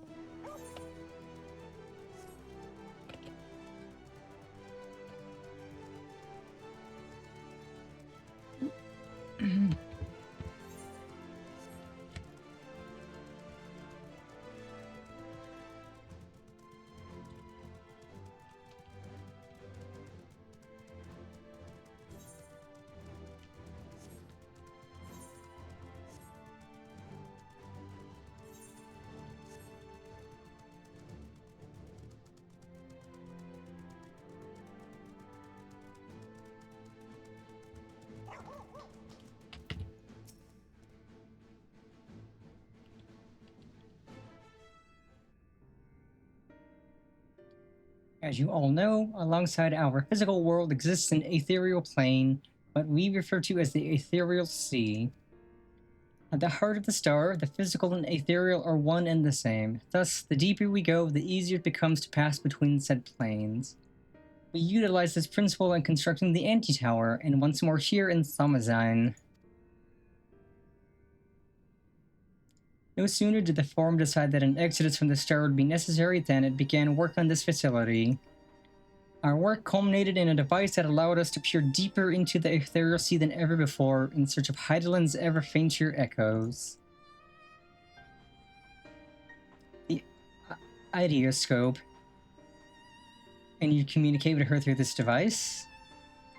For a time, yes, but since the 7th Emerald Calamity, it has been rare to hear even a whisper. If you wish to reach her, you must journey closer to the center of the star than we have ever dared beyond the Ideoscope.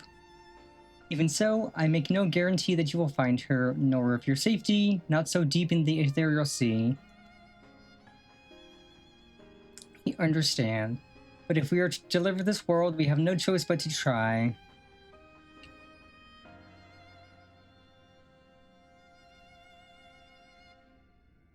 I know. I only wish we could do more than observe your progress from afar. The Ideoscope's ocular lens, by which we may peer into the ethereal sea without placing ourselves at hazard, lies above us. Through it, we can watch and guide you. In those swirling depths, there are pockets of aether so dense and turbulent that they can unravel one's soul. If we determine that you are at risk of coming into contact with such a pocket, we will recall you with teleportation magics. To that end, it would be best if one familiar with the composition of your souls remained here to assist in assessing said risk. Otherwise, there is an increased probability that we will extract you too early or too late. Please, allow me. I have thought upon this much and, in truth, I do not believe that I am fit to join you in the trials ahead. The events at the Tower of Babel drained me, yes, but even before that, your capabilities far outstripped my own. This is no time to have a weak link in our vanguard, no matter how much she may wish it were otherwise. If I assist in the manner that Master Fortuno has laid out, however, I may still be of use. Will you trust in me to do so? Gladly. I can think of none I'd trust more. Compared to all that effort you put into keeping us alive while our souls were in the first, preventing us from dissolving into aether on a single expedition ought to pose no challenge at all. And even if we did, I expect you would hunt us down and restore us to health somehow. Hee hee, hee hee hee. You flatter me, but rest assured that I will be keeping a close eye on all of you. There is one more thing. Those in ages past refer to the ethereal sea as the underworld, our final resting place. In its embrace, his memory washed away, leaving only the purity of one soul, or so we believe. Yet what of these memories? Few think to ask what becomes of them, cast adrift on ethereal tides.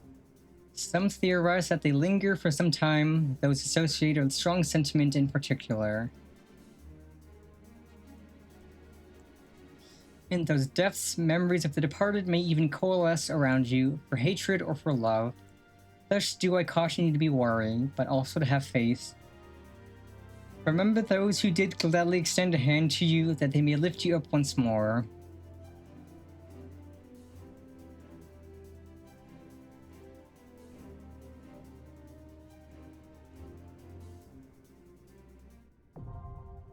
The Ideascope, now accessible. Let's go, baby!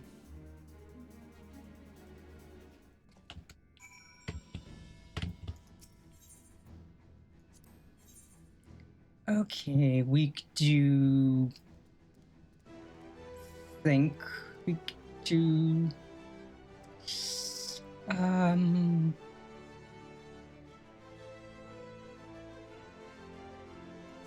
Kinda wanna bring... yeah, I'm gonna bring Graha along as our tank.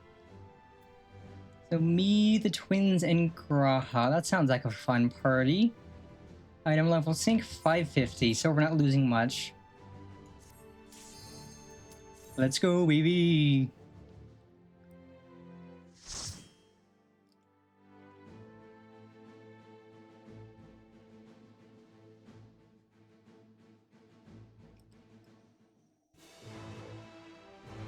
It is time to get spooky.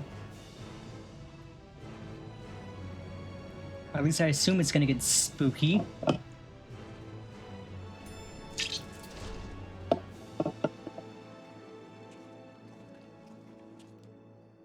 $89, this should sync from 90, so I should still have Communio.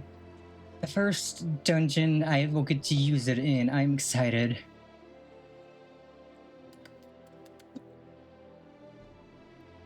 Yeah, we're 90, let's go. All seems in order with the lens, and I trust you can hear me. Those things are pure malcontent, the residue of lives unfulfilled.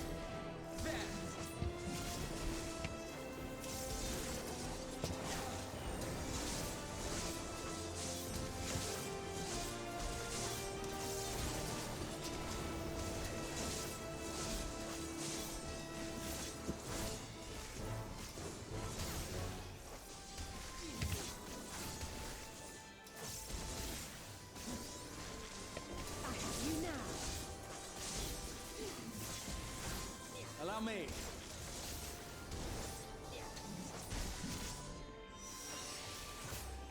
You underestimate me.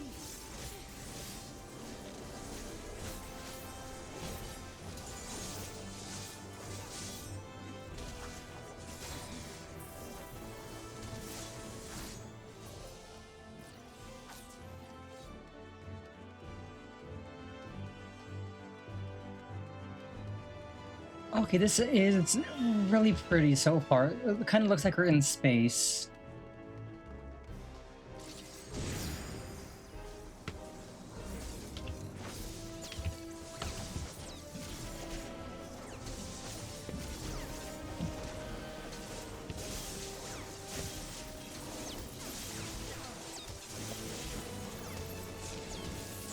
Oh, that is spicy damage. Like cheesy peasy, that did so much damage to everyone. Oh god, I love Reaper so much.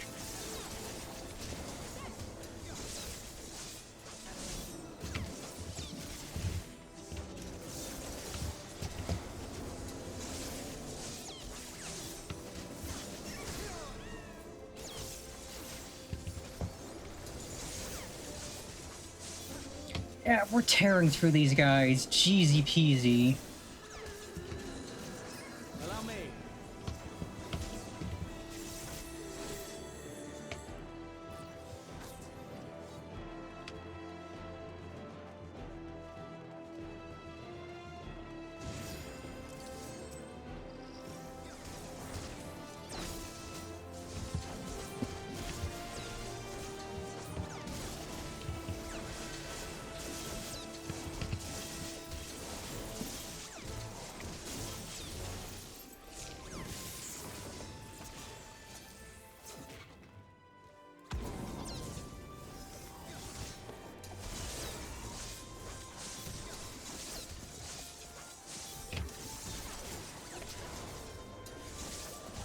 me.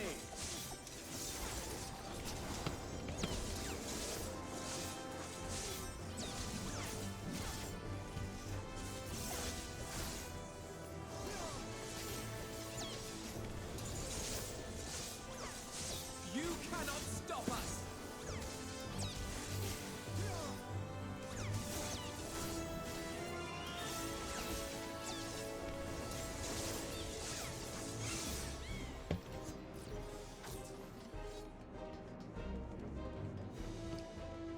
Ooh, golden light, that's friendly.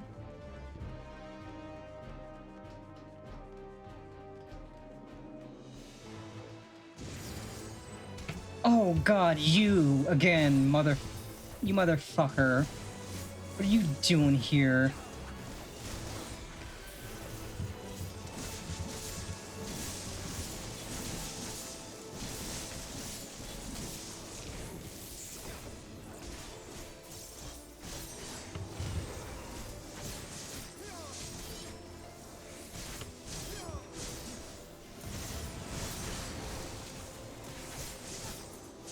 God, you have so much health. You're cringe.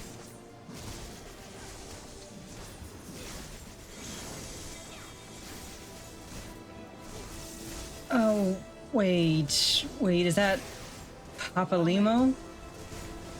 Oh god dang it, okay, I see how this is gonna go. I 100% see how this is gonna go.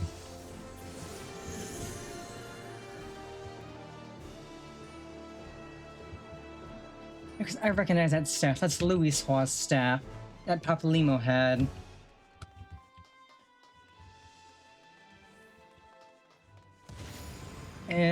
Oh god, not you again.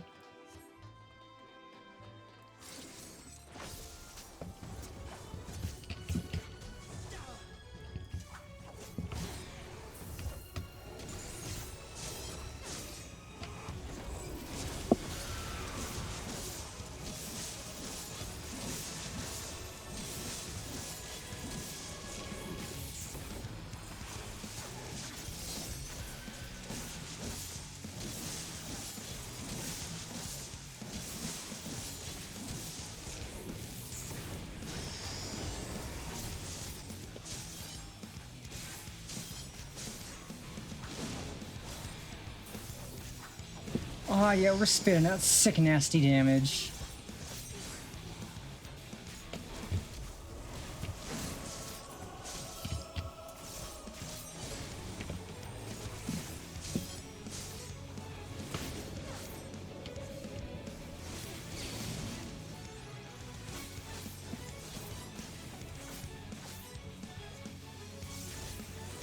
Hold still. Hold still.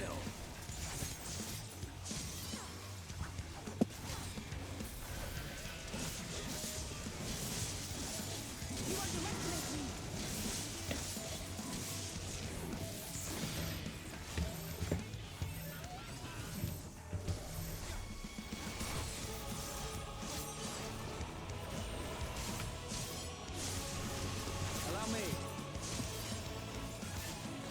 Allow me.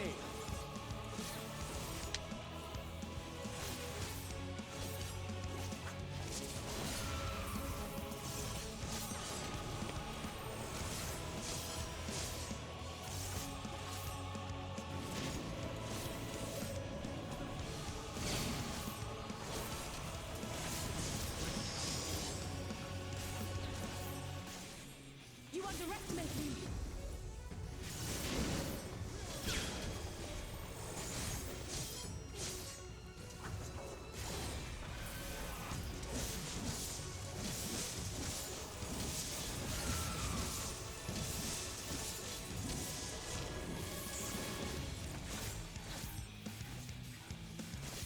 I love that big chunk of damage that pops.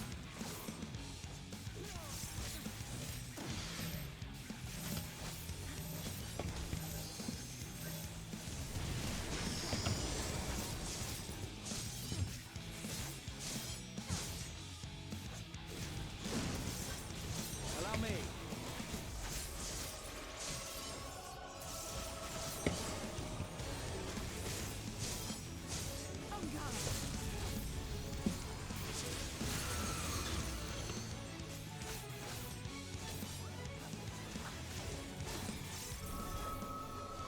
Ooh. Follow the flow of ether. It will guide you.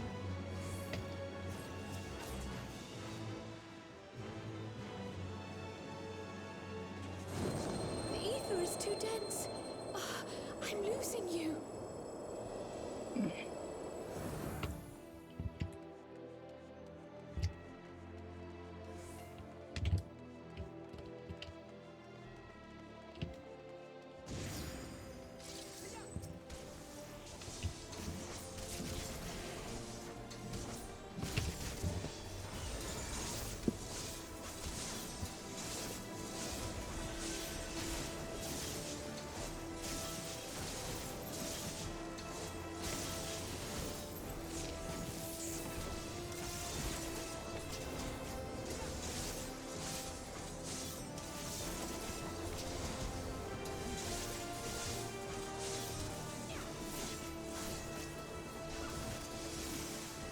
Allow me.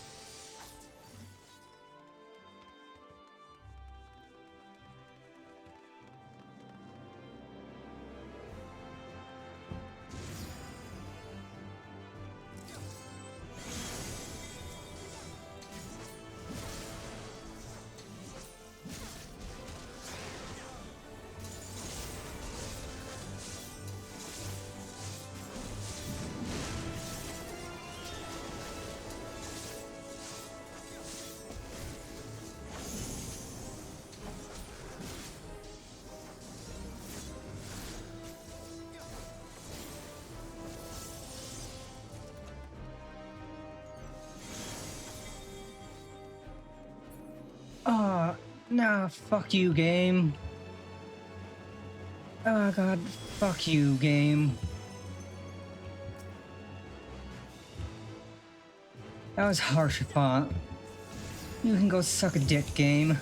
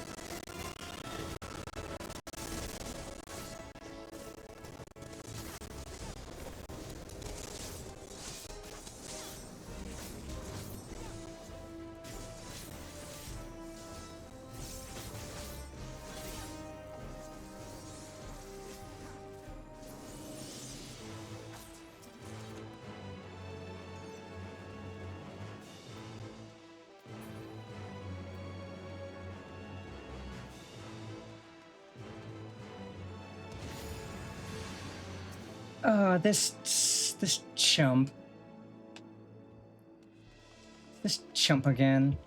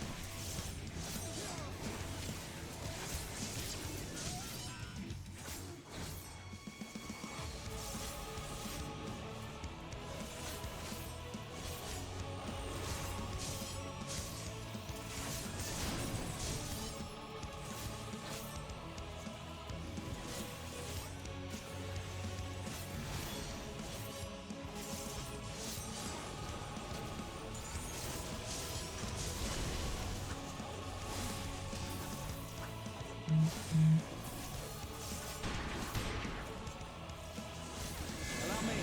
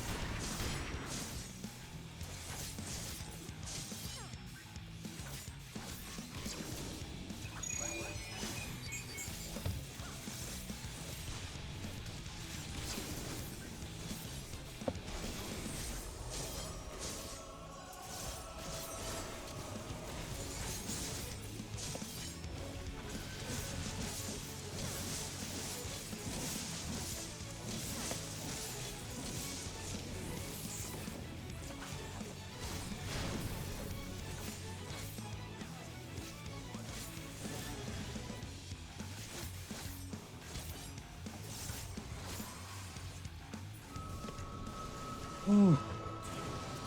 That was a fun fight.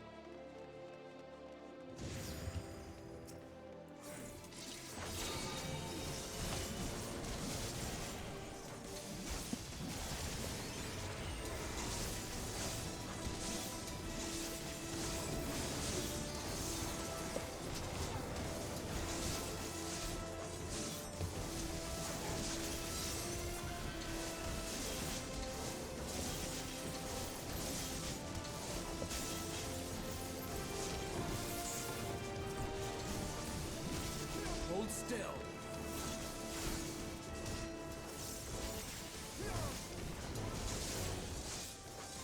Hold still.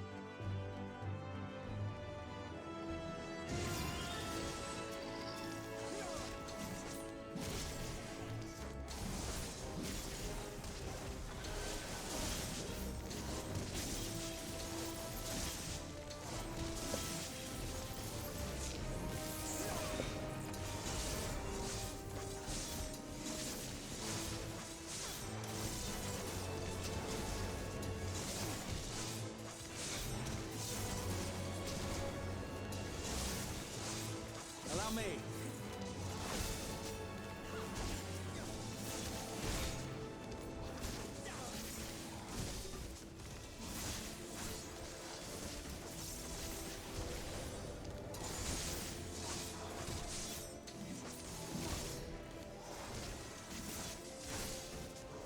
You cannot stop us.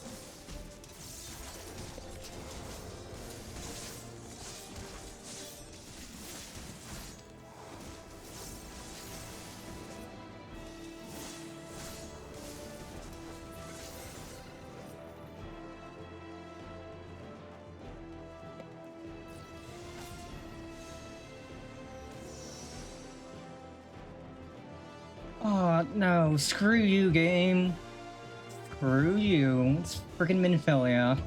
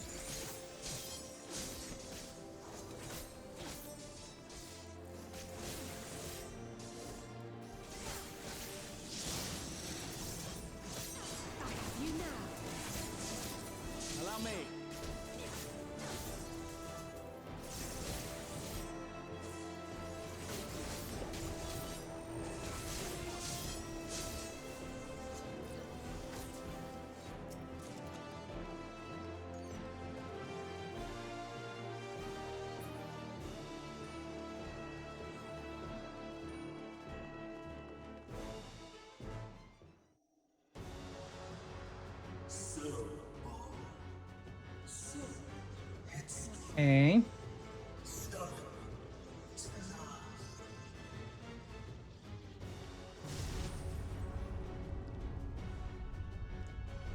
It's this dickhead.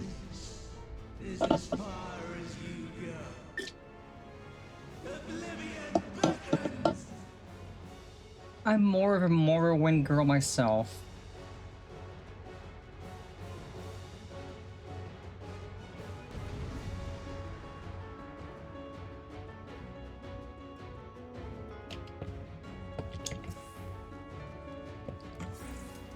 Many faces have I worn, but this is my favorite by far.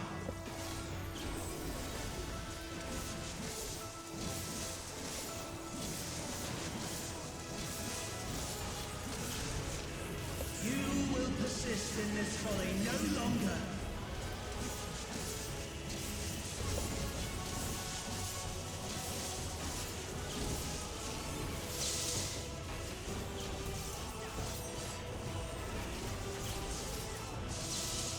The stage is set.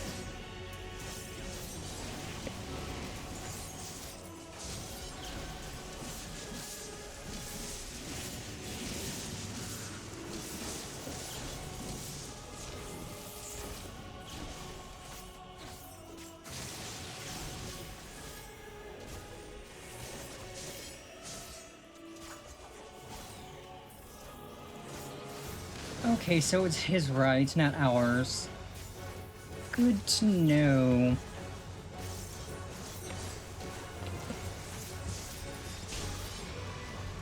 And that's just a raid-wide spicy one.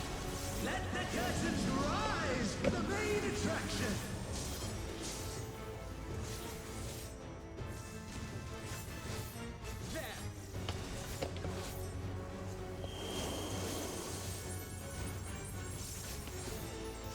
Hold still.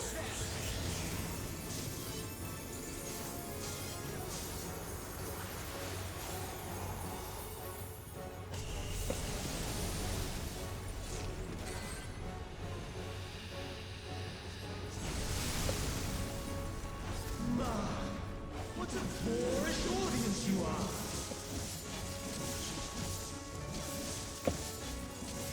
You cannot stop us!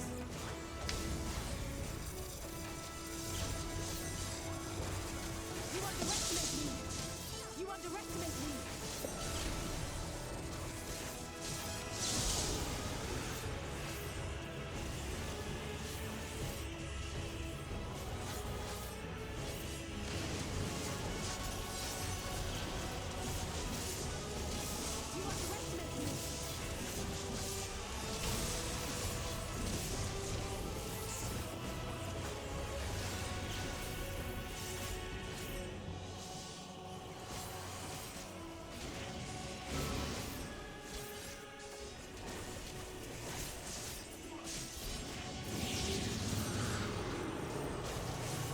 You cannot stop us!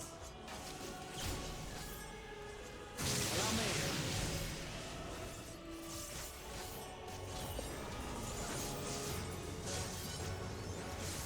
Hold still. You cannot stop us!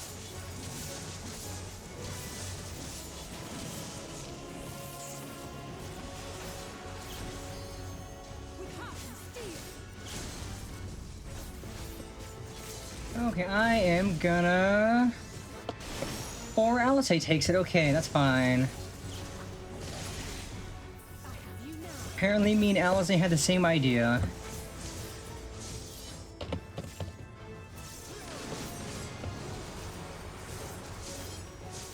Hold still.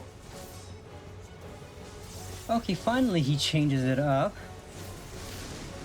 Sucker's stuck using right.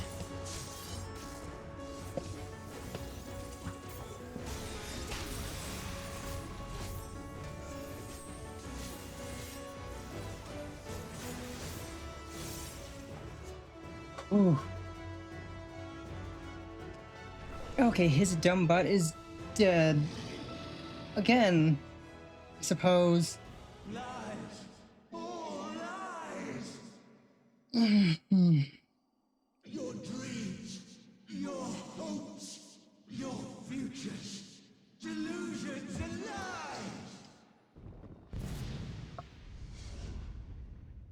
Where do you think you're going, Pants Grab?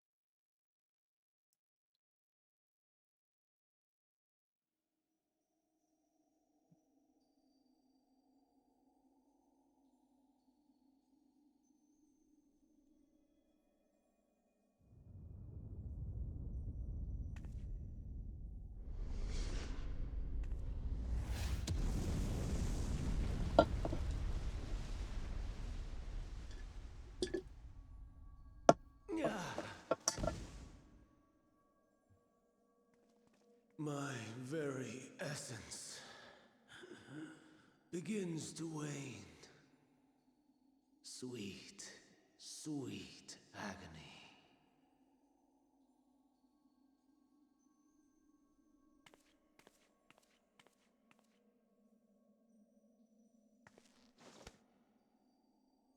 Leave this to her.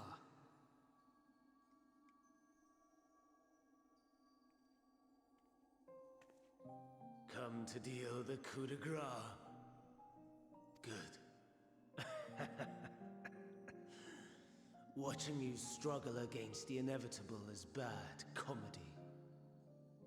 Erase me from existence, soul and all.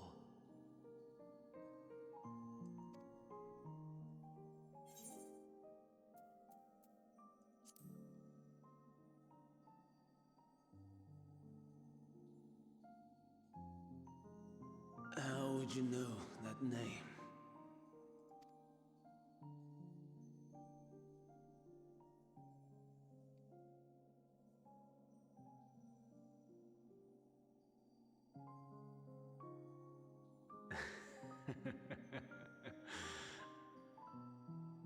Then it was you.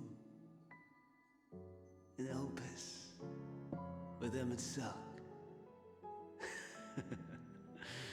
The final pieces fall into place.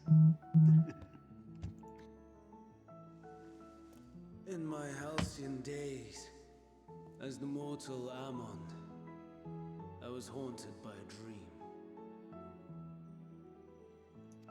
Night after night, the faceless multitude, the voiceless cries, shards of shattered memories.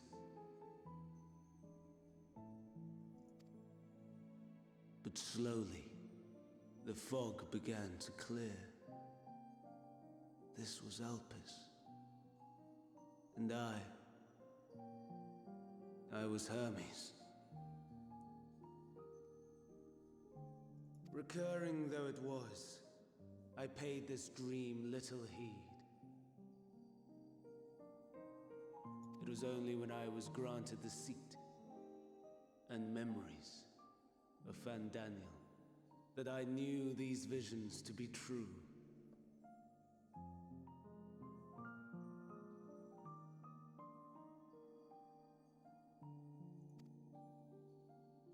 They were the memories of Hermes that he himself erased using the power of Kairos.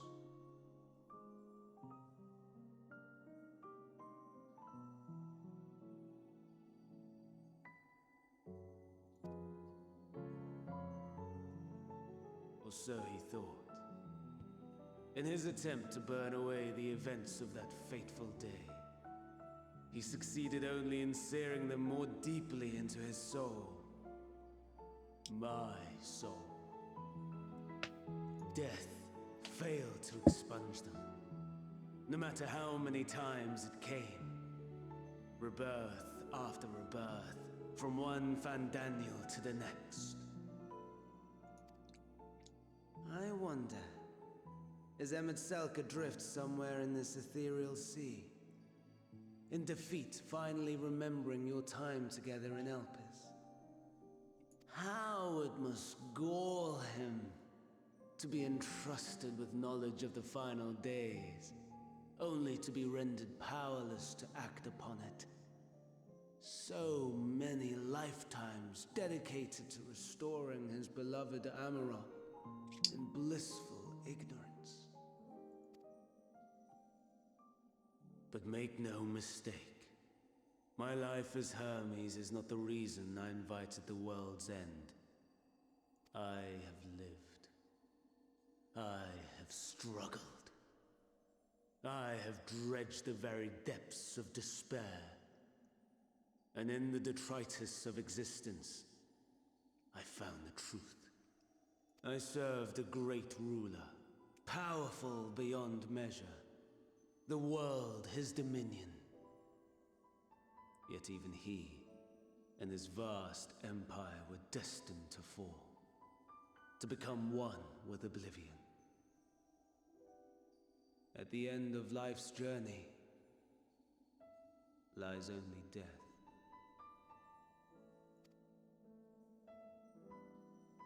So I ask you, why live at all?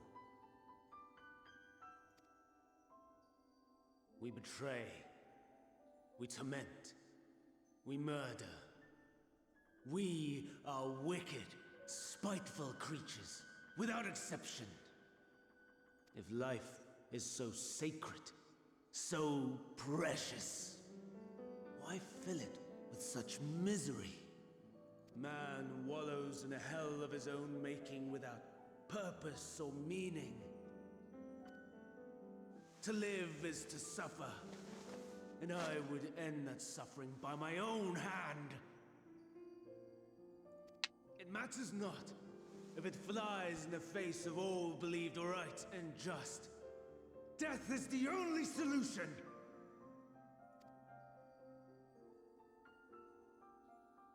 That is my truth, my answer to the question. And yet, even as the words pass my lips, I am filled with doubt.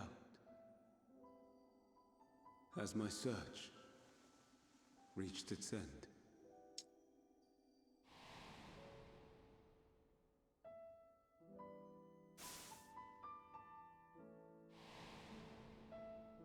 Was this the only way?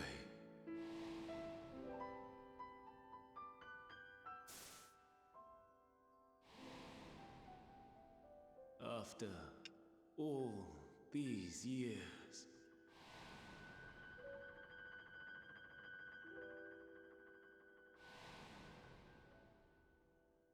is this the answer I was hoping for?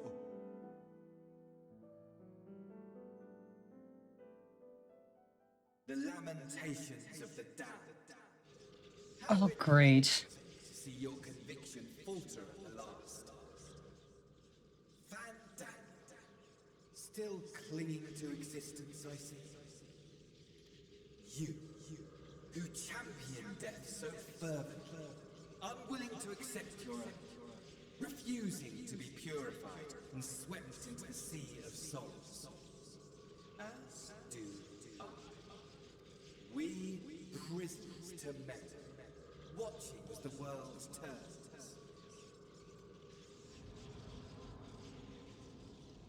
Though unlike me, you will be spared the ignominy of having your corpse made a puppet, dancing to another's tune.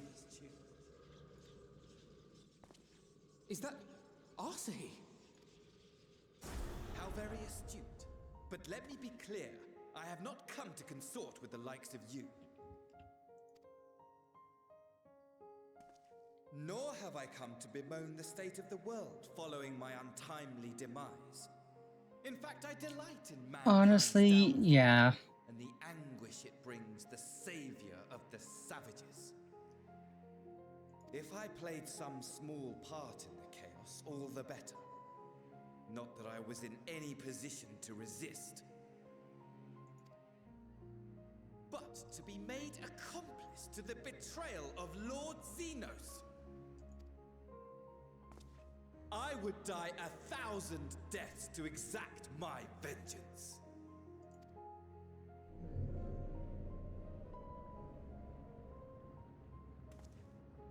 Now you are at my mercy. I shall drag us both into oblivion, and you will never see the fulfillment of your magnum opus. Even should you be reborn, your desperate search for answers must start again.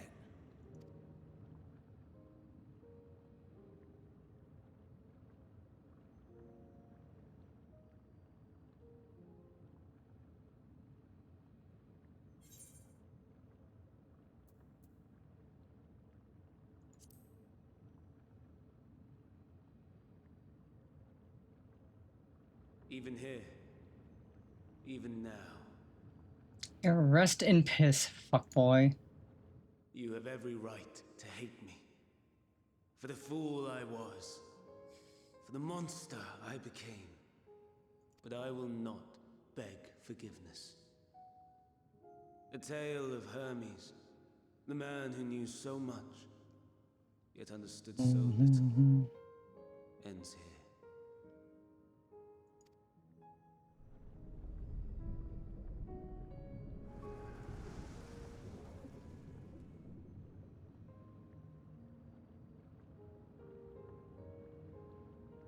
Don't try to follow me.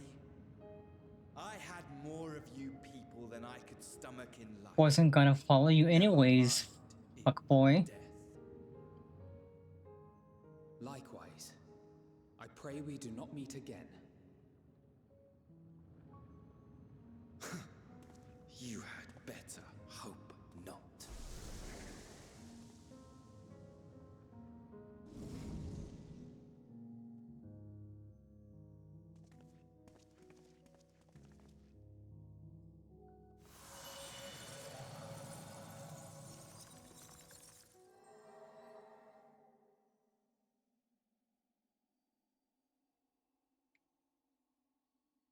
Come. Hydaelyn is waiting.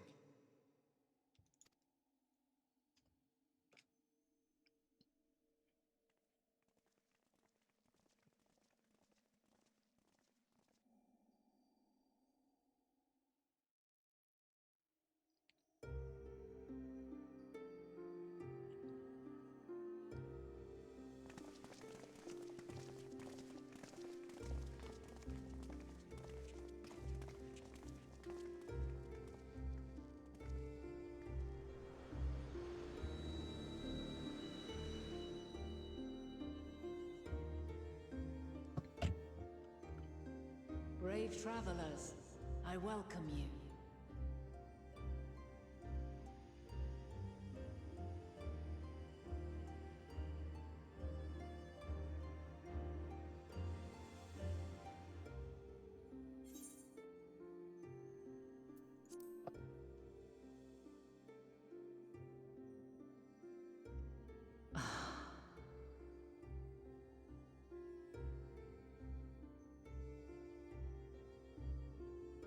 I see. Thou didst journey under Elpis. And now, the rivers of time converge.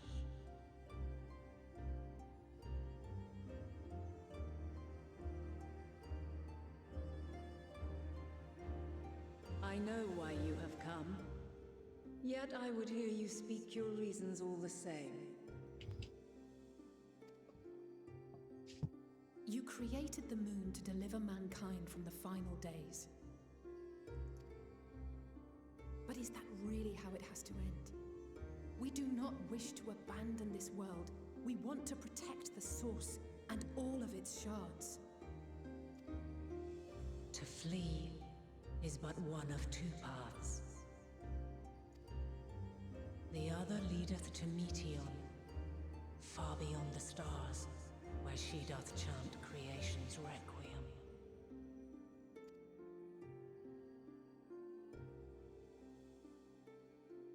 A domain is formed of dynamis, pure, absolute.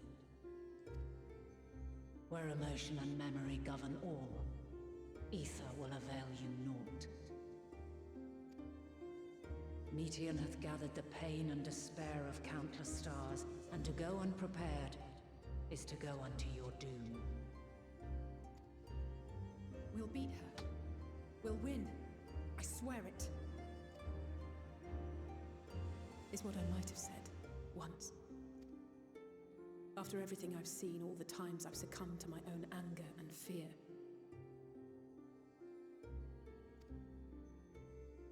I can no longer pretend that courage and faith will be enough. But are we truly so powerless? That our only choice is to flee? Far from it, my child. Long ago, the inhabitants of myriad stars, many more prosperous than Atheris, sought to free their worlds from life's woes.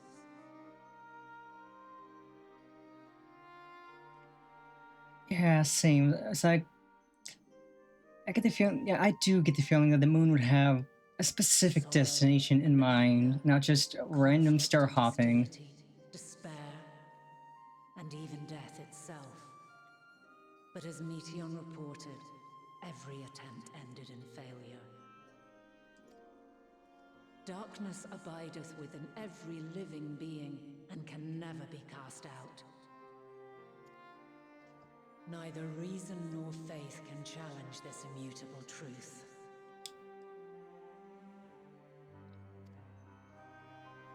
To live is to suffer. And in suffering, find strength, and purpose, and hope.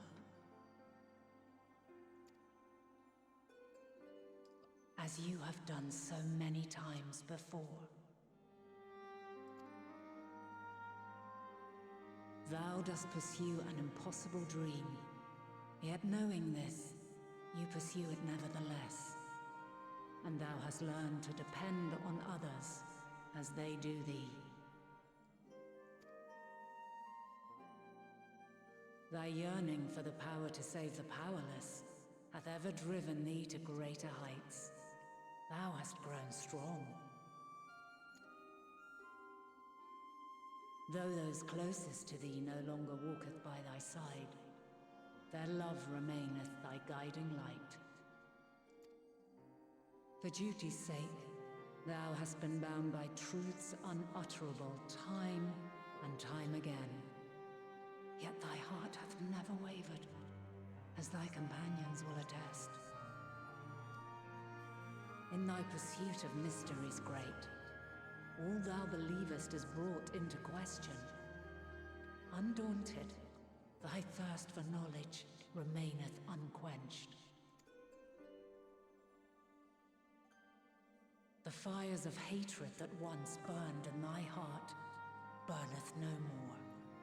From their ashes doth spring the light of love, warm and pure. As witness to black calamity, thou despaired at man's helplessness. Resolved, thou didst unite a distant world on the brink of collapse.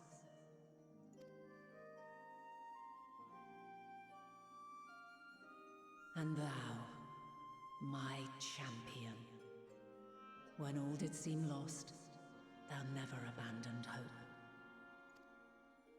For every trial and every foe that did bar thy way, thou hast proven equal to the challenge, drawing courage from the many bonds forged on thy journey. You have all known despair, and though the end approacheth, you walk on, heads held high.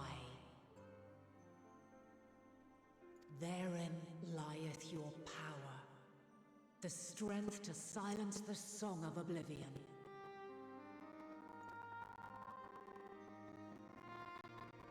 Then there is a means to confront her. Yes, if you should prove yourselves worthy.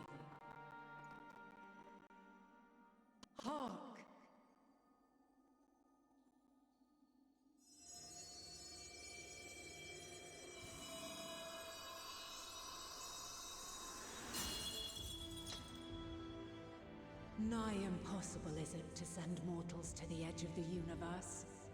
Should you fail, there will be no second chance. As the will of the star, I ask of you this. Do you possess the fortitude to stand firm when all around you doth crumble? Do you possess the faith to vanquish despair itself? Should you lack the strength to best a supreme deity, I cannot allow you to make the journey. You must leave this star and never return.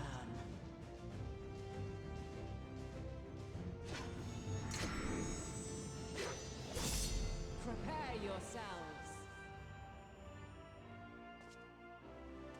Prove ourselves worthy, eh? Sounds straightforward It enough. is still very hype. Aye, no room for confusion there. In any case, we've come too far to back down now. I am of the same mind. What power I have, I shall bring I to love bear. seeing like all the different weapon draw The three of you animations. seem to be forgetting who we're up against. It's not every day we battle a divine being of untold power. Well, not quite every day. Do try not to get underfoot. Needless to say, there'll be no margin for error. Let us hold nothing back. For the people of this world and those beyond the rift.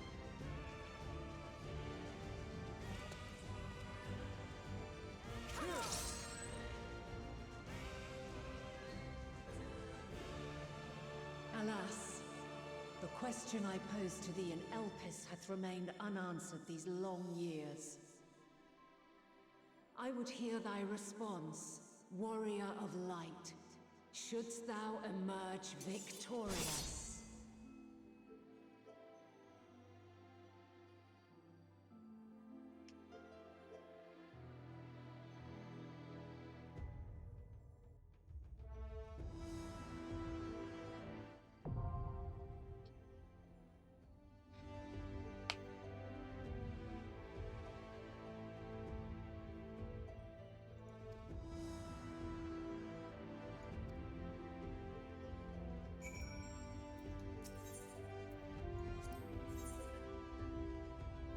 So before we dive in, I am going to get up, stretch, and grab a drink, and then we do an all NPC and me run of this.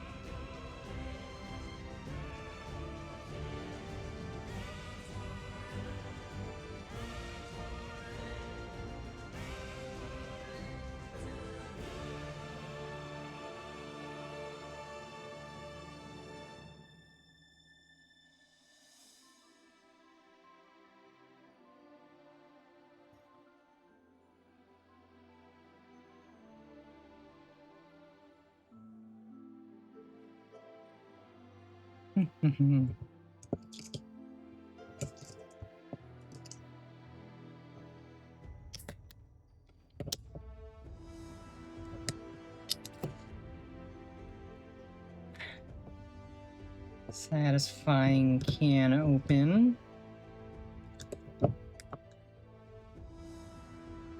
Okay, let me take a sippy, and then it's time.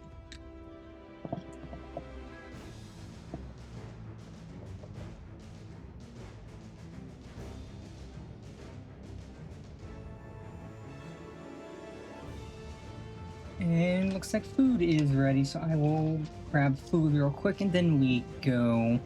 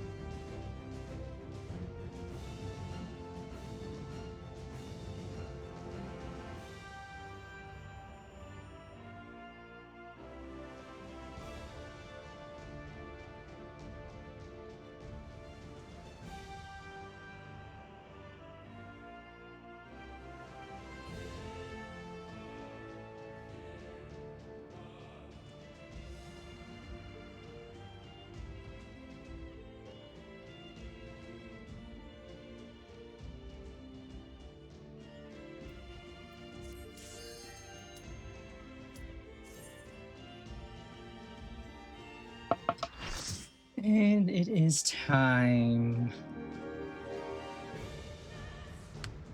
Let's do this.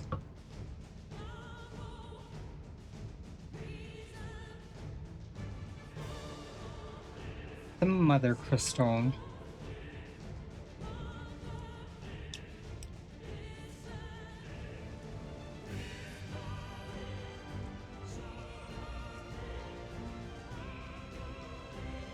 I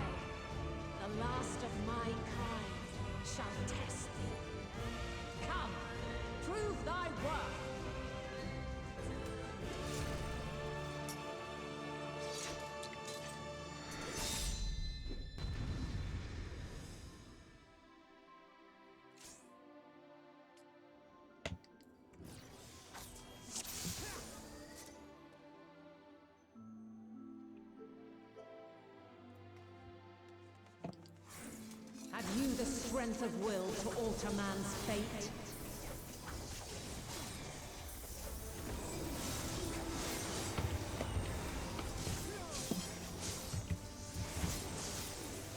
Make ready. A change of arms. May the test continue.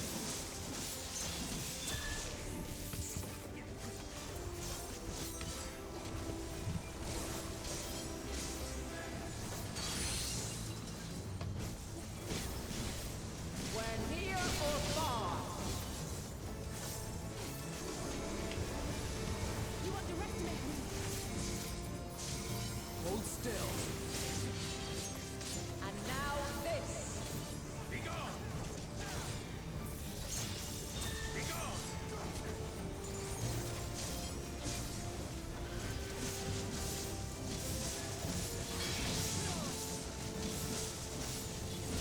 Light unyielding. I'll handle with you. Allow me.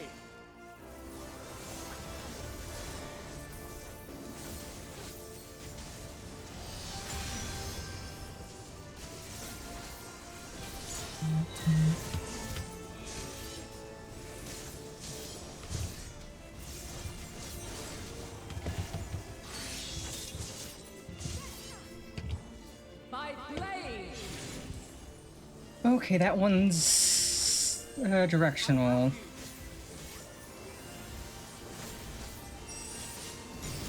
Something special for you. Might.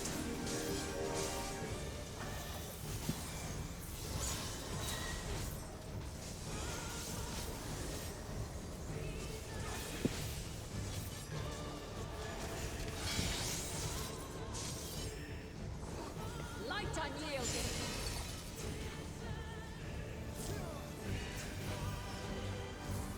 You underestimate me.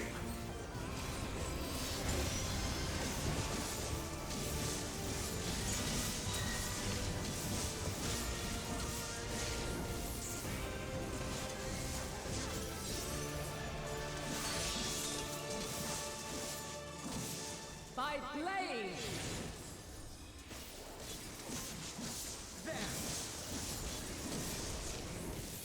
Crystals of light. To me.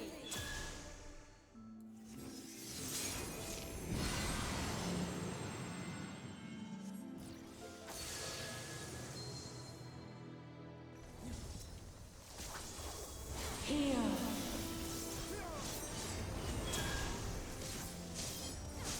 The song of creation's end.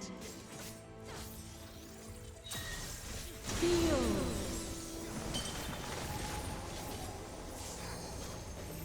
The sorrow at hope's demise. Alice, you idiot.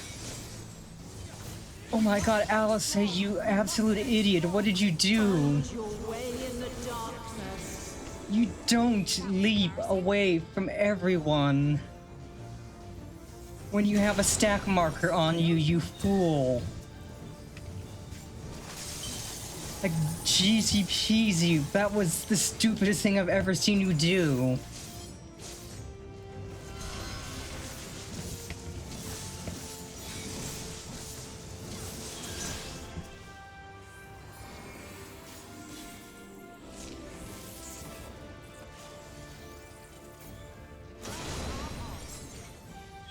And you're normally the smart one. Something special for you. Be gone.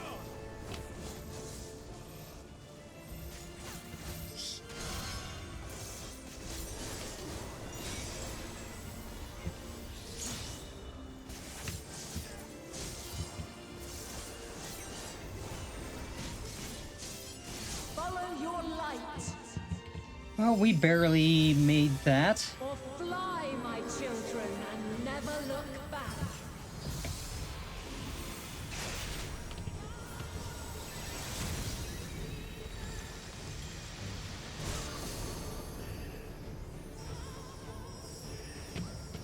Then you are resolved. Something special for you. This test is far. You underestimate me. By crystal light.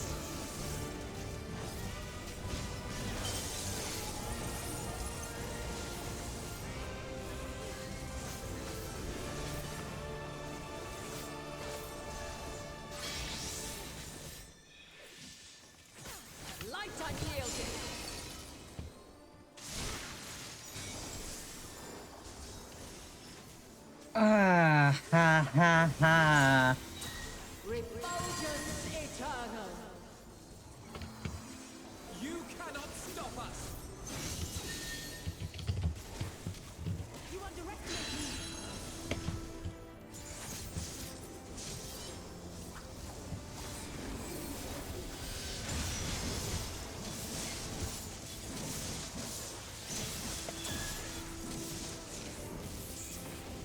Make ready!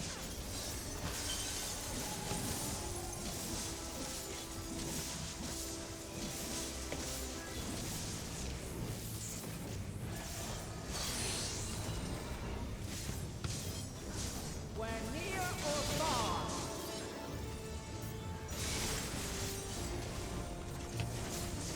Okay, hoo hoo hoo. You cannot stop us! You're mine! We're high or low.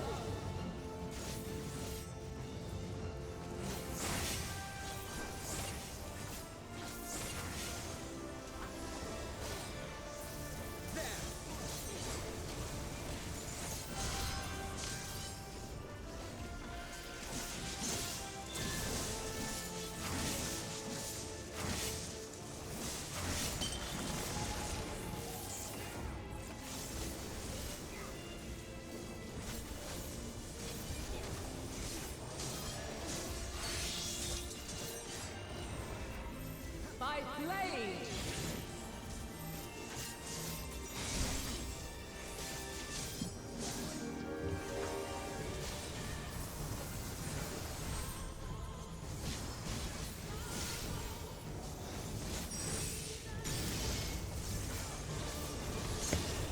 Succumb not to fear.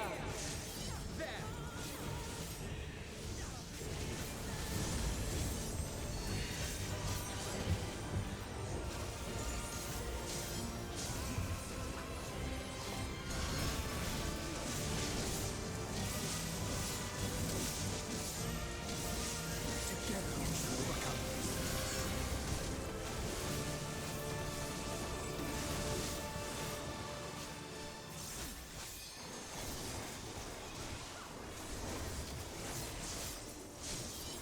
Be gone!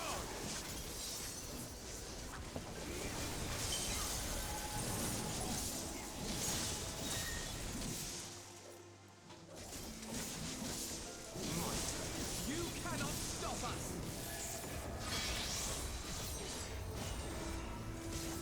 Light unyielding. I'm not done yet. Oh, that hurt. Stinian moved on me, that hurt, but that's fine.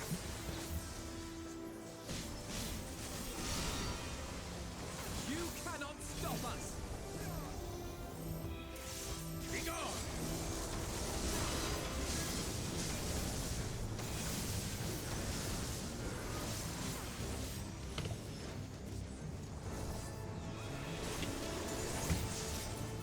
Be gone! Hold still. I will not hold back.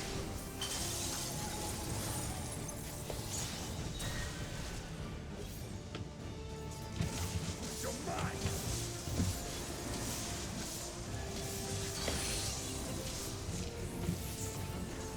We're near or far. Together we shall overcome this. Allow me.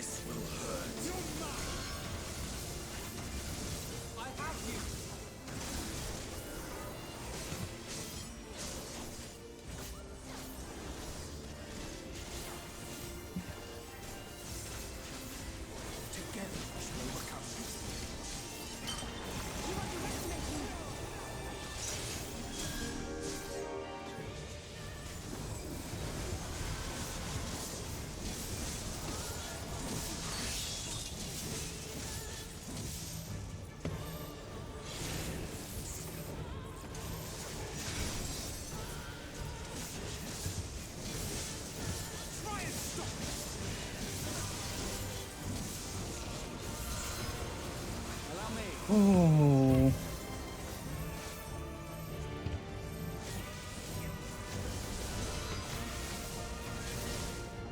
Oh, that was such a good fight.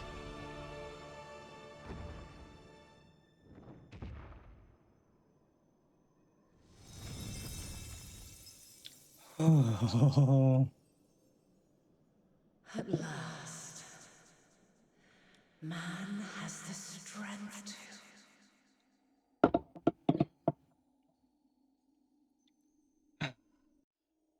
I am so glad they gave you 2 pity reses.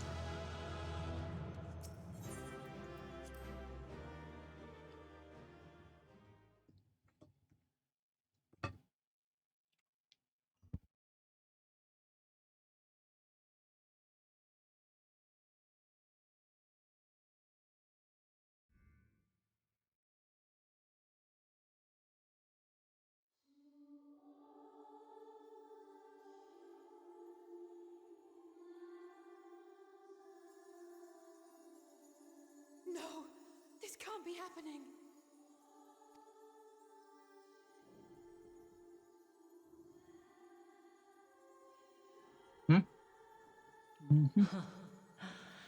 Though my power is in constant flux, I have always kept a reserve for this very moment. It was a true test of your prowess. You have done well. There is one thing I must ask. By sundering the world into 14 shards, the ether of all living beings too was divided. This reduction would in theory allow us to more easily interact with Dynamis. Having seen mankind brought to the very precipice of extinction, you wished for us to develop a means to overcome despair. You believed we had the potential, and sundered all creation to see it fulfilled, to deliver us to that swirling maelstrom of Dynamis in which our foe hides, and grant us the power to defeat her once and for all. Is this not true? It is as thou sayest. 'Twas the trial to which I subjected mankind, and it hath led to untold bloodshed and suffering. There was no kindness, nor justice in the tragedy I wrought. When confronted with the almighty Zodiac, my only recourse was rend him and the world asunder, that his power be diminished for a time. And so it came to pass. Now you, my chosen, have surpassed my expectations, surpassed me. I entrust the fate of the universe unto you.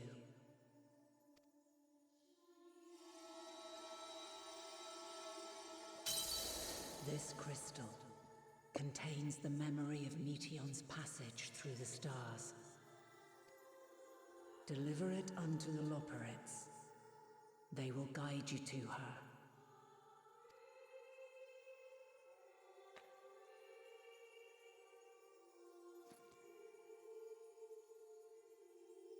Though they may be capable of crossing great distances, there is a vast difference between traveling to the moon and the furthermost reaches of the great expanse. And unlike Meteion, we cannot simply soar on waves of Dynamis to our destination. Indeed. To make such a journey would require an astronomical amount of ether. But a solution lieth close at hand. Oh no. The music stopped. Of course. Yes, my child. Ever since I became the will of the star, the ether drawn here had... Okay, it's just this from A Realm Reborn. They who have answered my call know it well. While I have remained hidden, It hath become the embodiment of the planet's will in my place. A faceless, omnipotent force of nature. The Mother Crystal, our final hope.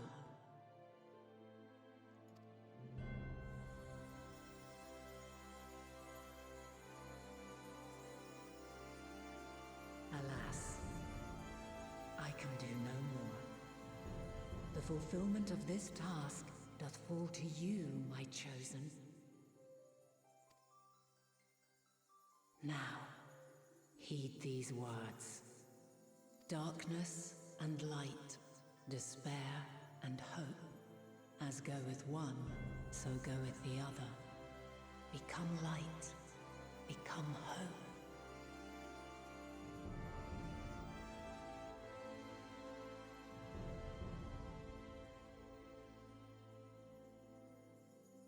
I have a gift for thee. Come closer. Oh no, the other music stopped.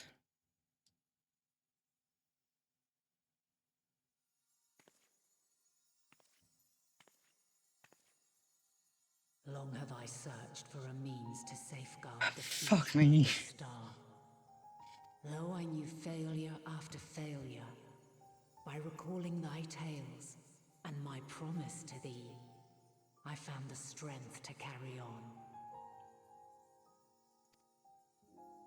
Though the world is ever changing, thy thirst for adventure hath never waned.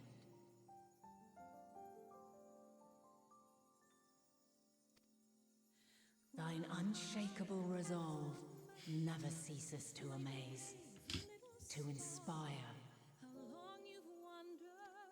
As a mark of my gratitude, I bestow this final gift. Thou dost possess the Crystal of Azum, yes?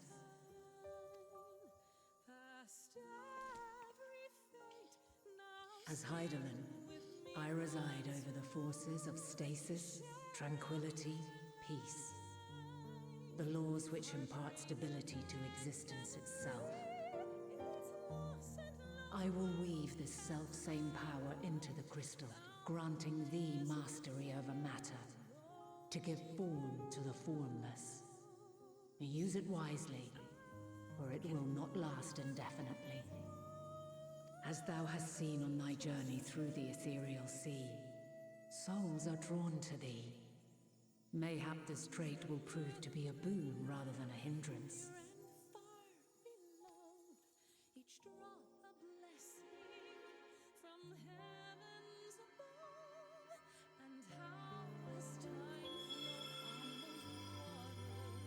It is thy hopes and prayers that enable Azum's invocations and give them life.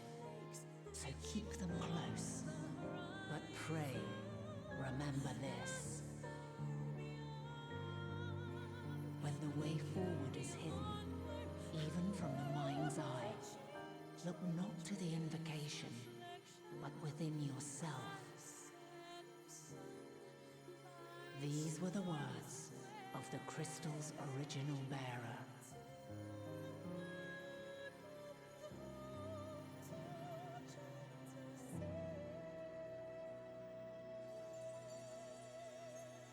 With that, my work is finished. Fulfill our promise. Right the wrongs committed when the world was yet whole. Silence the song of oblivion. Teach her a brighter melody. Show her our journey is far from over.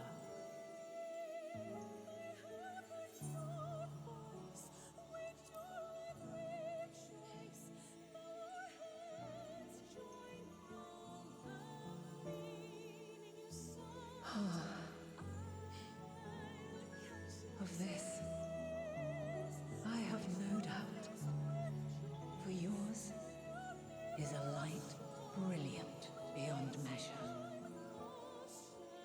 Long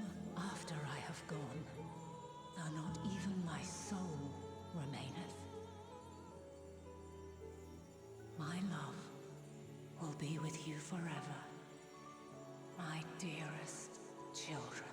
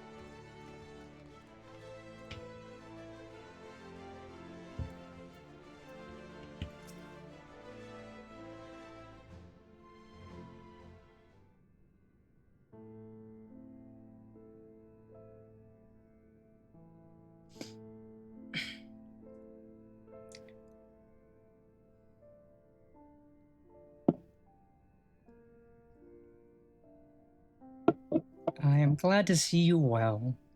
Though we could roughly place your soul as deep as you went, we could neither see nor hear you. The fluctuations in your aether near the end gave me quite a fright. What in the world happened?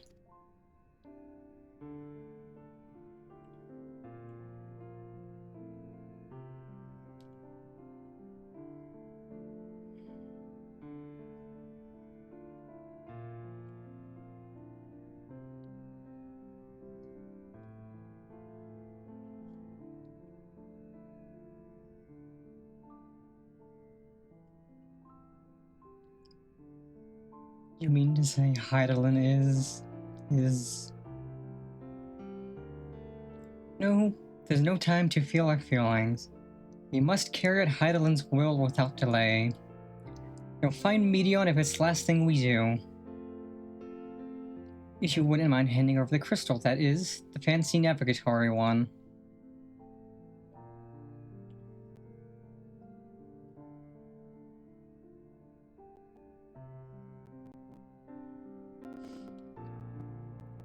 To the edge of the universe, where congregates the despair of countless stars. You are determined to see this through? We are. Should words fail us, we will fight to the bitter end. I know that it pains you to accept this. Would that I need ask nothing more of you. Yet we have only two means to travel the great expanse, the moon and Sharlayan's Ark. I am all too aware that without both of them, there will be no Exodus, but I nevertheless beg you to honor the agreement we made.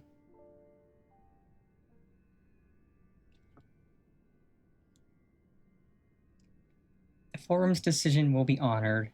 You have earned the right to use the ship as you see fit, and I could not rescind it even if I wanted to. As it happens, I do not and would do all within my power to aid your cause.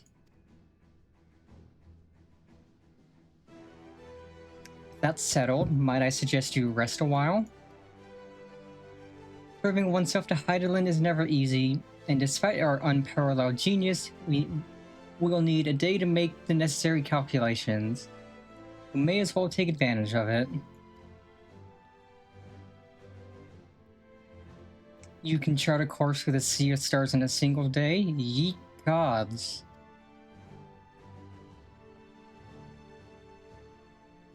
Shall we head above ground for some fresh air then? And perhaps a nap.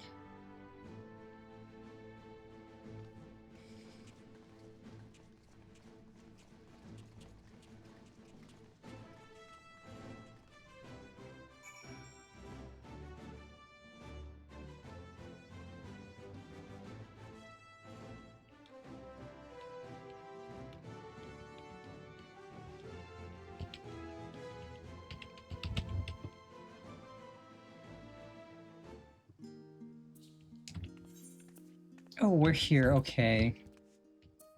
I was gonna mount up, I was like, oh wait, no I can't.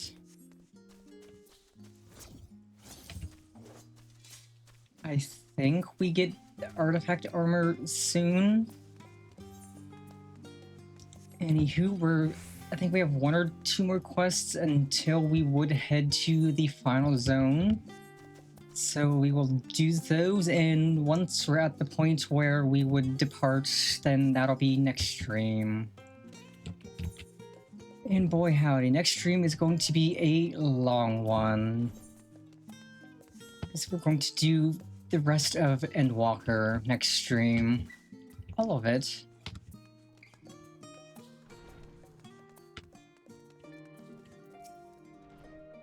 Aha, I've been expecting you. I heard about your foray into the ethereal sea. The students had ventured far and wide, but never quite so deep as that. Are you experiencing any after effects from your prolonged exposure? Nausea, dizziness, hauntings? Well,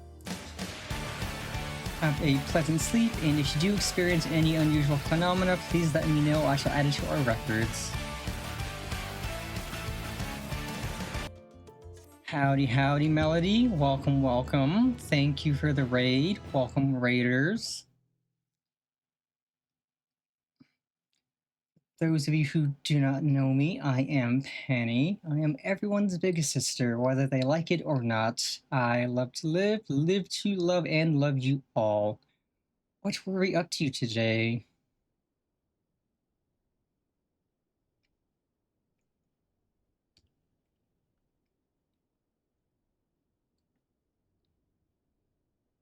Ooh, Yakuza. Yakuza's great. I need to eventually get around to streaming Yakuza myself.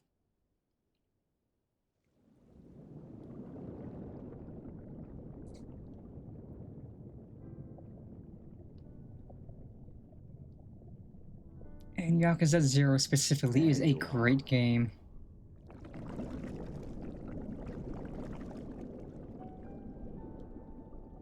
Some time, indeed, yes. For you, at least.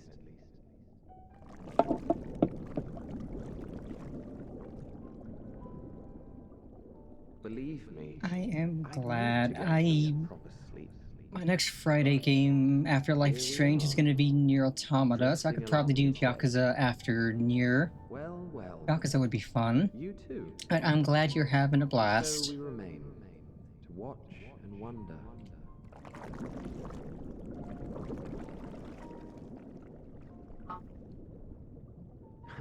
Yes, indeed. To begin, we first must see the end.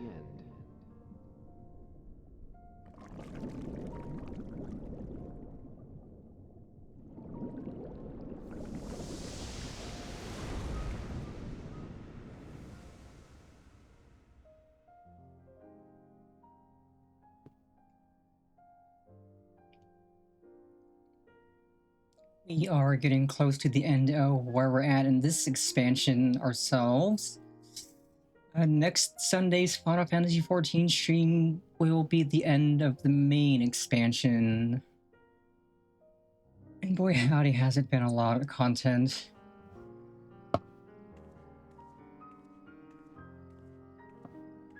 But it's been very good.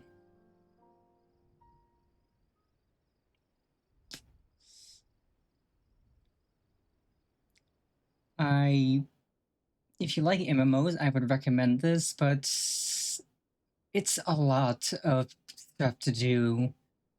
Like, I've been playing this almost every Sunday since early October of last year.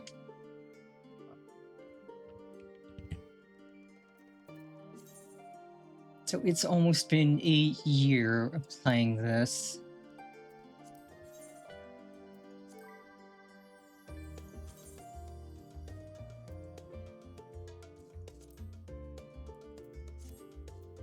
And we're not even on the current expansion, we're on the expansion before the current expansion.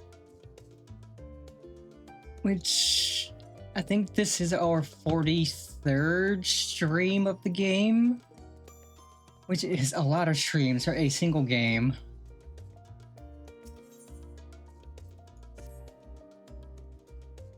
Jennifer, I trust you've had a good rest. An envoy of Master Fortuno arrived not long ago with a message. The Loporrits have determined Medion's location. We have been asked to gather at the Rostra. I'll meet you there along with the others.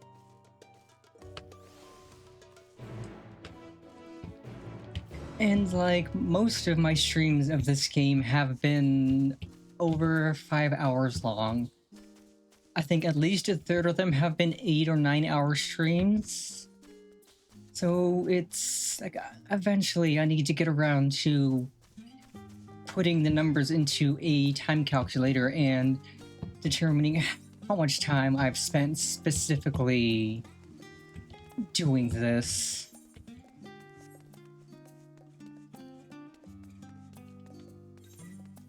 I know it's easily been hundreds of hours.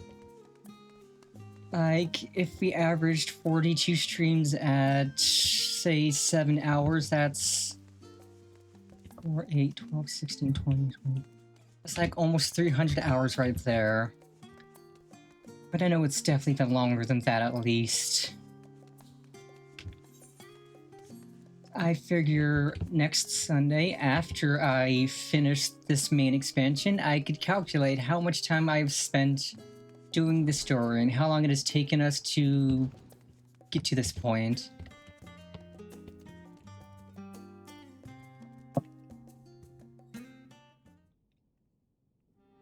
This is very much a yap-heavy game, because not all the cutscenes are voiced. In fact, I'd say like 75% of cutscenes are unvoiced, and then there's like 25-ish percent that are voiced. Everyone appears to be present and accounted for. Good. As you know, the Loporrits have deduced the whereabouts of Medion by means of a crystal bequeathed to us by Hydaelyn herself. Their quarry's location is a place far beyond the moon in the farthest reaches of the Sea of Stars at the edge of creation. A veritable Ultima Thule.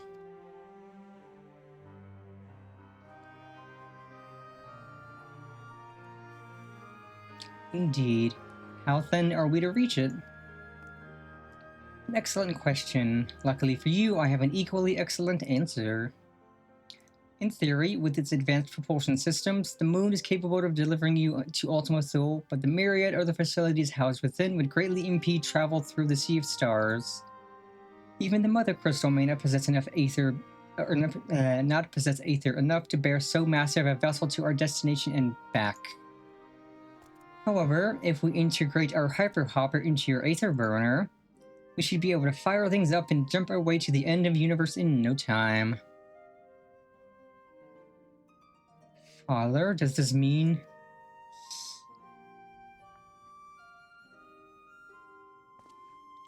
Bear in mind, this decision was not made solely at my discretion, but with the consent of the Forum. Hearing the Loporrits' proposal, the Forum was faced with a grave decision. To commit the Ark to this endeavor would mean abandoning both our plans to evacuate to the moon and to resettle on another star. Needless to say, their proposition invited fierce debate.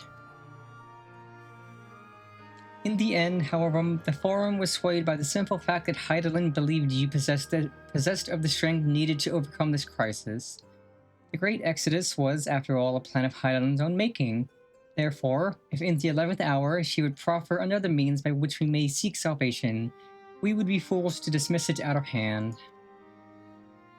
Indeed, she sacrificed everything, her very existence, to avert the destruction of the star. That is why we have chosen to place our faith in Hydaelyn, in you. The Ark will be made ready for your voyage to Ultima Thule. What of all the people that have labored so tirelessly to prepare for the evacuation? They must be furious. I would not be so sure. They have not forgotten your deeds on the Magna Glacies. Nor did your instrumental role in orchestrating the delivery of adamantite go unnoticed. No, the people do not protest. Quite the contrary. They have expressed unwavering support for you and your mission. Are the Lafrets too willing to abandon the Exodus? Were you not listening when we said we were born of Hydaelyn's love for Atheris and its people? If it means your survival, we would do anything to help.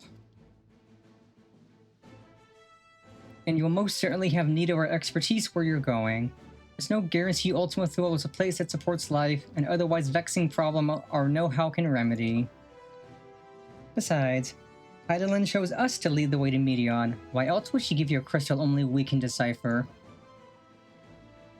But more importantly, we were perfectly content to evacuate Atheris until you brought us here, Urianger. And now we're enamored with the place, so what choice do we have but to save it?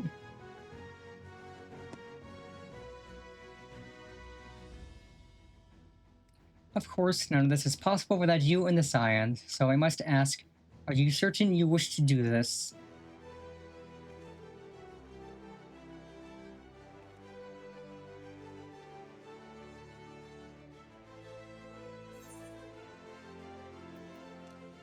Yeah, we'll avert the final days, whatever it takes.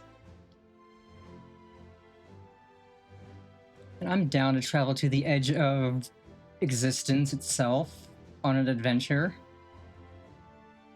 Very well. We shall inform the Forum of your decision and begin preparations to bolster the Ark with the, Hyperhopper. The Lafrets will coordinate with the Ilsbard contingent to have the necessary components transported via the Tower of Babel. Of course, it'll take time until the work's complete.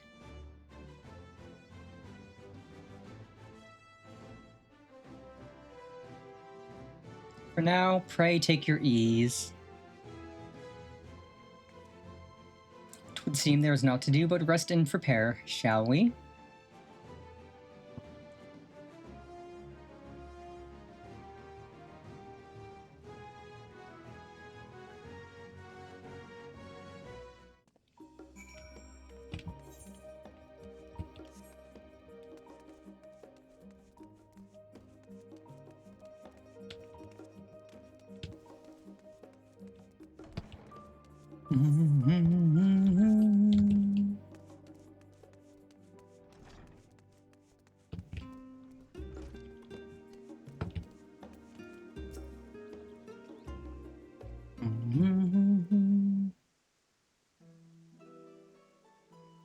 Ere we depart, we must leave nothing undone. Quite, though it is difficult to conceive of how one can best prepare to brave a domain where Dynamis governs all. Nevertheless, Hydaelyn deemed us worthy of the trials that await. For lack of any other feasible options at this late stage, let us trust in her judgment and face Medion as we are. Which leaves the not-so-small task of coordinating our efforts here to you and Tataru. If all goes to plan, we'll be back before you know it. I certainly hope so. We will be praying for your safe return. Mayhap it will affect the Dynamis for the better. With that settled, we should get some rest and make the most of the time we've been afforded. The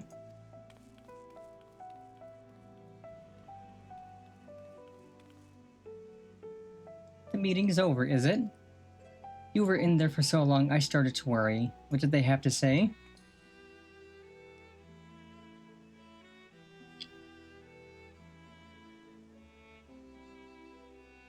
The edge of creation. I see.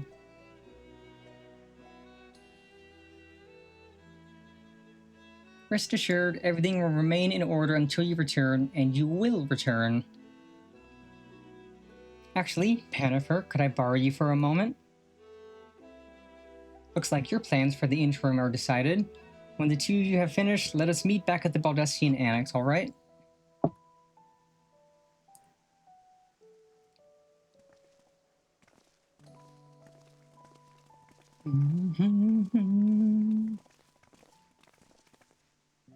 Come with me to the Agora. I have something to show you. Ooh.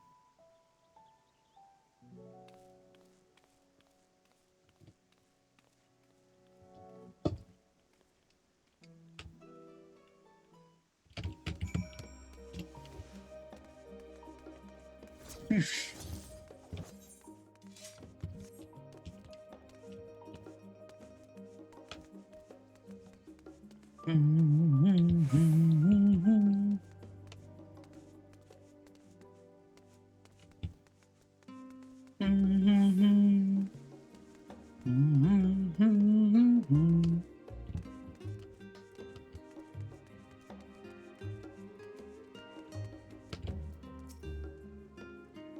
Pennifer, to Tataru's boutique.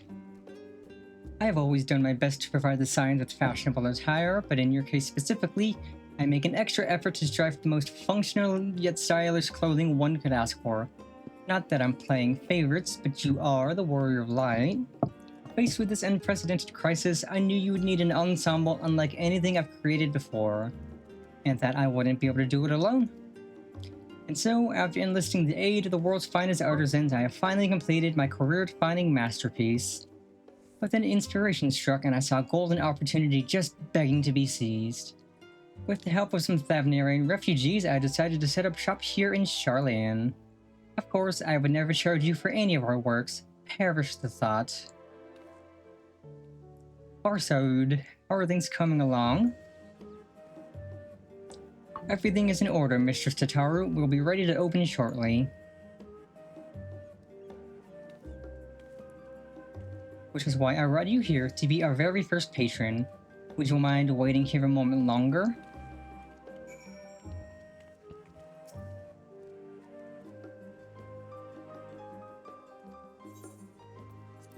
I'll wait. I don't have anything better to do.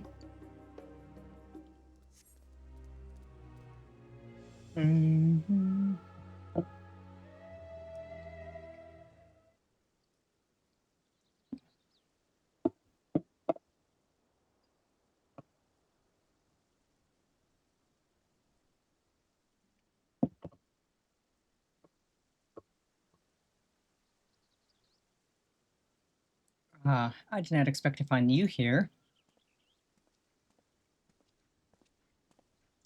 Ooh, Varshan.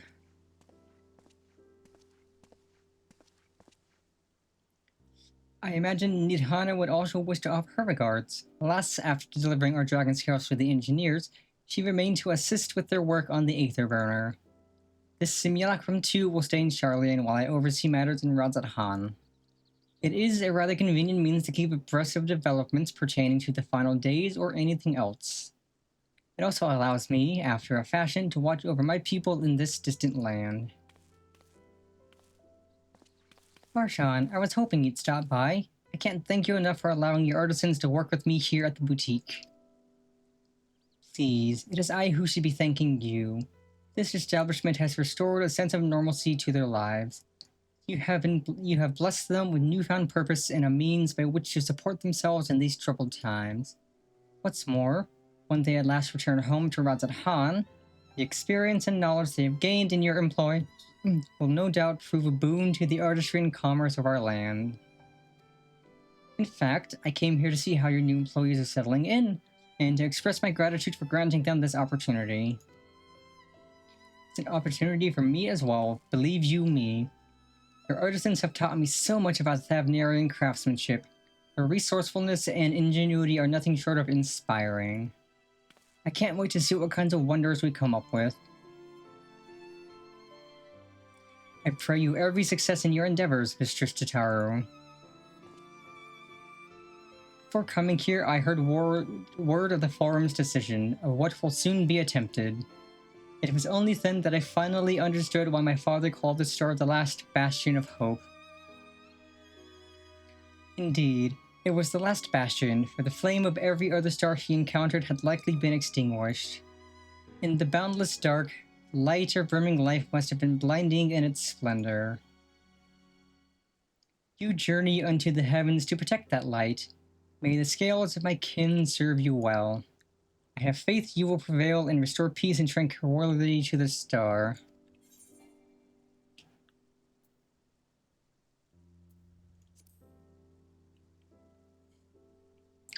I will not see his sacrifice squandered, nor shall I rest until Radzat-Han is returned to its former glory.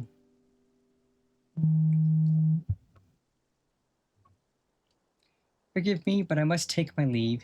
Fare you well, and remember, The people of the star have not yet given up hope, and neither must you.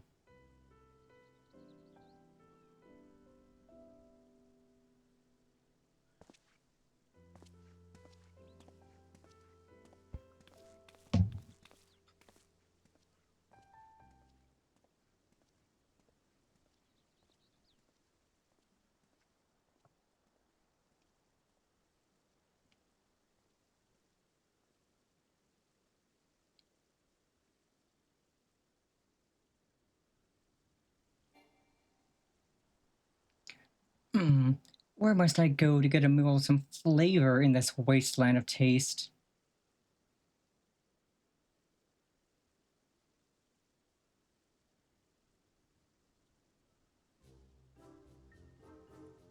Oh, a Mana Lane.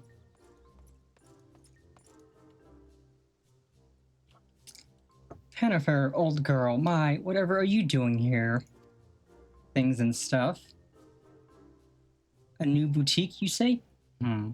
I had been meaning to expand my wardrobe, yes, something with a little more flair, perhaps, fitting a man of my station.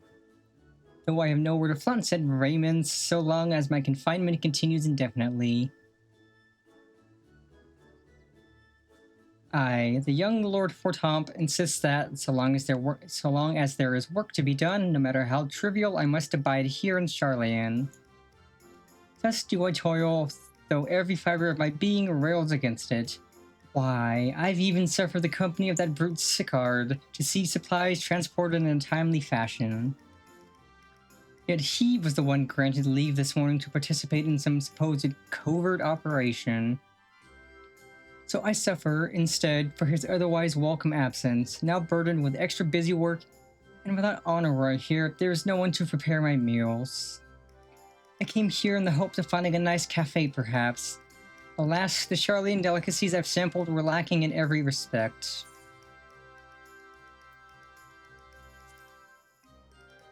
Yeah, there's the last stand. That's a cafe. The cafe over on the pier. Their cuisine didn't appear all that appetizing, but if you vouch for their cooking, then perhaps I will give it a try. Thank you for the suggestion, and ta-ta for now, old girl. Who you calling old?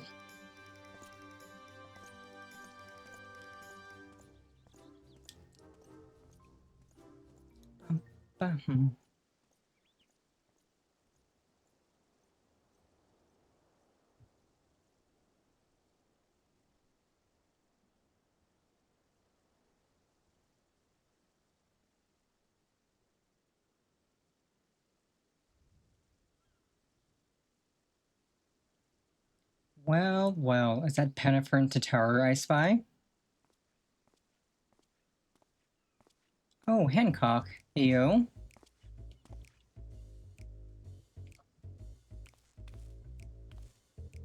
Hancock, what are you still doing here? You said you were returning immediately after dropping off your cargo. Yes, that was my original plan. After all, any expertise required aside from the delivery of goods is well beyond my purview. What manner of entrepreneur would squander an opportunity to study the markets of the northern seas?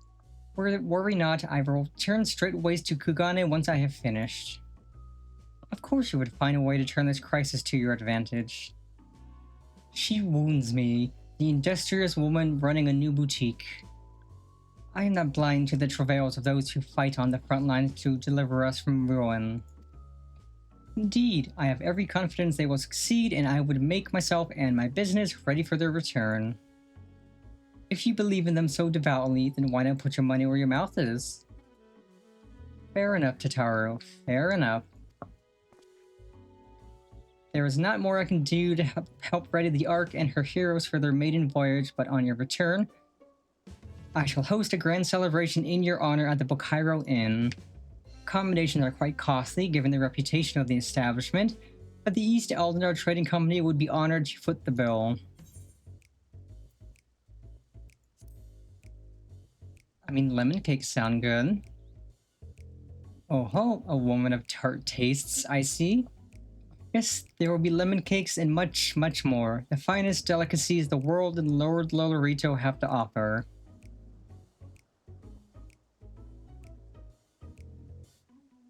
But let us speak more of this upon your return, lest I draw even more of Tataru's ire. Until next we meet.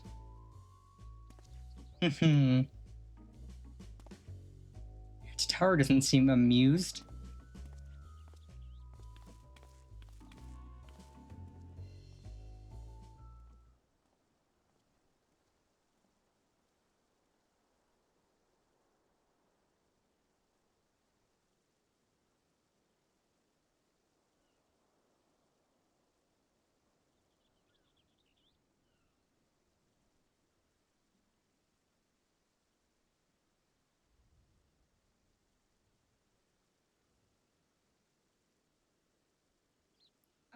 Pennifer decided to spend your time at the markets, did you? And how many more people are we talking to? Oh, Biggs and Wedge, eh?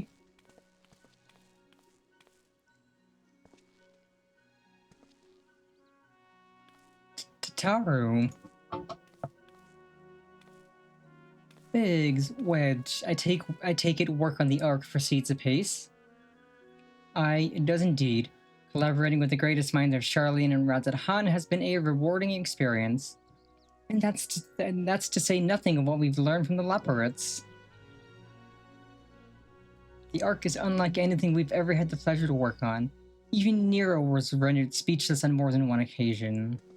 I can't wait for you to see it. It's still hard to believe we have the means to send you off into the great expanse, though. To the farthest known reaches of, well, everything. I never thought I'd live to see such marvels, yet here I am. More often than not, you and the science are the catalyst that sparks the need for these great innovations. To think how much I'd have missed out on had I not been a member of the Ironworks. An awful lot of work, to be fair, and the privilege of being worked like a cart chocobo. Mumble, mumble. Ha, there is that too. As busy as we've been, I wish there was more we could do for you, Pennifer. But no matter what happens, we have to keep believing for a brighter future. And one filled with even more adventure.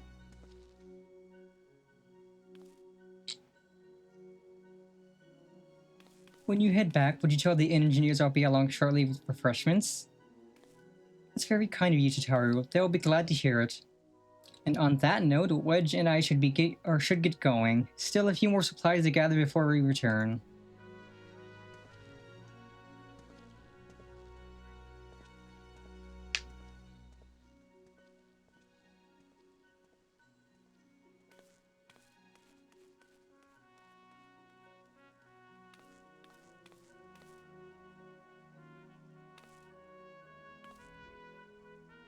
Terribly sorry for the wait. Right this way, if you please.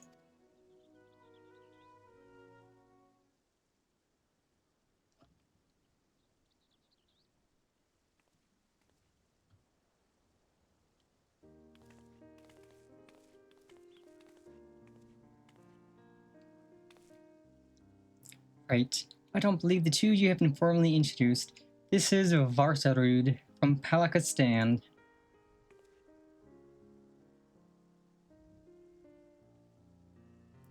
I think I recognize her. Haven't we met before?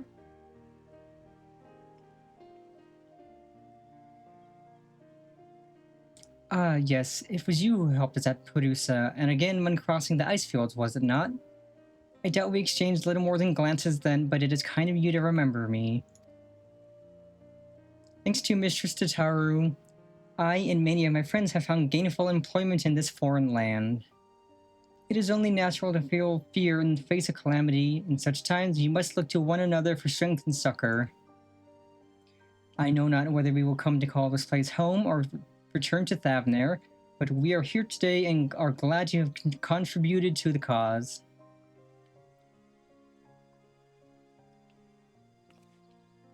And contribute they did by helping to make your new garments as durable as possible.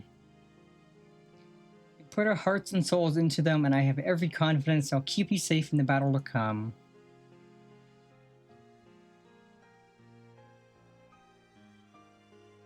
Gods, to think how far we've come since our humble beginnings at the Waking Sands.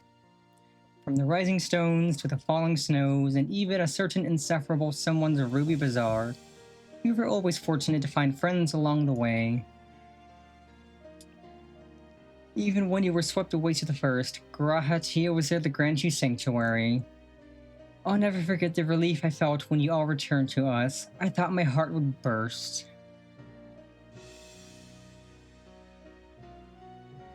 Yours has been a long, long journey, and I have been privileged to watch often with bated breath as you persevered time and again. For all the joy we've shared, there's been much sorrow as well, but I've long since learned you can't have one without the other.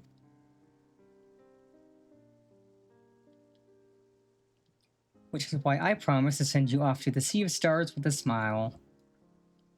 And you can be certain I'll be the first one to welcome you back on your return.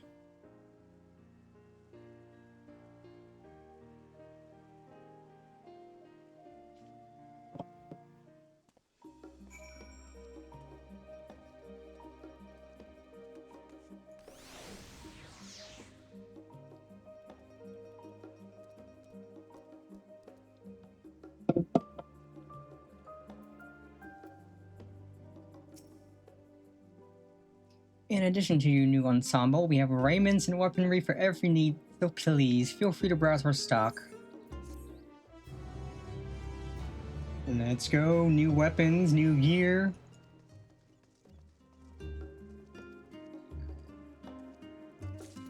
Okay, so we gotta do the role quest to be able to dye the gear.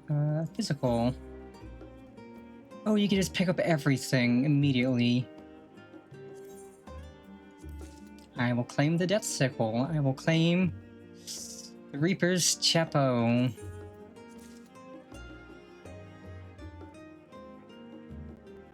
Reaper's Corselet. And I think we will wear the Reaper gear into the end game. The Reaper gear will be our final gear, our final glamour appearance. Or, well, not even glamour, it's item level 560, so it's actually good gear. And...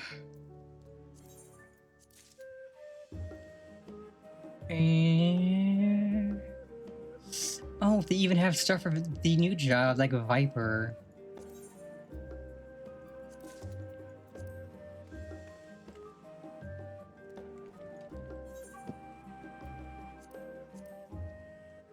This thing looks sick.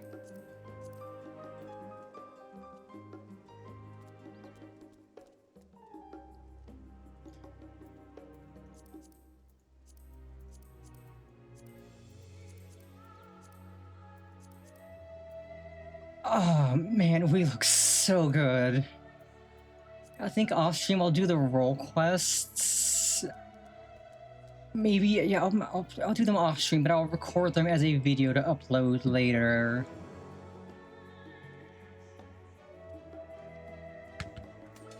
But we look so good. In item level 575, baby.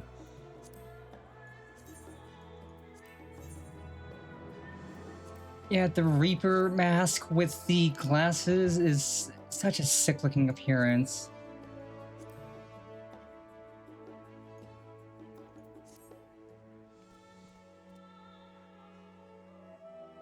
I love this so much.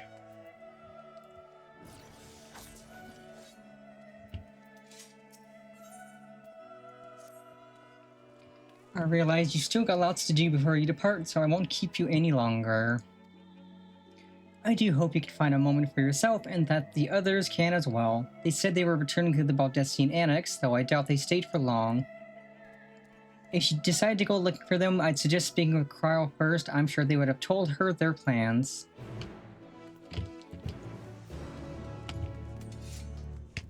Yeah, we look so good.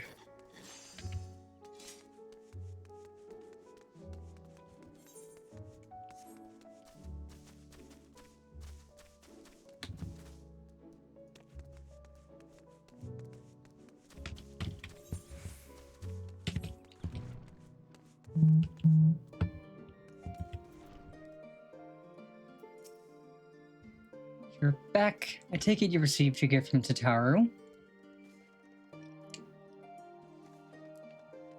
It was a surprise long in the making, with many, many long hours of fretting to get everything just right. I'm glad to see it realized, and with great success. If you're looking for the others, though, they've already taken their leave. Stola, Thancred, and Urianger have gone to the last stand for a bite to eat. Alice and Grahatia, meanwhile, thought their time would be better spent poring over books in Numenon. As for Alphino and Estinian, well, they elected to pay a visit to the Levier estate, though Estinian seemed somewhat reluctant to go. I'm sure they would all be glad for your company if you have a mind to seek them out.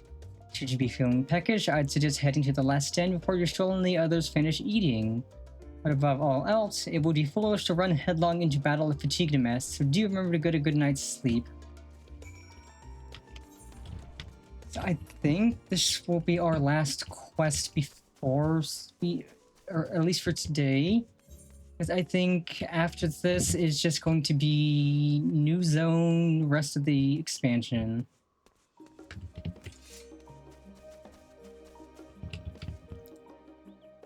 Yeah, our pigtails are hidden. That's kind of unfortunate, but I still like this outfit. And it'll look even better being able to dye it. But yeah, I'm streaming Deltarune Chapter 2 tomorrow. Depending on how long that takes. Actually, I think I'll do the role quests Tuesday. And then I'll record that. Jennifer, come to make our trio of a quartet, have you? Please have a seat and we'll see about getting you a drink. Yeah, almost 6.5 hours. Might be done by 6:45. Shorter in terms of Final Fantasy streams, but I'm not complaining.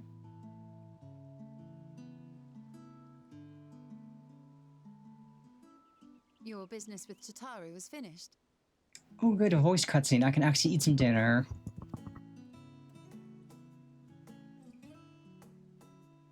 My, what a thoughtful surprise.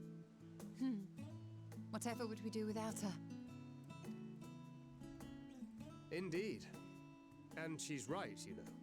It hasn't been all doom and gloom. Feels like a lifetime ago that Master Louisoix gathered us together to form the Circle of Knowing. Since then, we have experienced much. But rather than feeling wiser, the more I learn, the more I find my knowledge lacking. Forsooth. As a student, Oh, that pizza looked so good. So does that cake over there. I see that cake in the corner. Yet that which I had seized was but an insignificant sliver of what awaited in the wider world. Every encounter, every experience hath served to open mine eyes, enlightening and humbling me in equal measure. Even from those whom I called enemies have I learned many a valuable lesson.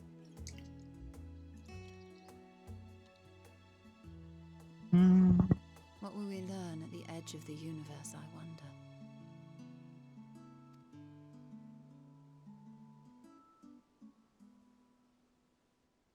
Ultima Thule, where the bringer of the end makes her nest. I, for one, can't possibly imagine.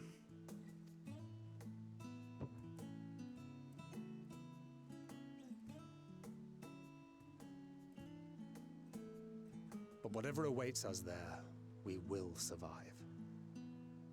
We must. For her.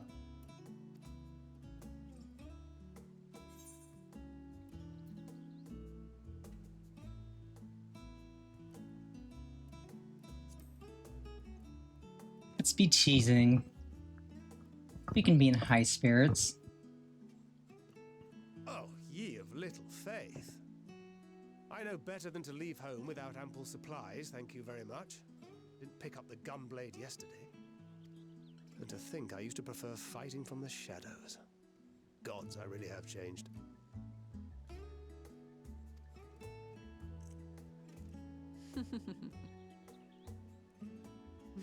We've come far together, and if we have aught to say about it, we'll go further still.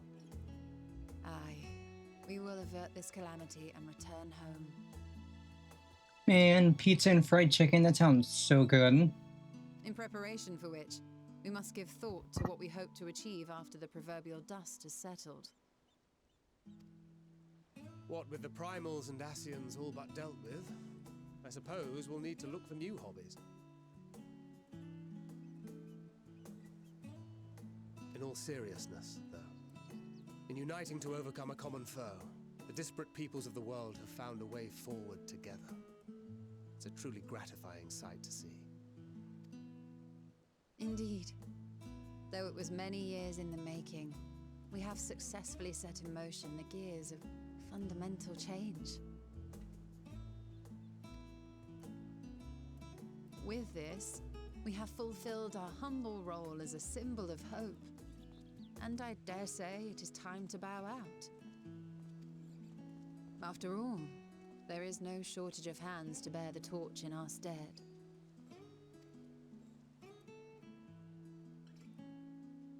You know, I never really considered I might live long enough to see an after. But even if my time as a scion came to an end, I don't expect that much will change. Traveling the world, going wherever the wind blows, lending a hand to those in need. A journey for journey's sake. It doth suit thee well. I must confess, I too have yearned to see more of the world. If thou art amenable to the suggestion, I would accompany thee. Mine ability to effect an air of normalcy through artful disguise is much improved, thou must concede. Aye, well, improvement is relative. You still look suspicious no matter what you wear.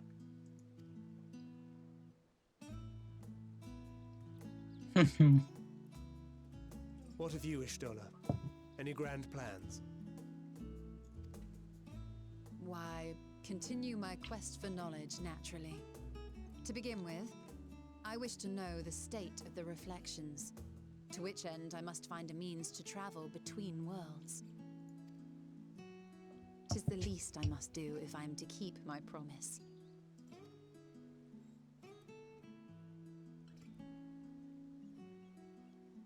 Should my pursuits prove unduly arduous, I won't hesitate to call on you. And in return, I will take you to see Reen one day. I'm sure you cannot wait to see the fine young woman she has become. Spare me.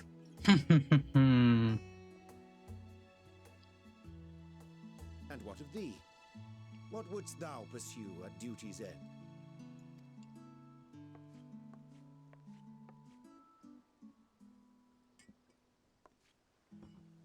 Here's yours. My apologies for the wait. Well, shall we make a toast?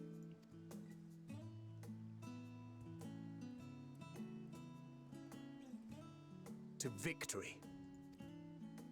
To our comrades. To the future of the star.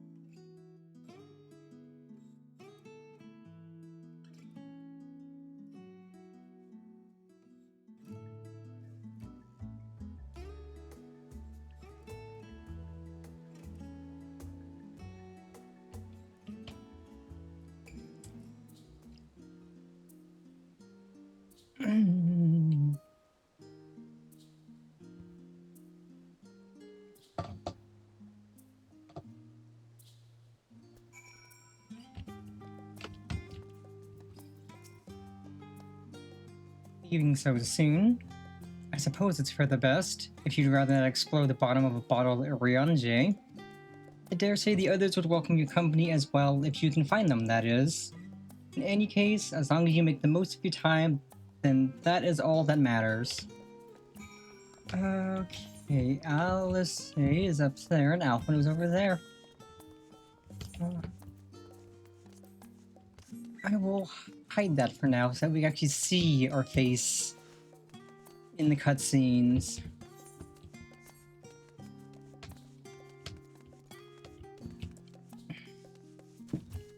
But yes, after this, after we raid out, I'm definitely gonna go shower because it is still ungodly warm out and I don't want to be a stinky VTuber. So I'm gonna have a nice cool shower. Freshened up. Oh my god, it's Beavis. It's Beavis. Where's Butthead though? I found Beavis with...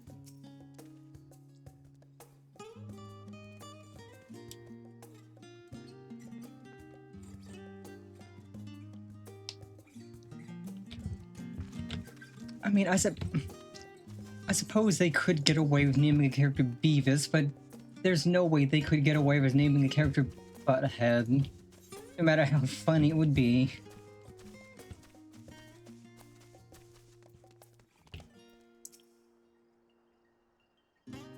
Aw, they're asleep.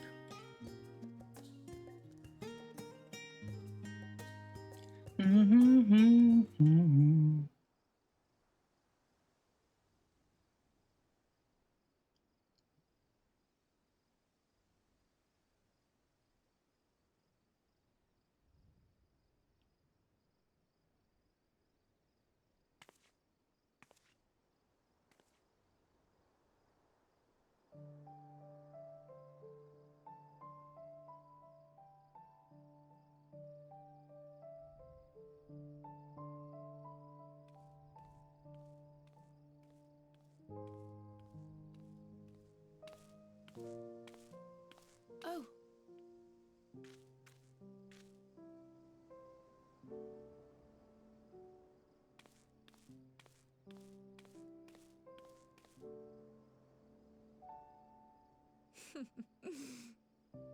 Knowing them, they're probably dreaming about the celestial adventures to come.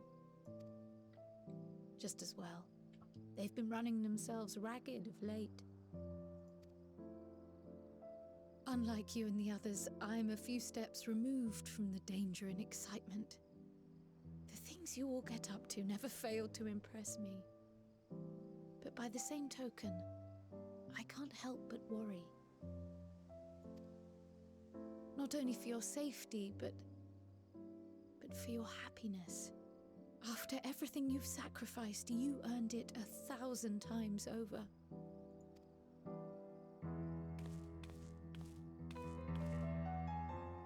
From the simple pleasures of tucking into a hearty meal or collapsing into a comfortable bed, to the grand triumphs of visiting legendary lands or finding true love. You deserve all the joy in the world. There is so much that life has to offer, so much to be treasured and shared with those we hold dear. So promise me this. Come what may, you won't give up on your own happiness. When you're out there fighting tooth and nail, it's all too easy to forget. But in the end, your passions will be your greatest strength of all. Remember that. Lizard. Lizard?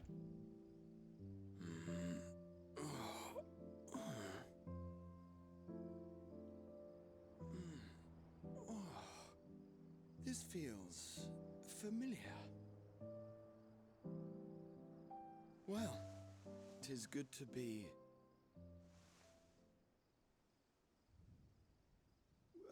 wait! What am I... Gods, don't tell me I fell asleep. Not that there's any shame in it, but you were sleeping like babies. Oh, how embarrassing.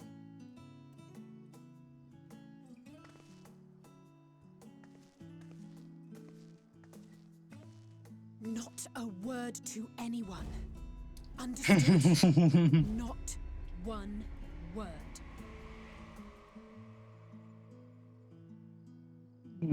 Yes, Told ma'am. that sleeping in proper beds of your own choosing is a much more effective way to prepare for battle.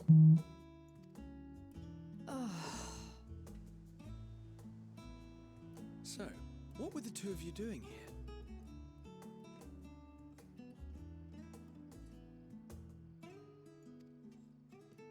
I had a few books to return to the library.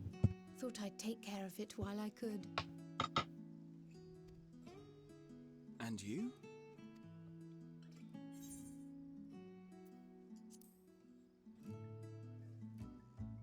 Just some peace and quiet.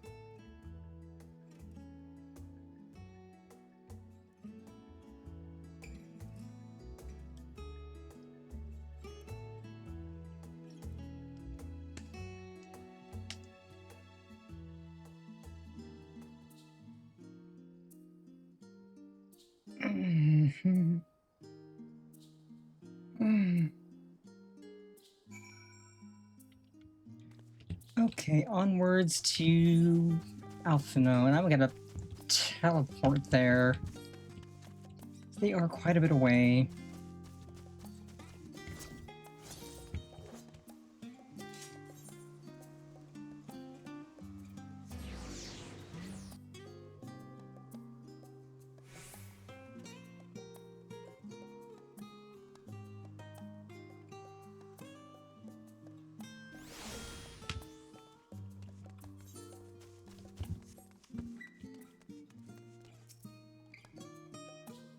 Man, Estinian without his armor looks so weird. Oh. What brings you here? Ah, not this song.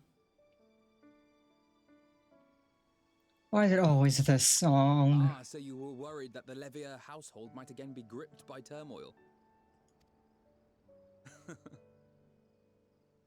All is well, I assure you. In my letters home, I had made mention of Estinian, you see. My mother wished to meet the legend in person, and so we arranged to have a spot of tea together. Where were you in my hour of need? Fell beasts I can face, but I'm not made for idle chit-chat with lords and ladies. Well, I for one thought you held your own. Mother was the picture of delight. I might have been delighted myself, were we in a tavern with more agreeable drink. The thought of fleeing crossed my mind, but what then? I'd never hear the end of it, least of all from Tataru. I'm sorry. 'Twas not my intent to cause you such distress. It's just... it was one of the things I didn't want to leave undone ere we set forth. That's not to say I think we won't be returning. Yet, given what lies ahead, I did not wish to leave for later that which I could do today. After all, tomorrow is never promised.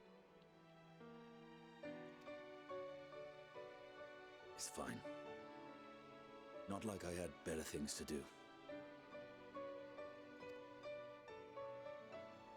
Besides, seeing you with your mother brought back fond memories of my own.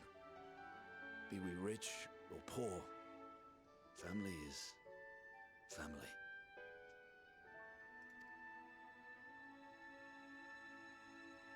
Well, it's past time we were on our way.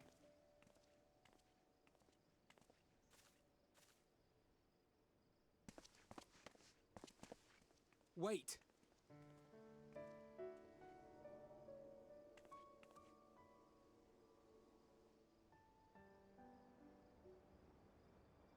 Since I left home, I've made a great many mistakes. Mistakes for which I can never make amends. But through it all, you didn't give up on me. To have returned here with you at my side, it means more to me than you know.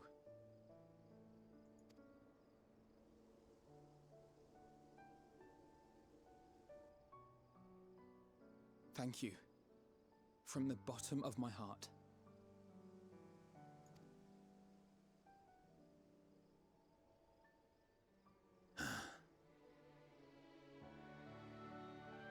Forgive me, but it needed to be said. I'm the one who owes you thanks. Were it not for you, I would not be alive today, nor come to terms with Nidhogg's spirit. I am ever grateful.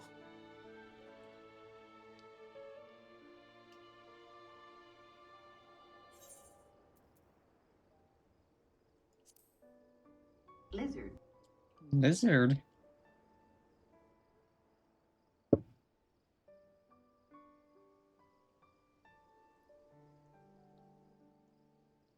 Well, we needn't make it a competition. You know, this must be what Hydaelyn meant when she spoke about depending on one another. However treacherous the road before us, together we will prevail.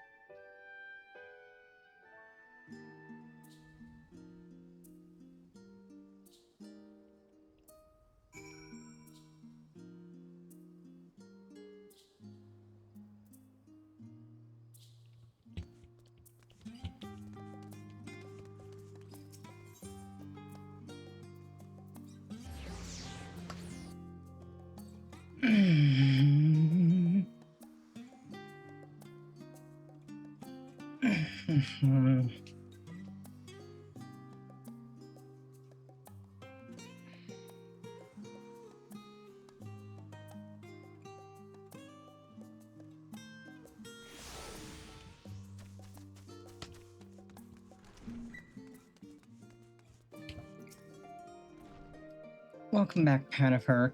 Return to catch a final few wings before embarking on your mission, I presume? I'll be happy to know your chambers have been cleaned and fresh linens laid out. I pray you enjoy the sweetest dreams on this final night before the big day.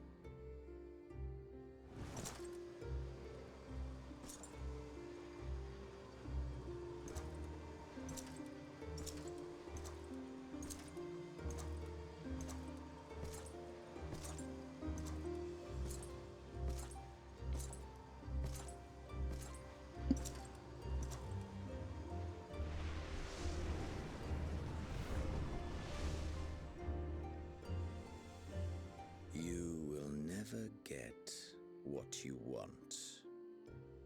Not even the battle you pine for so dearly.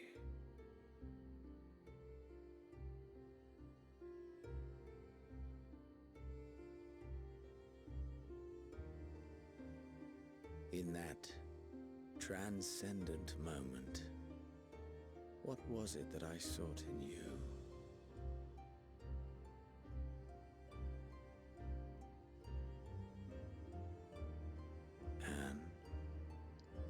What was it that you sought in me?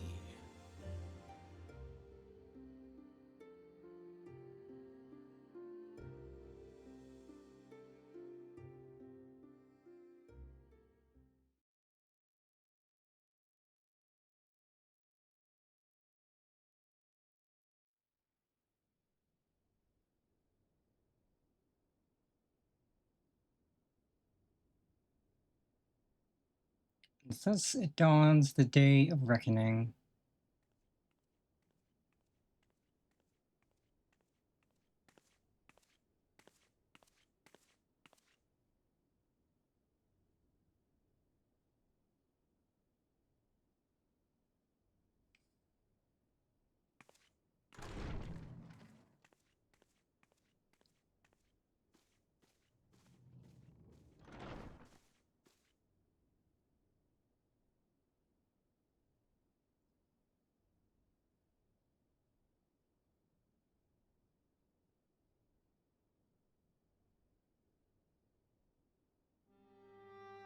often have we thus assembled?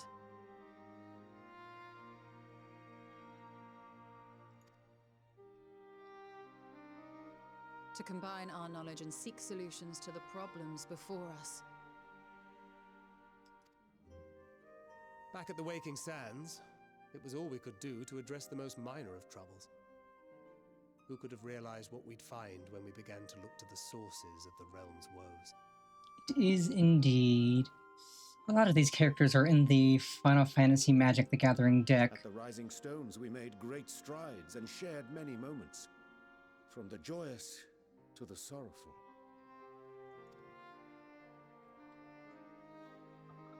We've had occasion to call other places home too.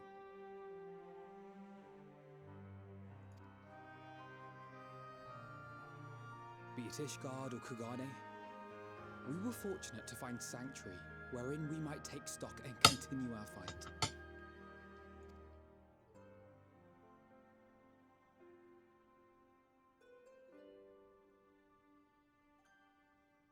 I was honored to host this company in the Crystarium, to stand with you all as we confronted the truth of the star itself.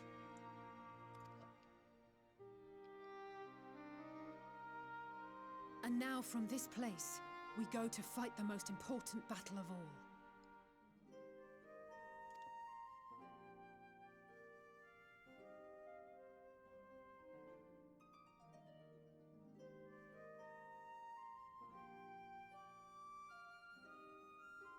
The Forum has sent word. The Ark is ready. The Loporrits naturally will be commanding the vessel.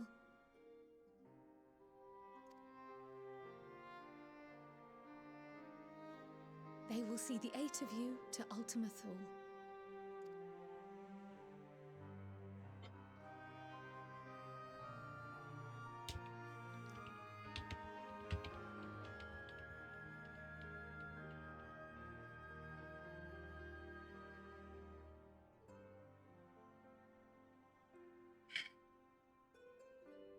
Upon arriving, your objective is to find and vanquish Meteion. As a final formality, the Forum bade me ascertain your resolve. So, are you certain you wish to do this?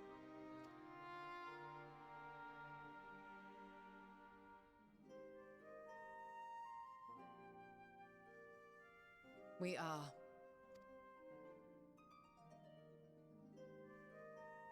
Then, ere you report to Thalmasane, I leave you with these words.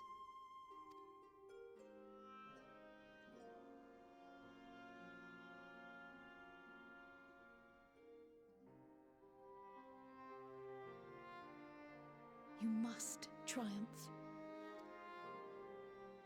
What that means will differ for each of you. To make it back home, or to simply avert doom, or perhaps something else altogether.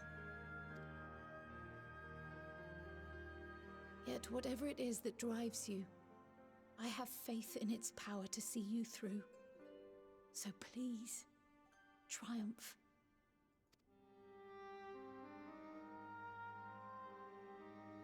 Triumph, as we who remain behind believe you will.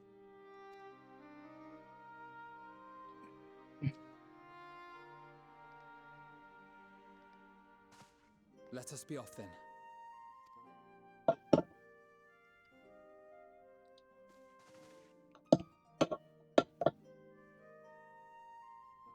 Wait!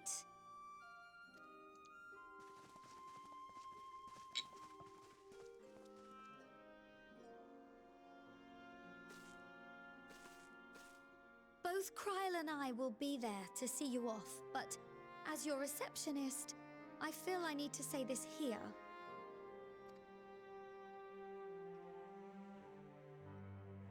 Safe journey, all of you, and be safe.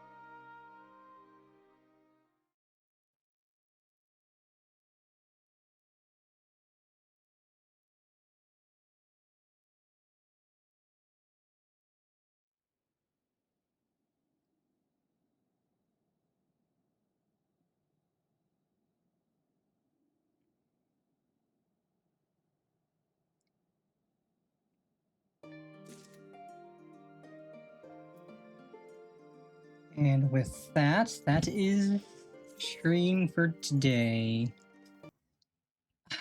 Man, we made so much good progress, and that means next Sunday we will be finishing Endwalker. Finally, it'll be a long stream, a very long stream specifically, but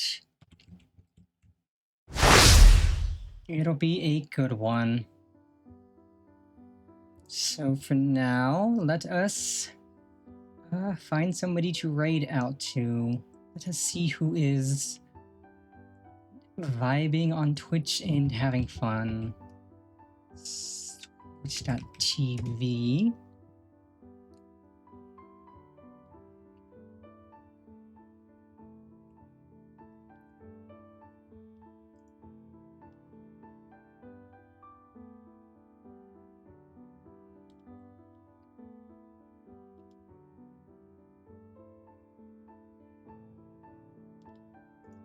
Okie dokie, let us see. Chatting, special events. Oh, here's somebody we can raid into that I've not gotten a chance to raid into just yet.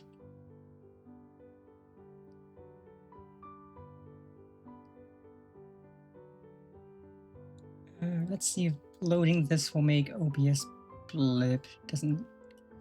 For once, it doesn't look like it, so good. Let's see, raid. We are going to raid into Alien Mixture, who recently had their, specifically yesterday, had their 2.0 model debut. So we are going to go send Alien some love.